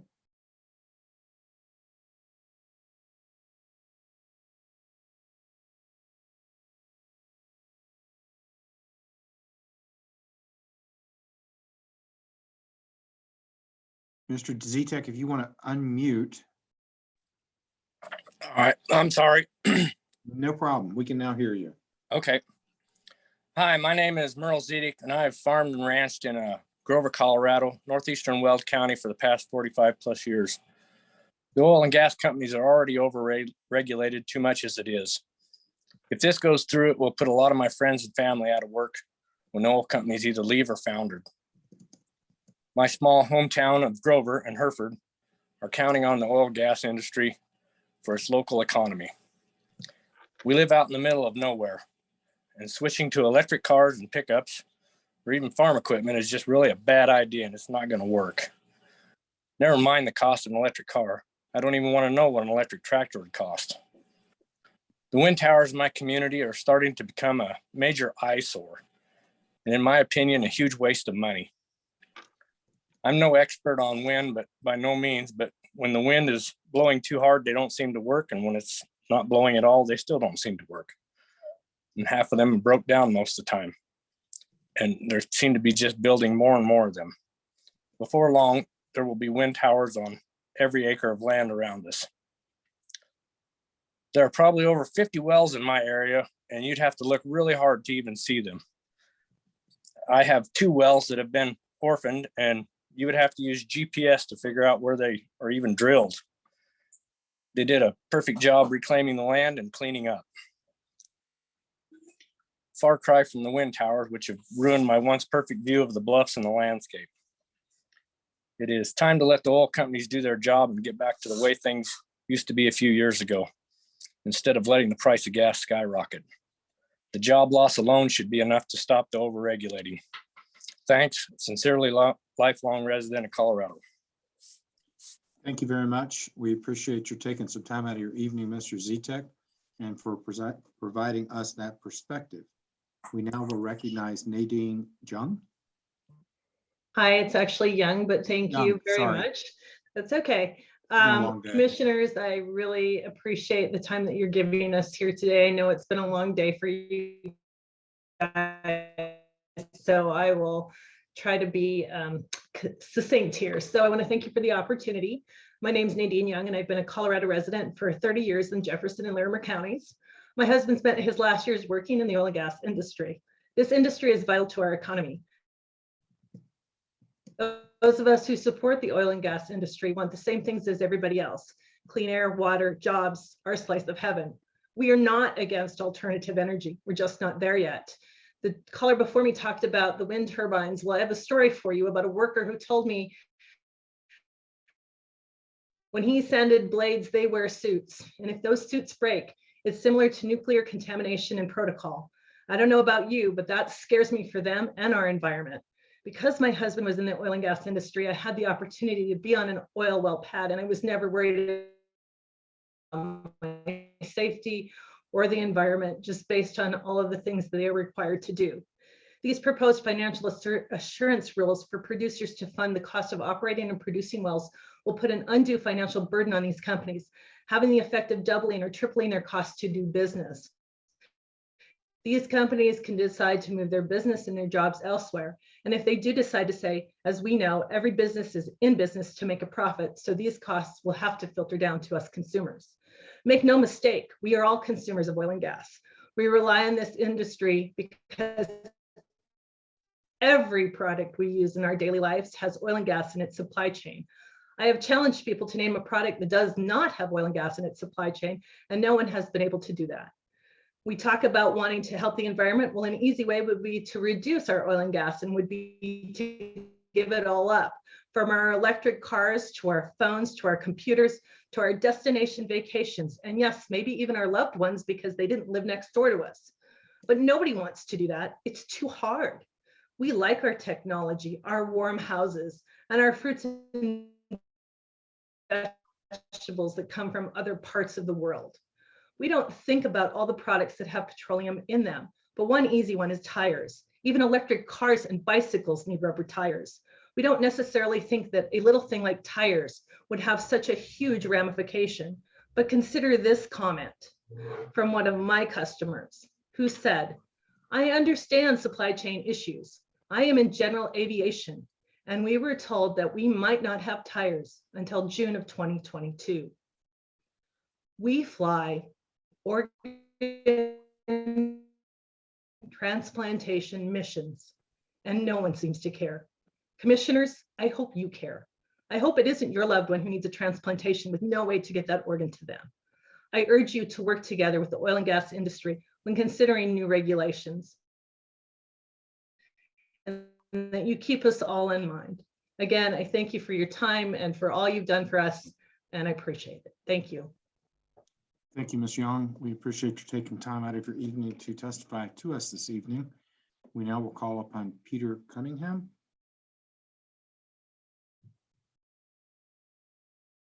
Mr. Cunningham, if you want to unmute. Oh, and we see you. Great. There, am I as beautiful as I need to be? Perfect. All right, thank you. My name is Peter Cunningham, and I appreciate the time to talk. I've been a resident of Larimer County in Fort Collins for over 60 years.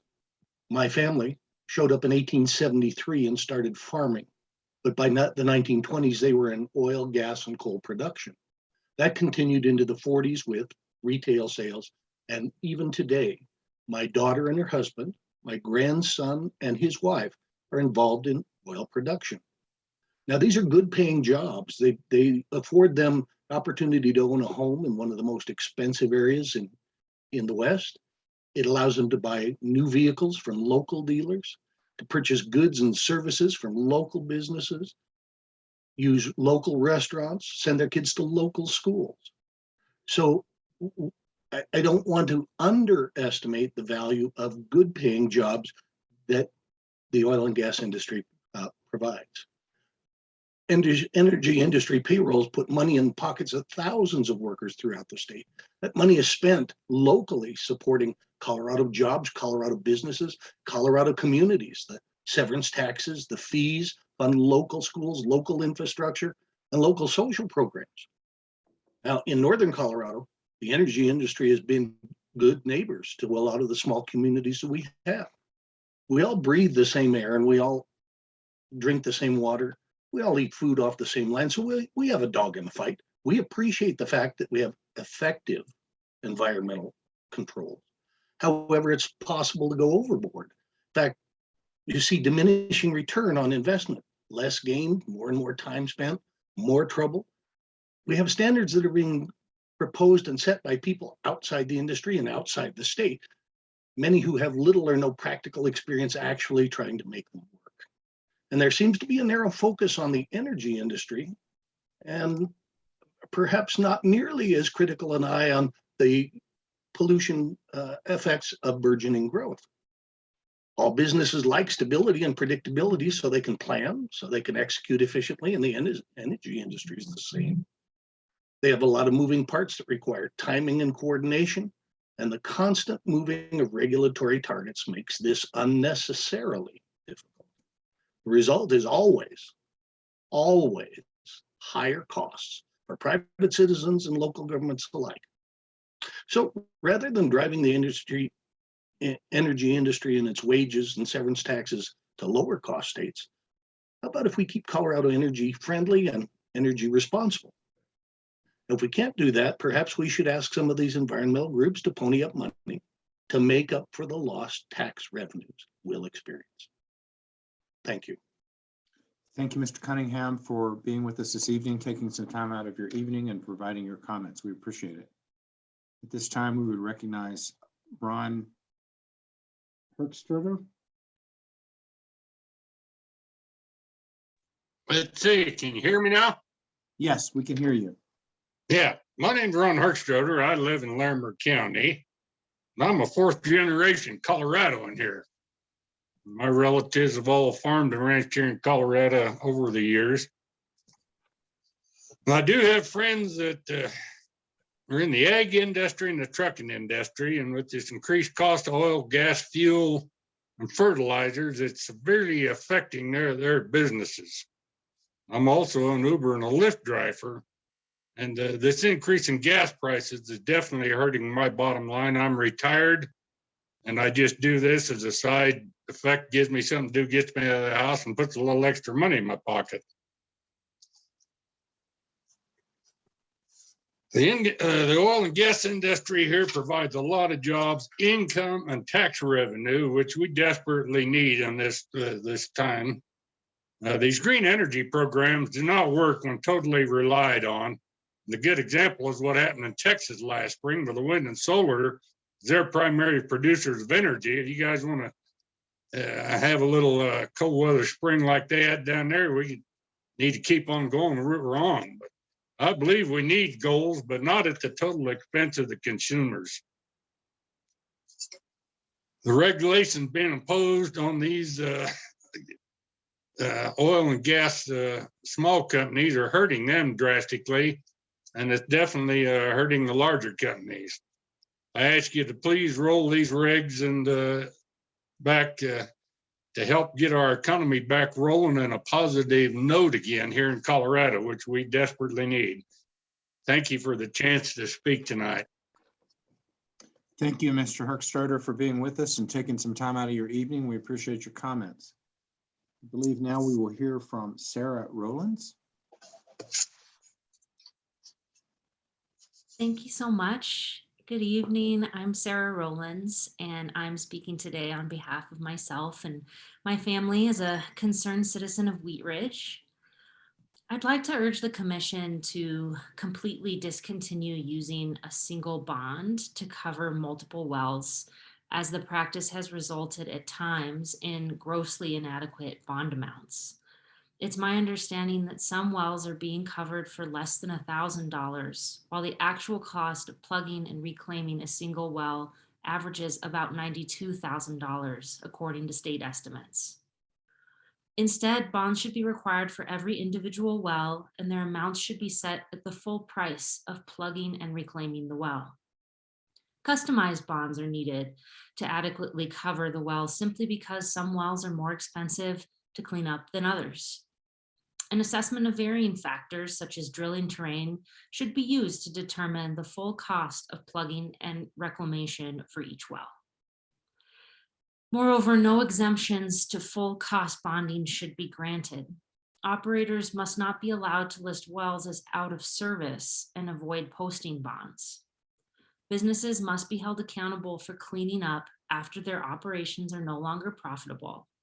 It's not fair to taxpayers to subsidize their cost of business.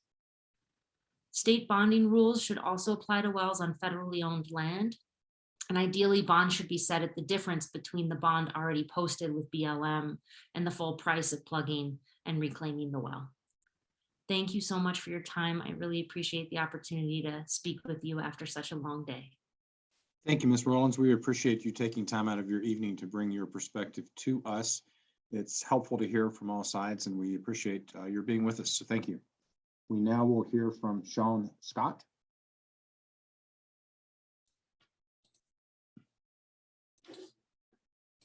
All right, thank you. My name is Sean Scott. I'm a business owner in the aviation industry and a resident of Colorado. According to the Denver Business Journal just yesterday, Colorado has approximately 52,000 active oil and gas wells in the state. Only 200 to 300 wells currently need some kind of remediation since they're shut down. I believe the data commonly put forth greatly exaggerates the actual problem. The industry is doing a great job of handling this, save a few companies. Colorado is beautiful in big part due to its residents and responsible operators. But I want to come at this from a concern for the people's quality of life. I'm an active and engaged citizen of Larimer County. I say actively engaged because I believe helping your neighbor is an important activity here in Colorado. That is to say, like most people in my circle, we strive to help our neighbors when they're in need. A few years back, the country had some hiccups with natural gas production out of Texas. The price a gallon here of propane went to nearly $7 a gallon in Colorado. My home, like over 1.8 million Colorado residents, use propane or natural gas to heat their homes, to cook. Are you still there? Yes. Now, how do we get them to talk to us? Actually, or how do we, Mr. okay, let's see. Mr. Lowe, we have lost audio. Mr. Lowe, if you could mute, please. We're hearing from someone else. We'll get to you next. Good to go, Jeff? Yeah, and don't worry about the time. We'll give you, I'm sorry for that interruption. No, that's fine. So I was saying that a few years back, the country had some hiccups with natural gas production out of Texas. The price of a gallon of propane went to nearly $7 a gallon here in Colorado. My home, like over 1.8 million Colorado residents, use propane or natural gas to heat their homes, to cook, or even heat their water. Not to mention natural gas powered vehicles or industrial use. I'll bet you know some of these people, perhaps family. When the price went that high, residents like us could not afford to purchase the needed propane to heat our homes. When we tried to buy just enough to cook with, we were told by the providers they wouldn't sell it to us because the price dropped again. When it does drop, they couldn't recoup the loss. So then when the cold days and nights came, we had neighbors over to cook for and stay warm with the fire. Some of them had to stay the night so they could keep the kids and parents warm. They had to. Mothers, babies, and the elderly needed that warmth. They could not obtain or afford to heat their homes. If you pass this additional burden on producers, there will be providers that will go out of business because they can't afford to operate the wells. With the prices already forecast to rise 30% this year, with this additional burden, the price will go up considerably. Hopefully, we're coming out of the economic devastation that COVID caused to our local businesses. Now is not the time to thrust upon our communities the higher prices that will no doubt accompany this rule change. I know all of you people who count on natural gas or propane to heat their homes, cook with or produce hot water yourselves, parents, friends with children, and maybe even your adult children with their kids. They may not be able to afford it. Ask yourself who you know that uses natural gas or propane. A whole lot of people that we all care for and love. Please don't pass this onerous bond restrictions. Those who call Colorado home, for those folks, the impact will only add to the financial stress already felt. Thank you, and please study this matter well. Thank you, Mr. Scott. Appreciate your testimony this evening. Thanks for taking some time out of your evening to be with us. We appreciate it. We now will recognize Peggy Lowe. Can you hear me? Yes, we can hear you. Okay.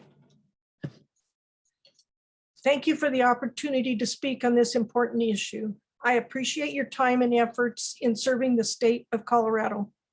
My name is Peggy Lowe, and I'm a Colorado native, and my grandparents immigrated from Norway and settled in the Westminster area. After a while, my husband and I moved to the Morgan County. I'm a retired teacher and have gone back to substituting to help the schools continue to offer in-person education. I care deeply not only about the air quality, but also about the safety of the oil and gas industry, as well as other industries in Colorado. I have many family and friends living here, and most special are my 7 grandchildren. I am concerned that adding regulations would cause extreme costs to our oil and gas companies, and that would affect us personally, as well as many of the folks we know. We volunteer with 2 groups, but due to the cost of fuel, which has increased 58% in the last 11 months, and also to 7% inflation increases, we may have to secure part-time jobs just to survive ourselves and not help those nonprofit groups. And we are not alone. The economy of our community also depends on folks who are employed by oil and gas, and we will be greatly impacted if those folks lose jobs and leave because of the increase in regulations, which causes the oil and gas companies to raise their prices. I'm part of the mission committee at our church, and we continue to get more and more people requesting help with utilities and food and rent. People are hurting with the rising prices, and with this new regulation will cause more increase in prices. I've heard some people in ads commenting that we shouldn't be concerned about the cost, just go ahead and increase regulations. Well, you haven't talked to people who are trying to make ends meet, and they feel very hopeless. These people may have no other choice than to become homeless. Even in our small town, rent is a minimum of $1,200 a month, plus another $300 in utilities. People are stretched to the limit. We don't need more homeless. This could be an unintended consequence of these regulations. We all want safety and clean air, but requiring new regulations on an industry that has worked hard to improve our air quality and safety feels like the goalposts are moving. I urge you to not increase regulations due to the economic impact, I urge you to work collaboratively with the oil and gas industry as we have in the past. Thank you very much for your time. Thank you, Ms. Lowe. We appreciate your taking some time out and providing your perspective to us this evening. Looking to see who we will have next. Give us just a second.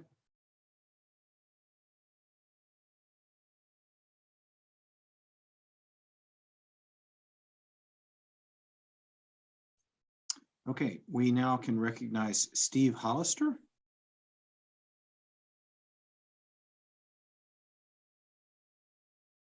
And if you want to unmute, we hopefully will be able to hear from you.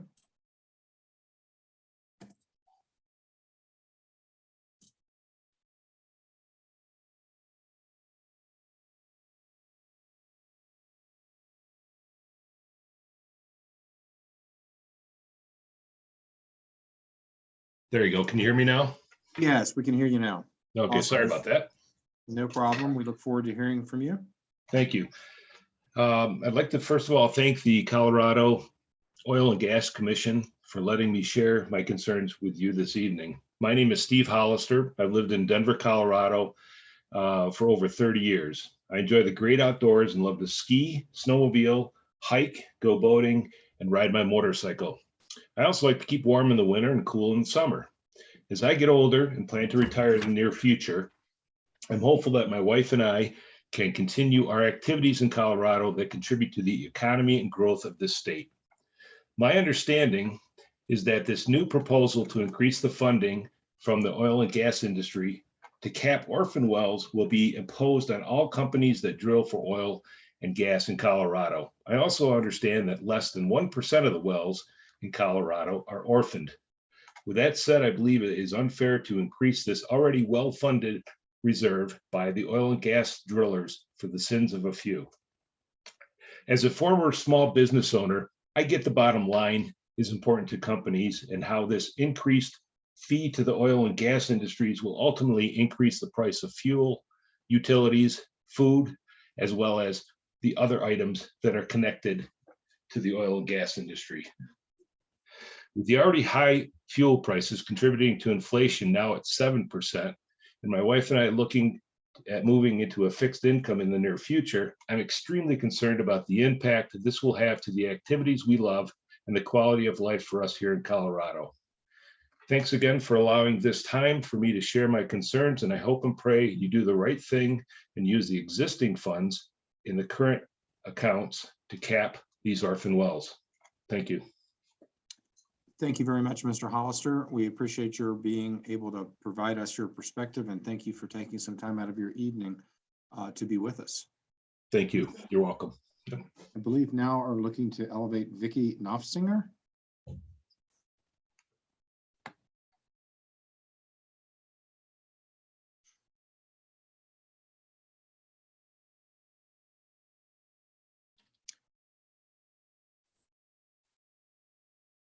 Ms. Knopfsinger, if you want to unmute, we would like to hear from you. Thank you. I had to find the button. No problem. We can now hear you. Okay, thank you. Thank you for allowing me to speak this evening. My name is Vicki Knopfsinger. I'm a 25-year resident of Highlands Ranch, Douglas County, and I'm a senior citizen who lives in a retirement community. My son worked for Liberty Oil here in Denver on a fracking rig up in North Dakota until he was laid off due to the cuts in oil production in Colorado. He decided to become an over-the-road truck owner-operator, and I asked him the other day how the higher prices of diesel had affected his business. He used to pay $400 twice a week to fill his truck, and now he is paying $600 twice a week to fill his truck, an increase of $19,200 a year just to be able to drive his truck. Because of these higher prices, the products he hauls are costing more, and that means that me, as a consumer, is paying more. I have a granddaughter who is a petroleum engineer for Liberty Oil here in Denver, and she told me that without fossil fuels, we would not have fertilizer, steel, autos, plastics, cosmetics, tires for our cars, asphalt for repairing our roads, and the list just goes on, nor, and most importantly, would we have enough electricity. Some would want you to think that the wind turbines are the answer, But did you know that the old panel disposals would double the tonnage of all of today's global plastic waste?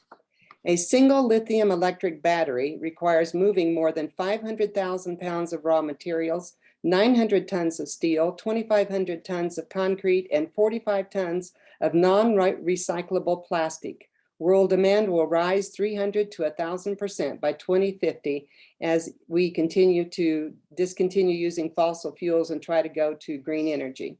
Using gasoline would extract 1/10 as much total tonnage to deliver the same number of vehicle miles over the battery's 7-year life.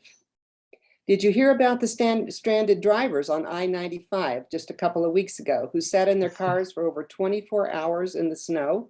If those had been electric cars, the story would have been a much different story. As it was, the gas cars started and went on their way. I don't think that would have been the story for electric cars because the lithium batteries do not work in very cold weather and would have had to have been electrically charged before they would work. The residents at Windcrest, where I live, had a 5.6% increase in the cost of living this year, the highest we have ever had. Why? Because the cost of food, utilities, and labor has risen and has hurt our seniors on a fixed income. Please don't hurt our income-producing fossil fuel industry by putting even more burdens on them and thus on us. Thank you so much. I really appreciate your time. Thank you very much for presenting to us this evening. We appreciate you spending some time with us and appreciate your perspective. At this time, I would recognize Megan Randall. Hi.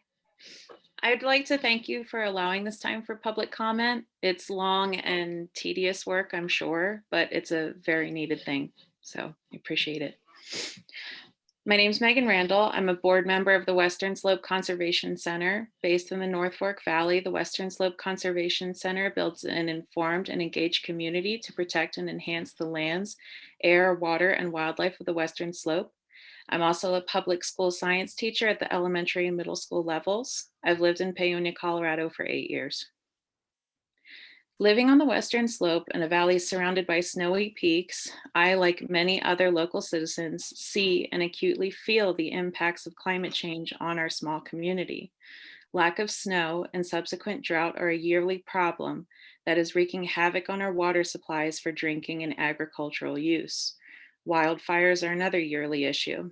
Plugging old wells and preventing methane leaks from them is an issue that we're going to have to address, which leaves either the oil and gas industry responsible for the problem or the taxpayer. As a Western Slope citizen, I would like the oil and gas industry to absorb the cost of conducting their business. The use of blanket bonds has resulted in bonds for some wells being less than $1,000 per well, despite state estimates of the plugging and reclamation cost of a single well averaging about $92,000. Bonds should be required for every new and transferred well and should be set at the full price of plugging and reclaiming the well. If bonds are required in this way, I believe that taxpayers won't get stuck with the bill if an oil and gas operator goes bankrupt. The boom and bust cycle of the oil and gas industry is not reliable, and we need to make sure that ordinary citizens are not left on the hook to pay for the cleanup. Additionally, if operators are allowed to list wells as out of service and avoid posting financial assurances or conducting mechanical integrity tests on them, they must be plugged and reclaimed in a timely manner. Operators with fewer such wells should be required to plug a larger percentage of them in a relatively shorter period of time.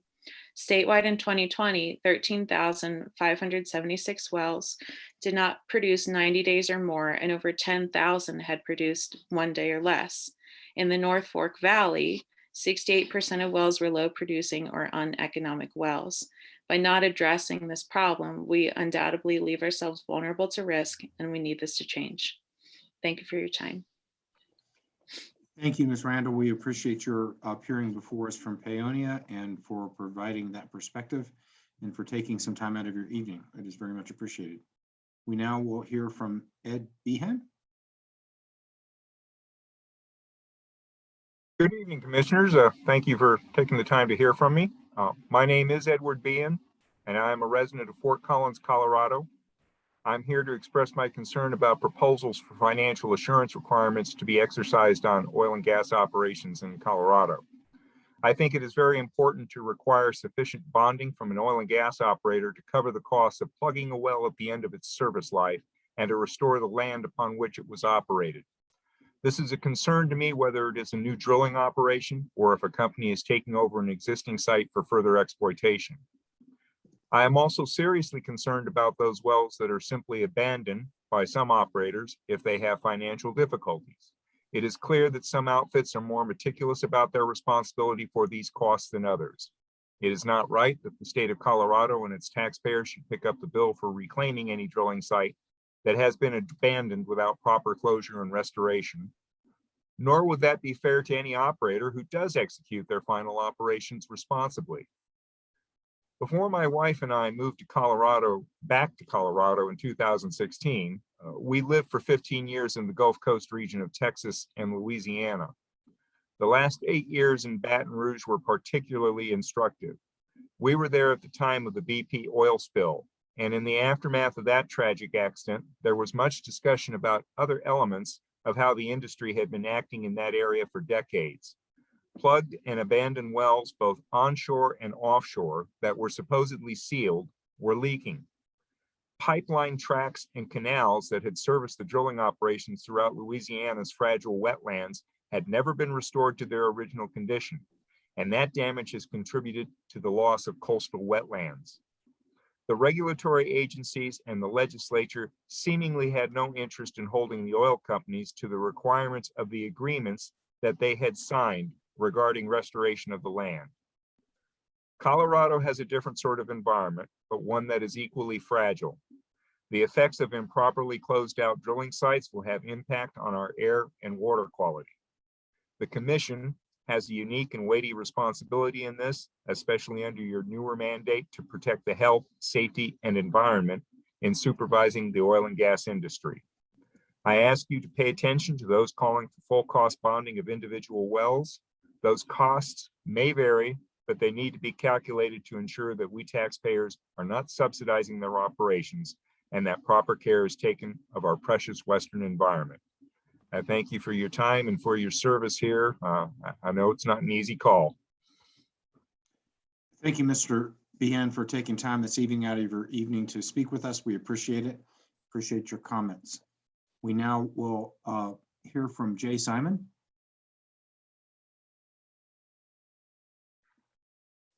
Good evening. Thanks very much for the opportunity to have this public comment. My name is Jay Simon. I too am a board member of the Western Slope Conservation Center based in the North Fork Valley. The Western Slope Conservation Center was formed in 1977 to disseminate information about regional energy development and its impacts on the region's natural resources. Today, our mission is to build an active and aware community, protect and enhance the land, air, and water and wildlife of the Lower Gunnison watershed. I've been a Colorado citizen since 1983, and I've lived in the North Fork region for over 5 years. As you probably know, coal mining was once a primary industry here.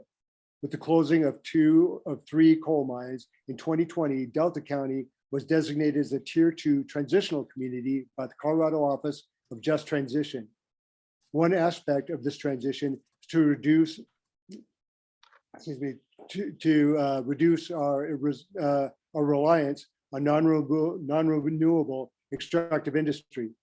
Given the current economic and ecological climate, it's imperative that we do our utmost to protect our natural resources for long-term viability. The ability to create resilient and flourishing communities with healthy ecosystems is our responsibility to future generations. As a Western Slope citizen, I would like the oil and gas industry to be held responsible for their actions and expect the COGCC to perform its mandate to protect the health and well-being of our citizens and natural resources. The use of a tiered bonding system allows for large companies to pay as little as $1,500 in reclamation costs per well, despite COGCC's own estimates for plugging and reclamation costs of a single well averaging upwards of $50,000. In conjunction with the BLM, COGCC bonding should be required on all wells, including those on federal lands. Transfers to shell companies should not be allowed without the transfer of bonding for reclamation as well. A fund should also be established for reclamation of wells that have aged out previous to new regulations to eliminate low or non-producing wells that have been maintained as active or out of service solely to avoid reclamation costs. The COGCC should require full cost bonding with no exemption granted to any operator. I'm not anti-oil or gas, but if the companies do not have enough money to reclaim the land from which they have profited, then they certainly do not have enough money to do business in Colorado.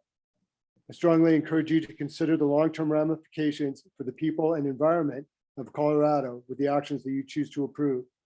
Thanks very much for your service and time. I know it's not an easy task. Appreciate it. Thank you, Mr. Simon. Appreciate you taking some time out of your evening to testify before us and bringing your perspective. We do appreciate it. Thank you. This time we will recognize Michael Berkeley. Yes, thank you. I'm also a board member of Western Slope Conservation Center.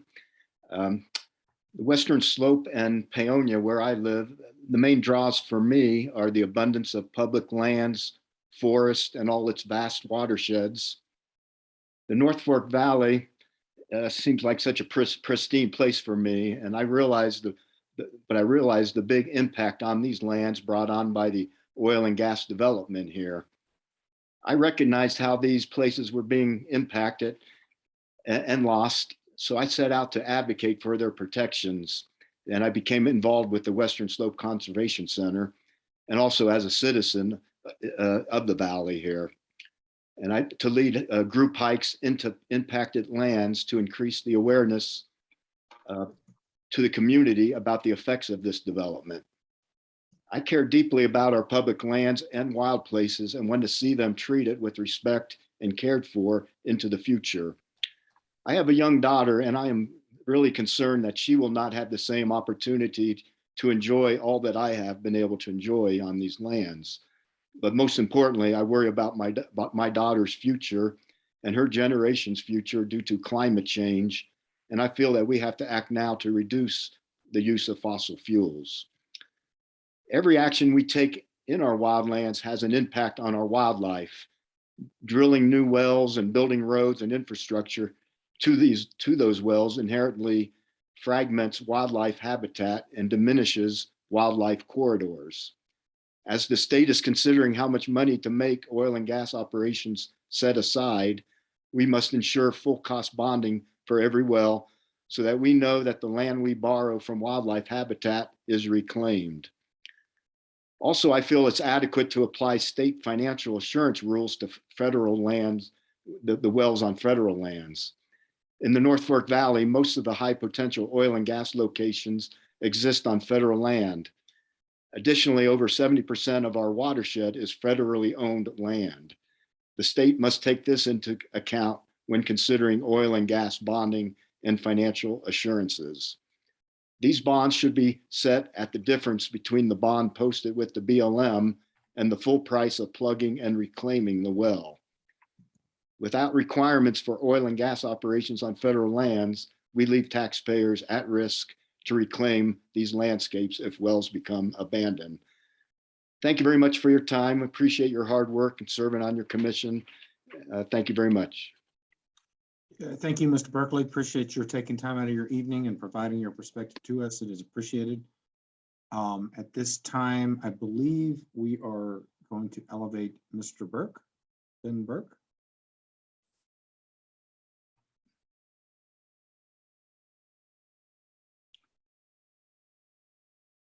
There we go. Good evening, Director Murphy, Chairman Robbins, and commissioners. Thank you very much for your time and for your attention on this marathon day. My name is Dr. Ben Burke, and I'm addressing you from Littleton this evening. I am co-founder and Chief Technology Officer of Transitional Energy, excuse me a sec.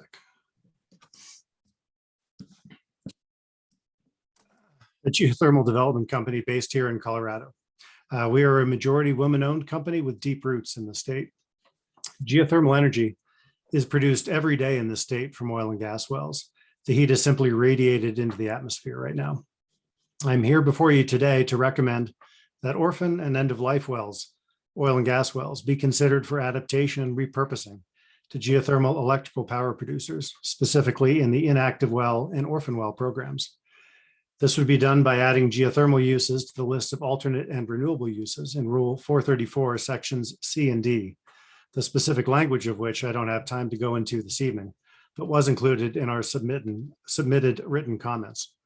Furthermore, a short additional section to Form 6A would allow operators to document that they have evaluated wells for geothermal potential prior to abandonment. More broadly, though, the repurposing of orphan and oil and gas, end-of-life oil and gas wells for geothermal use turns a public liability into a public asset. My team's vision is that these wells could be put to use generating distributed baseload renewable energy for the Colorado grid, particularly to help this state reach its renewable energy goals. We also see a path for repurposing oil and gas wells for electric vehicle charging and direct uses, such as melting snow and ice from sidewalks and streets in residential areas, and both heat and filtered water for modular agriculture, particularly in areas that are currently considered food deserts. From an employment perspective, repurposing as many oil and gas wells as safely possible to geothermal wells will employ many of the talented and knowledgeable professionals who have been and currently are employed in the oil and gas sector in our state. Additionally, companies like ours are interested in acquiring orphan wells from the state for adaptation to geothermal energy. We'd like the opportunity to discuss this further with the commission and staff. I thank you for the work that you do in regulating our state's oil and gas resources and leave you with the message that the geothermal repurposing of orphan and end-of-life oil and gas wells would be a benefit to our state on several levels. Thank you. Thank you, Mr. Burke. I appreciate the testimony and taking time out of your evening to be with us. You're welcome. This time, I think we're looking for Travis Croft to unmute and or video himself.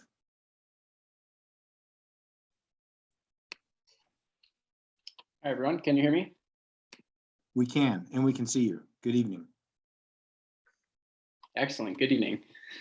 Hi, my name is Travis Croft, and I live in Durango, Colorado, speaking on behalf of myself and fellow Southern Coloradans who are no stranger to the local impacts of oil and gas development and the increasing problem of orphaned wells. I'm speaking to urge the Commission to adopt strong financial assurance rules that will hold industry, not Coloradans, accountable for cleaning up the messes of oil and gas that they leave behind. This rulemaking must fulfill the COGCC's mission to protect public health, safety, welfare, the environment, and wildlife. Anything less will not meet the expectations set forth in your new mission. The current draft rules are a step in the right direction when it comes to requiring single well financial assurance from the industry. However, the Commission needs to improve these rules by requiring single well financial assurance for all transferred wells and putting more parameters in place to ensure low producing operators don't take advantage of the current woefully inadequate financial assurance requirements, such as blanket bonding. Of Colorado's roughly 50,000 oil and gas wells, about 19,000 are considered low producing or inactive. These wells pose the greatest risk of becoming improperly abandoned or orphaned and obviously demonstrate the need for the COGCC to define a tight timeline for them to be plugged and regularly inspected. Colorado is much too special of a place to be letting a mature industry like oil and gas development fail to clean up after themselves. Thank you for taking the time to allow for public comment on this issue, and I look forward to hearing how the Commission is able to strengthen financial assurance rules for the future. Thank you. Thank you. Thank you, Mr. Croft. Appreciate you taking some time out of your evening and presenting to us. We appreciate your perspective. At this time, we will call upon Nathaniel Bowen. Hi, can you guys hear me? Yes, we can. Fantastic. Hi, my name is Nathaniel Bowen. I am a recent Colorado transplant coming in from the great state of Montana. I was up there, I studied soil science at Montana State University, and this issue is really pressing and is quite interesting what's going on right now. I am interested in seeing this moving forward in terms of capping wells off before they have a chance to emit toxic runoff chemicals downstream in ecosystems.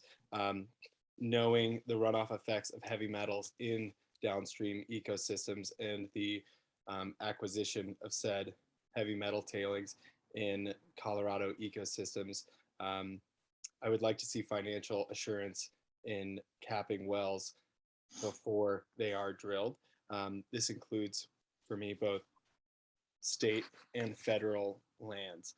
I'm interested in these common sense rules for a number of reasons, but primarily sorry guys, I'm interested in the common sense laws that will hold drillers accountable rather than tax holders for orphan wells. I believe that creating a financial assurance program that has the cost of the reclamation included in the cost of drilling will greatly reduce the amount of orphan wells in the future and hopefully lead to a healthier ecosystem in Colorado areas. I appreciate the panel's time and allowing public comment, and look forward to seeing where this takes us. So thank you guys so much for your time. Thank you very much, Mr. Bowen. Appreciate your spending time with us this evening and providing that perspective. Before we move to our last commenter, Ms. Glustrom, we do have someone that signed up as the name of Steve and then an organization of Citizen. And I see that there's a person named Steve with his hand up. If you are the Steve that is the citizen that signed up and you desire to speak, I need you to accept the panelist credentials offered you by Ms. Larson. If you're not, you don't need to accept. If you decide you don't want to speak, that's fine too. But just wanted to make sure that you were clear on the protocol. So with that, I've got Leslie Glustrom now. And I probably butchered your last name.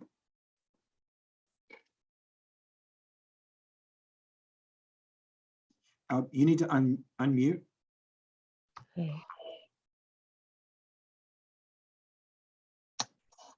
Can you hear me now? Yes, we can. Very good. I thought I had unmuted.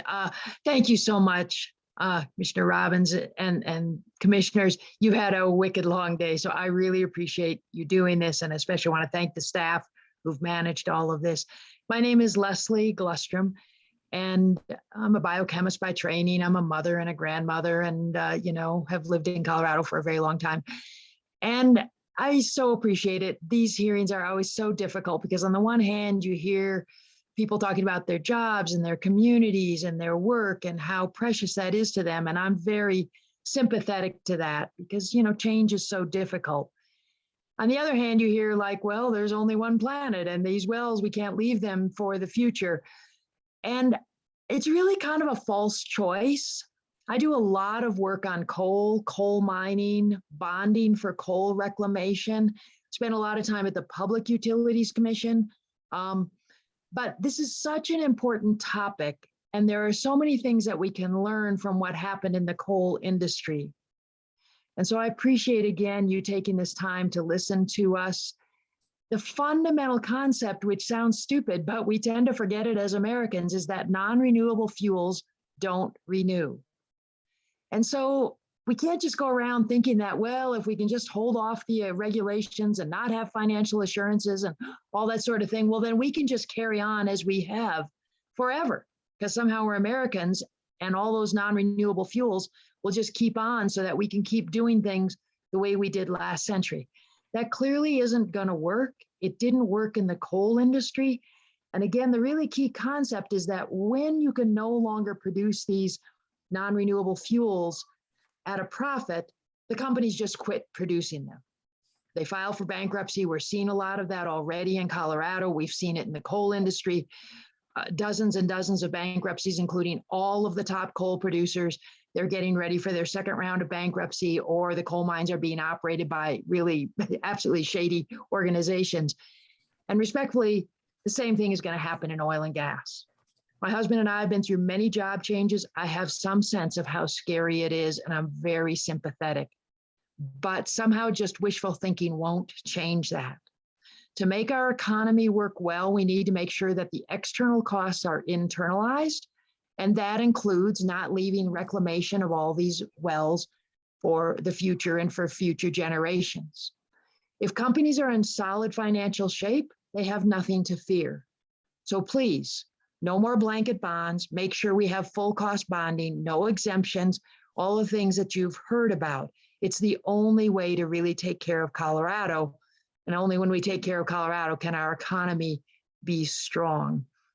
So I'm very sympathetic, but there really is a false dichotomy here. We already can see that the oil and gas industry is in serious decline, frankly. So we have to prepare for that. And again, thank you so much for your time and for listening so carefully. Thank you so much for taking time out of your evening this evening and providing us your perspective. It is appreciated. And I think at this time, we will call upon Steve, who looks like he's made his way to the panel. If you would like to unmute yourself, we will hear from you. Thank you, commissioners. I got a lot to cover, so I'm just going to go ahead and get straight to it. Since 2005, the oil and gas industry in Colorado has contributed between 1.5 and 2 billion in revenue every year. 600 million of that every single year goes to education. So I think everybody can agree here that educating our children is a good thing. And I'd like to know where you're going to make up that kind of budget shortfall if you decide to strangle the industry. Okay. You do that, the only way you're going to be able to do it is raise property taxes. What that's going to do is it's going to push a lot of people out of the state. They're going to sell their homes, they're going to leave, and they're going to take their tax dollars with them. They'll go to Wyoming, they'll go to Montana, Texas, Louisiana, New Mexico, and those states will get their money. Now, I hear all this talk about we're going to transition these oil and gas workers to great green energy jobs. Average pay for wind and solar is $18.50 an hour. You propose that to somebody that's used to bringing home 120 grand a year, that's a slap in the face, okay? Nobody's going to accept that. Like I said, they're going to get up and they're going to leave. Now I want to talk about health and safety, and I hear all this talk about peer-reviewed studies. Okay, well, I've got a few of my own. I'll start with a report published by the Colorado Department of Public Health and Safety, authored by Chief Medical Officer Dr. Larry Walk, that states unequivocally that a 500-foot setback and current regulations are more than sufficient. There is no undue risk to the public and no action is recommended at this time. I've got two more, and this pertains more to hydraulic fracturing. You hear all this talk about poisoning the water supply, ruining the ground.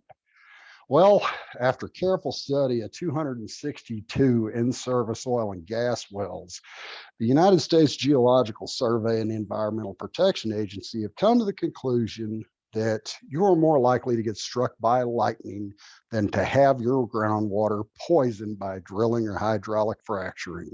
I can say this as an industry expert because for the past 17 years, I have been a pipeline, compressor station, and refinery integrity inspector. I'm the one that signs off on these projects before they go into service, okay?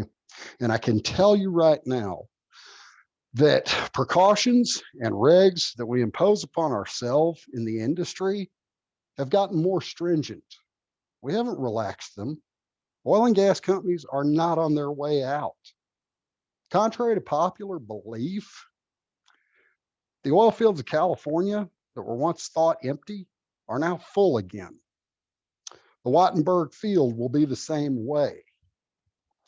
I also suggest rather, that a cost benefit analysis be done on this before any new regulations are enacted.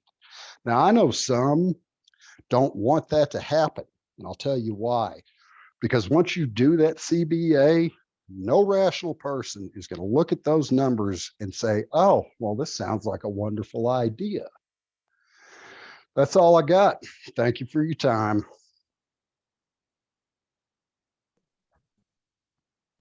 Thank you, Steve. Appreciate hearing from you.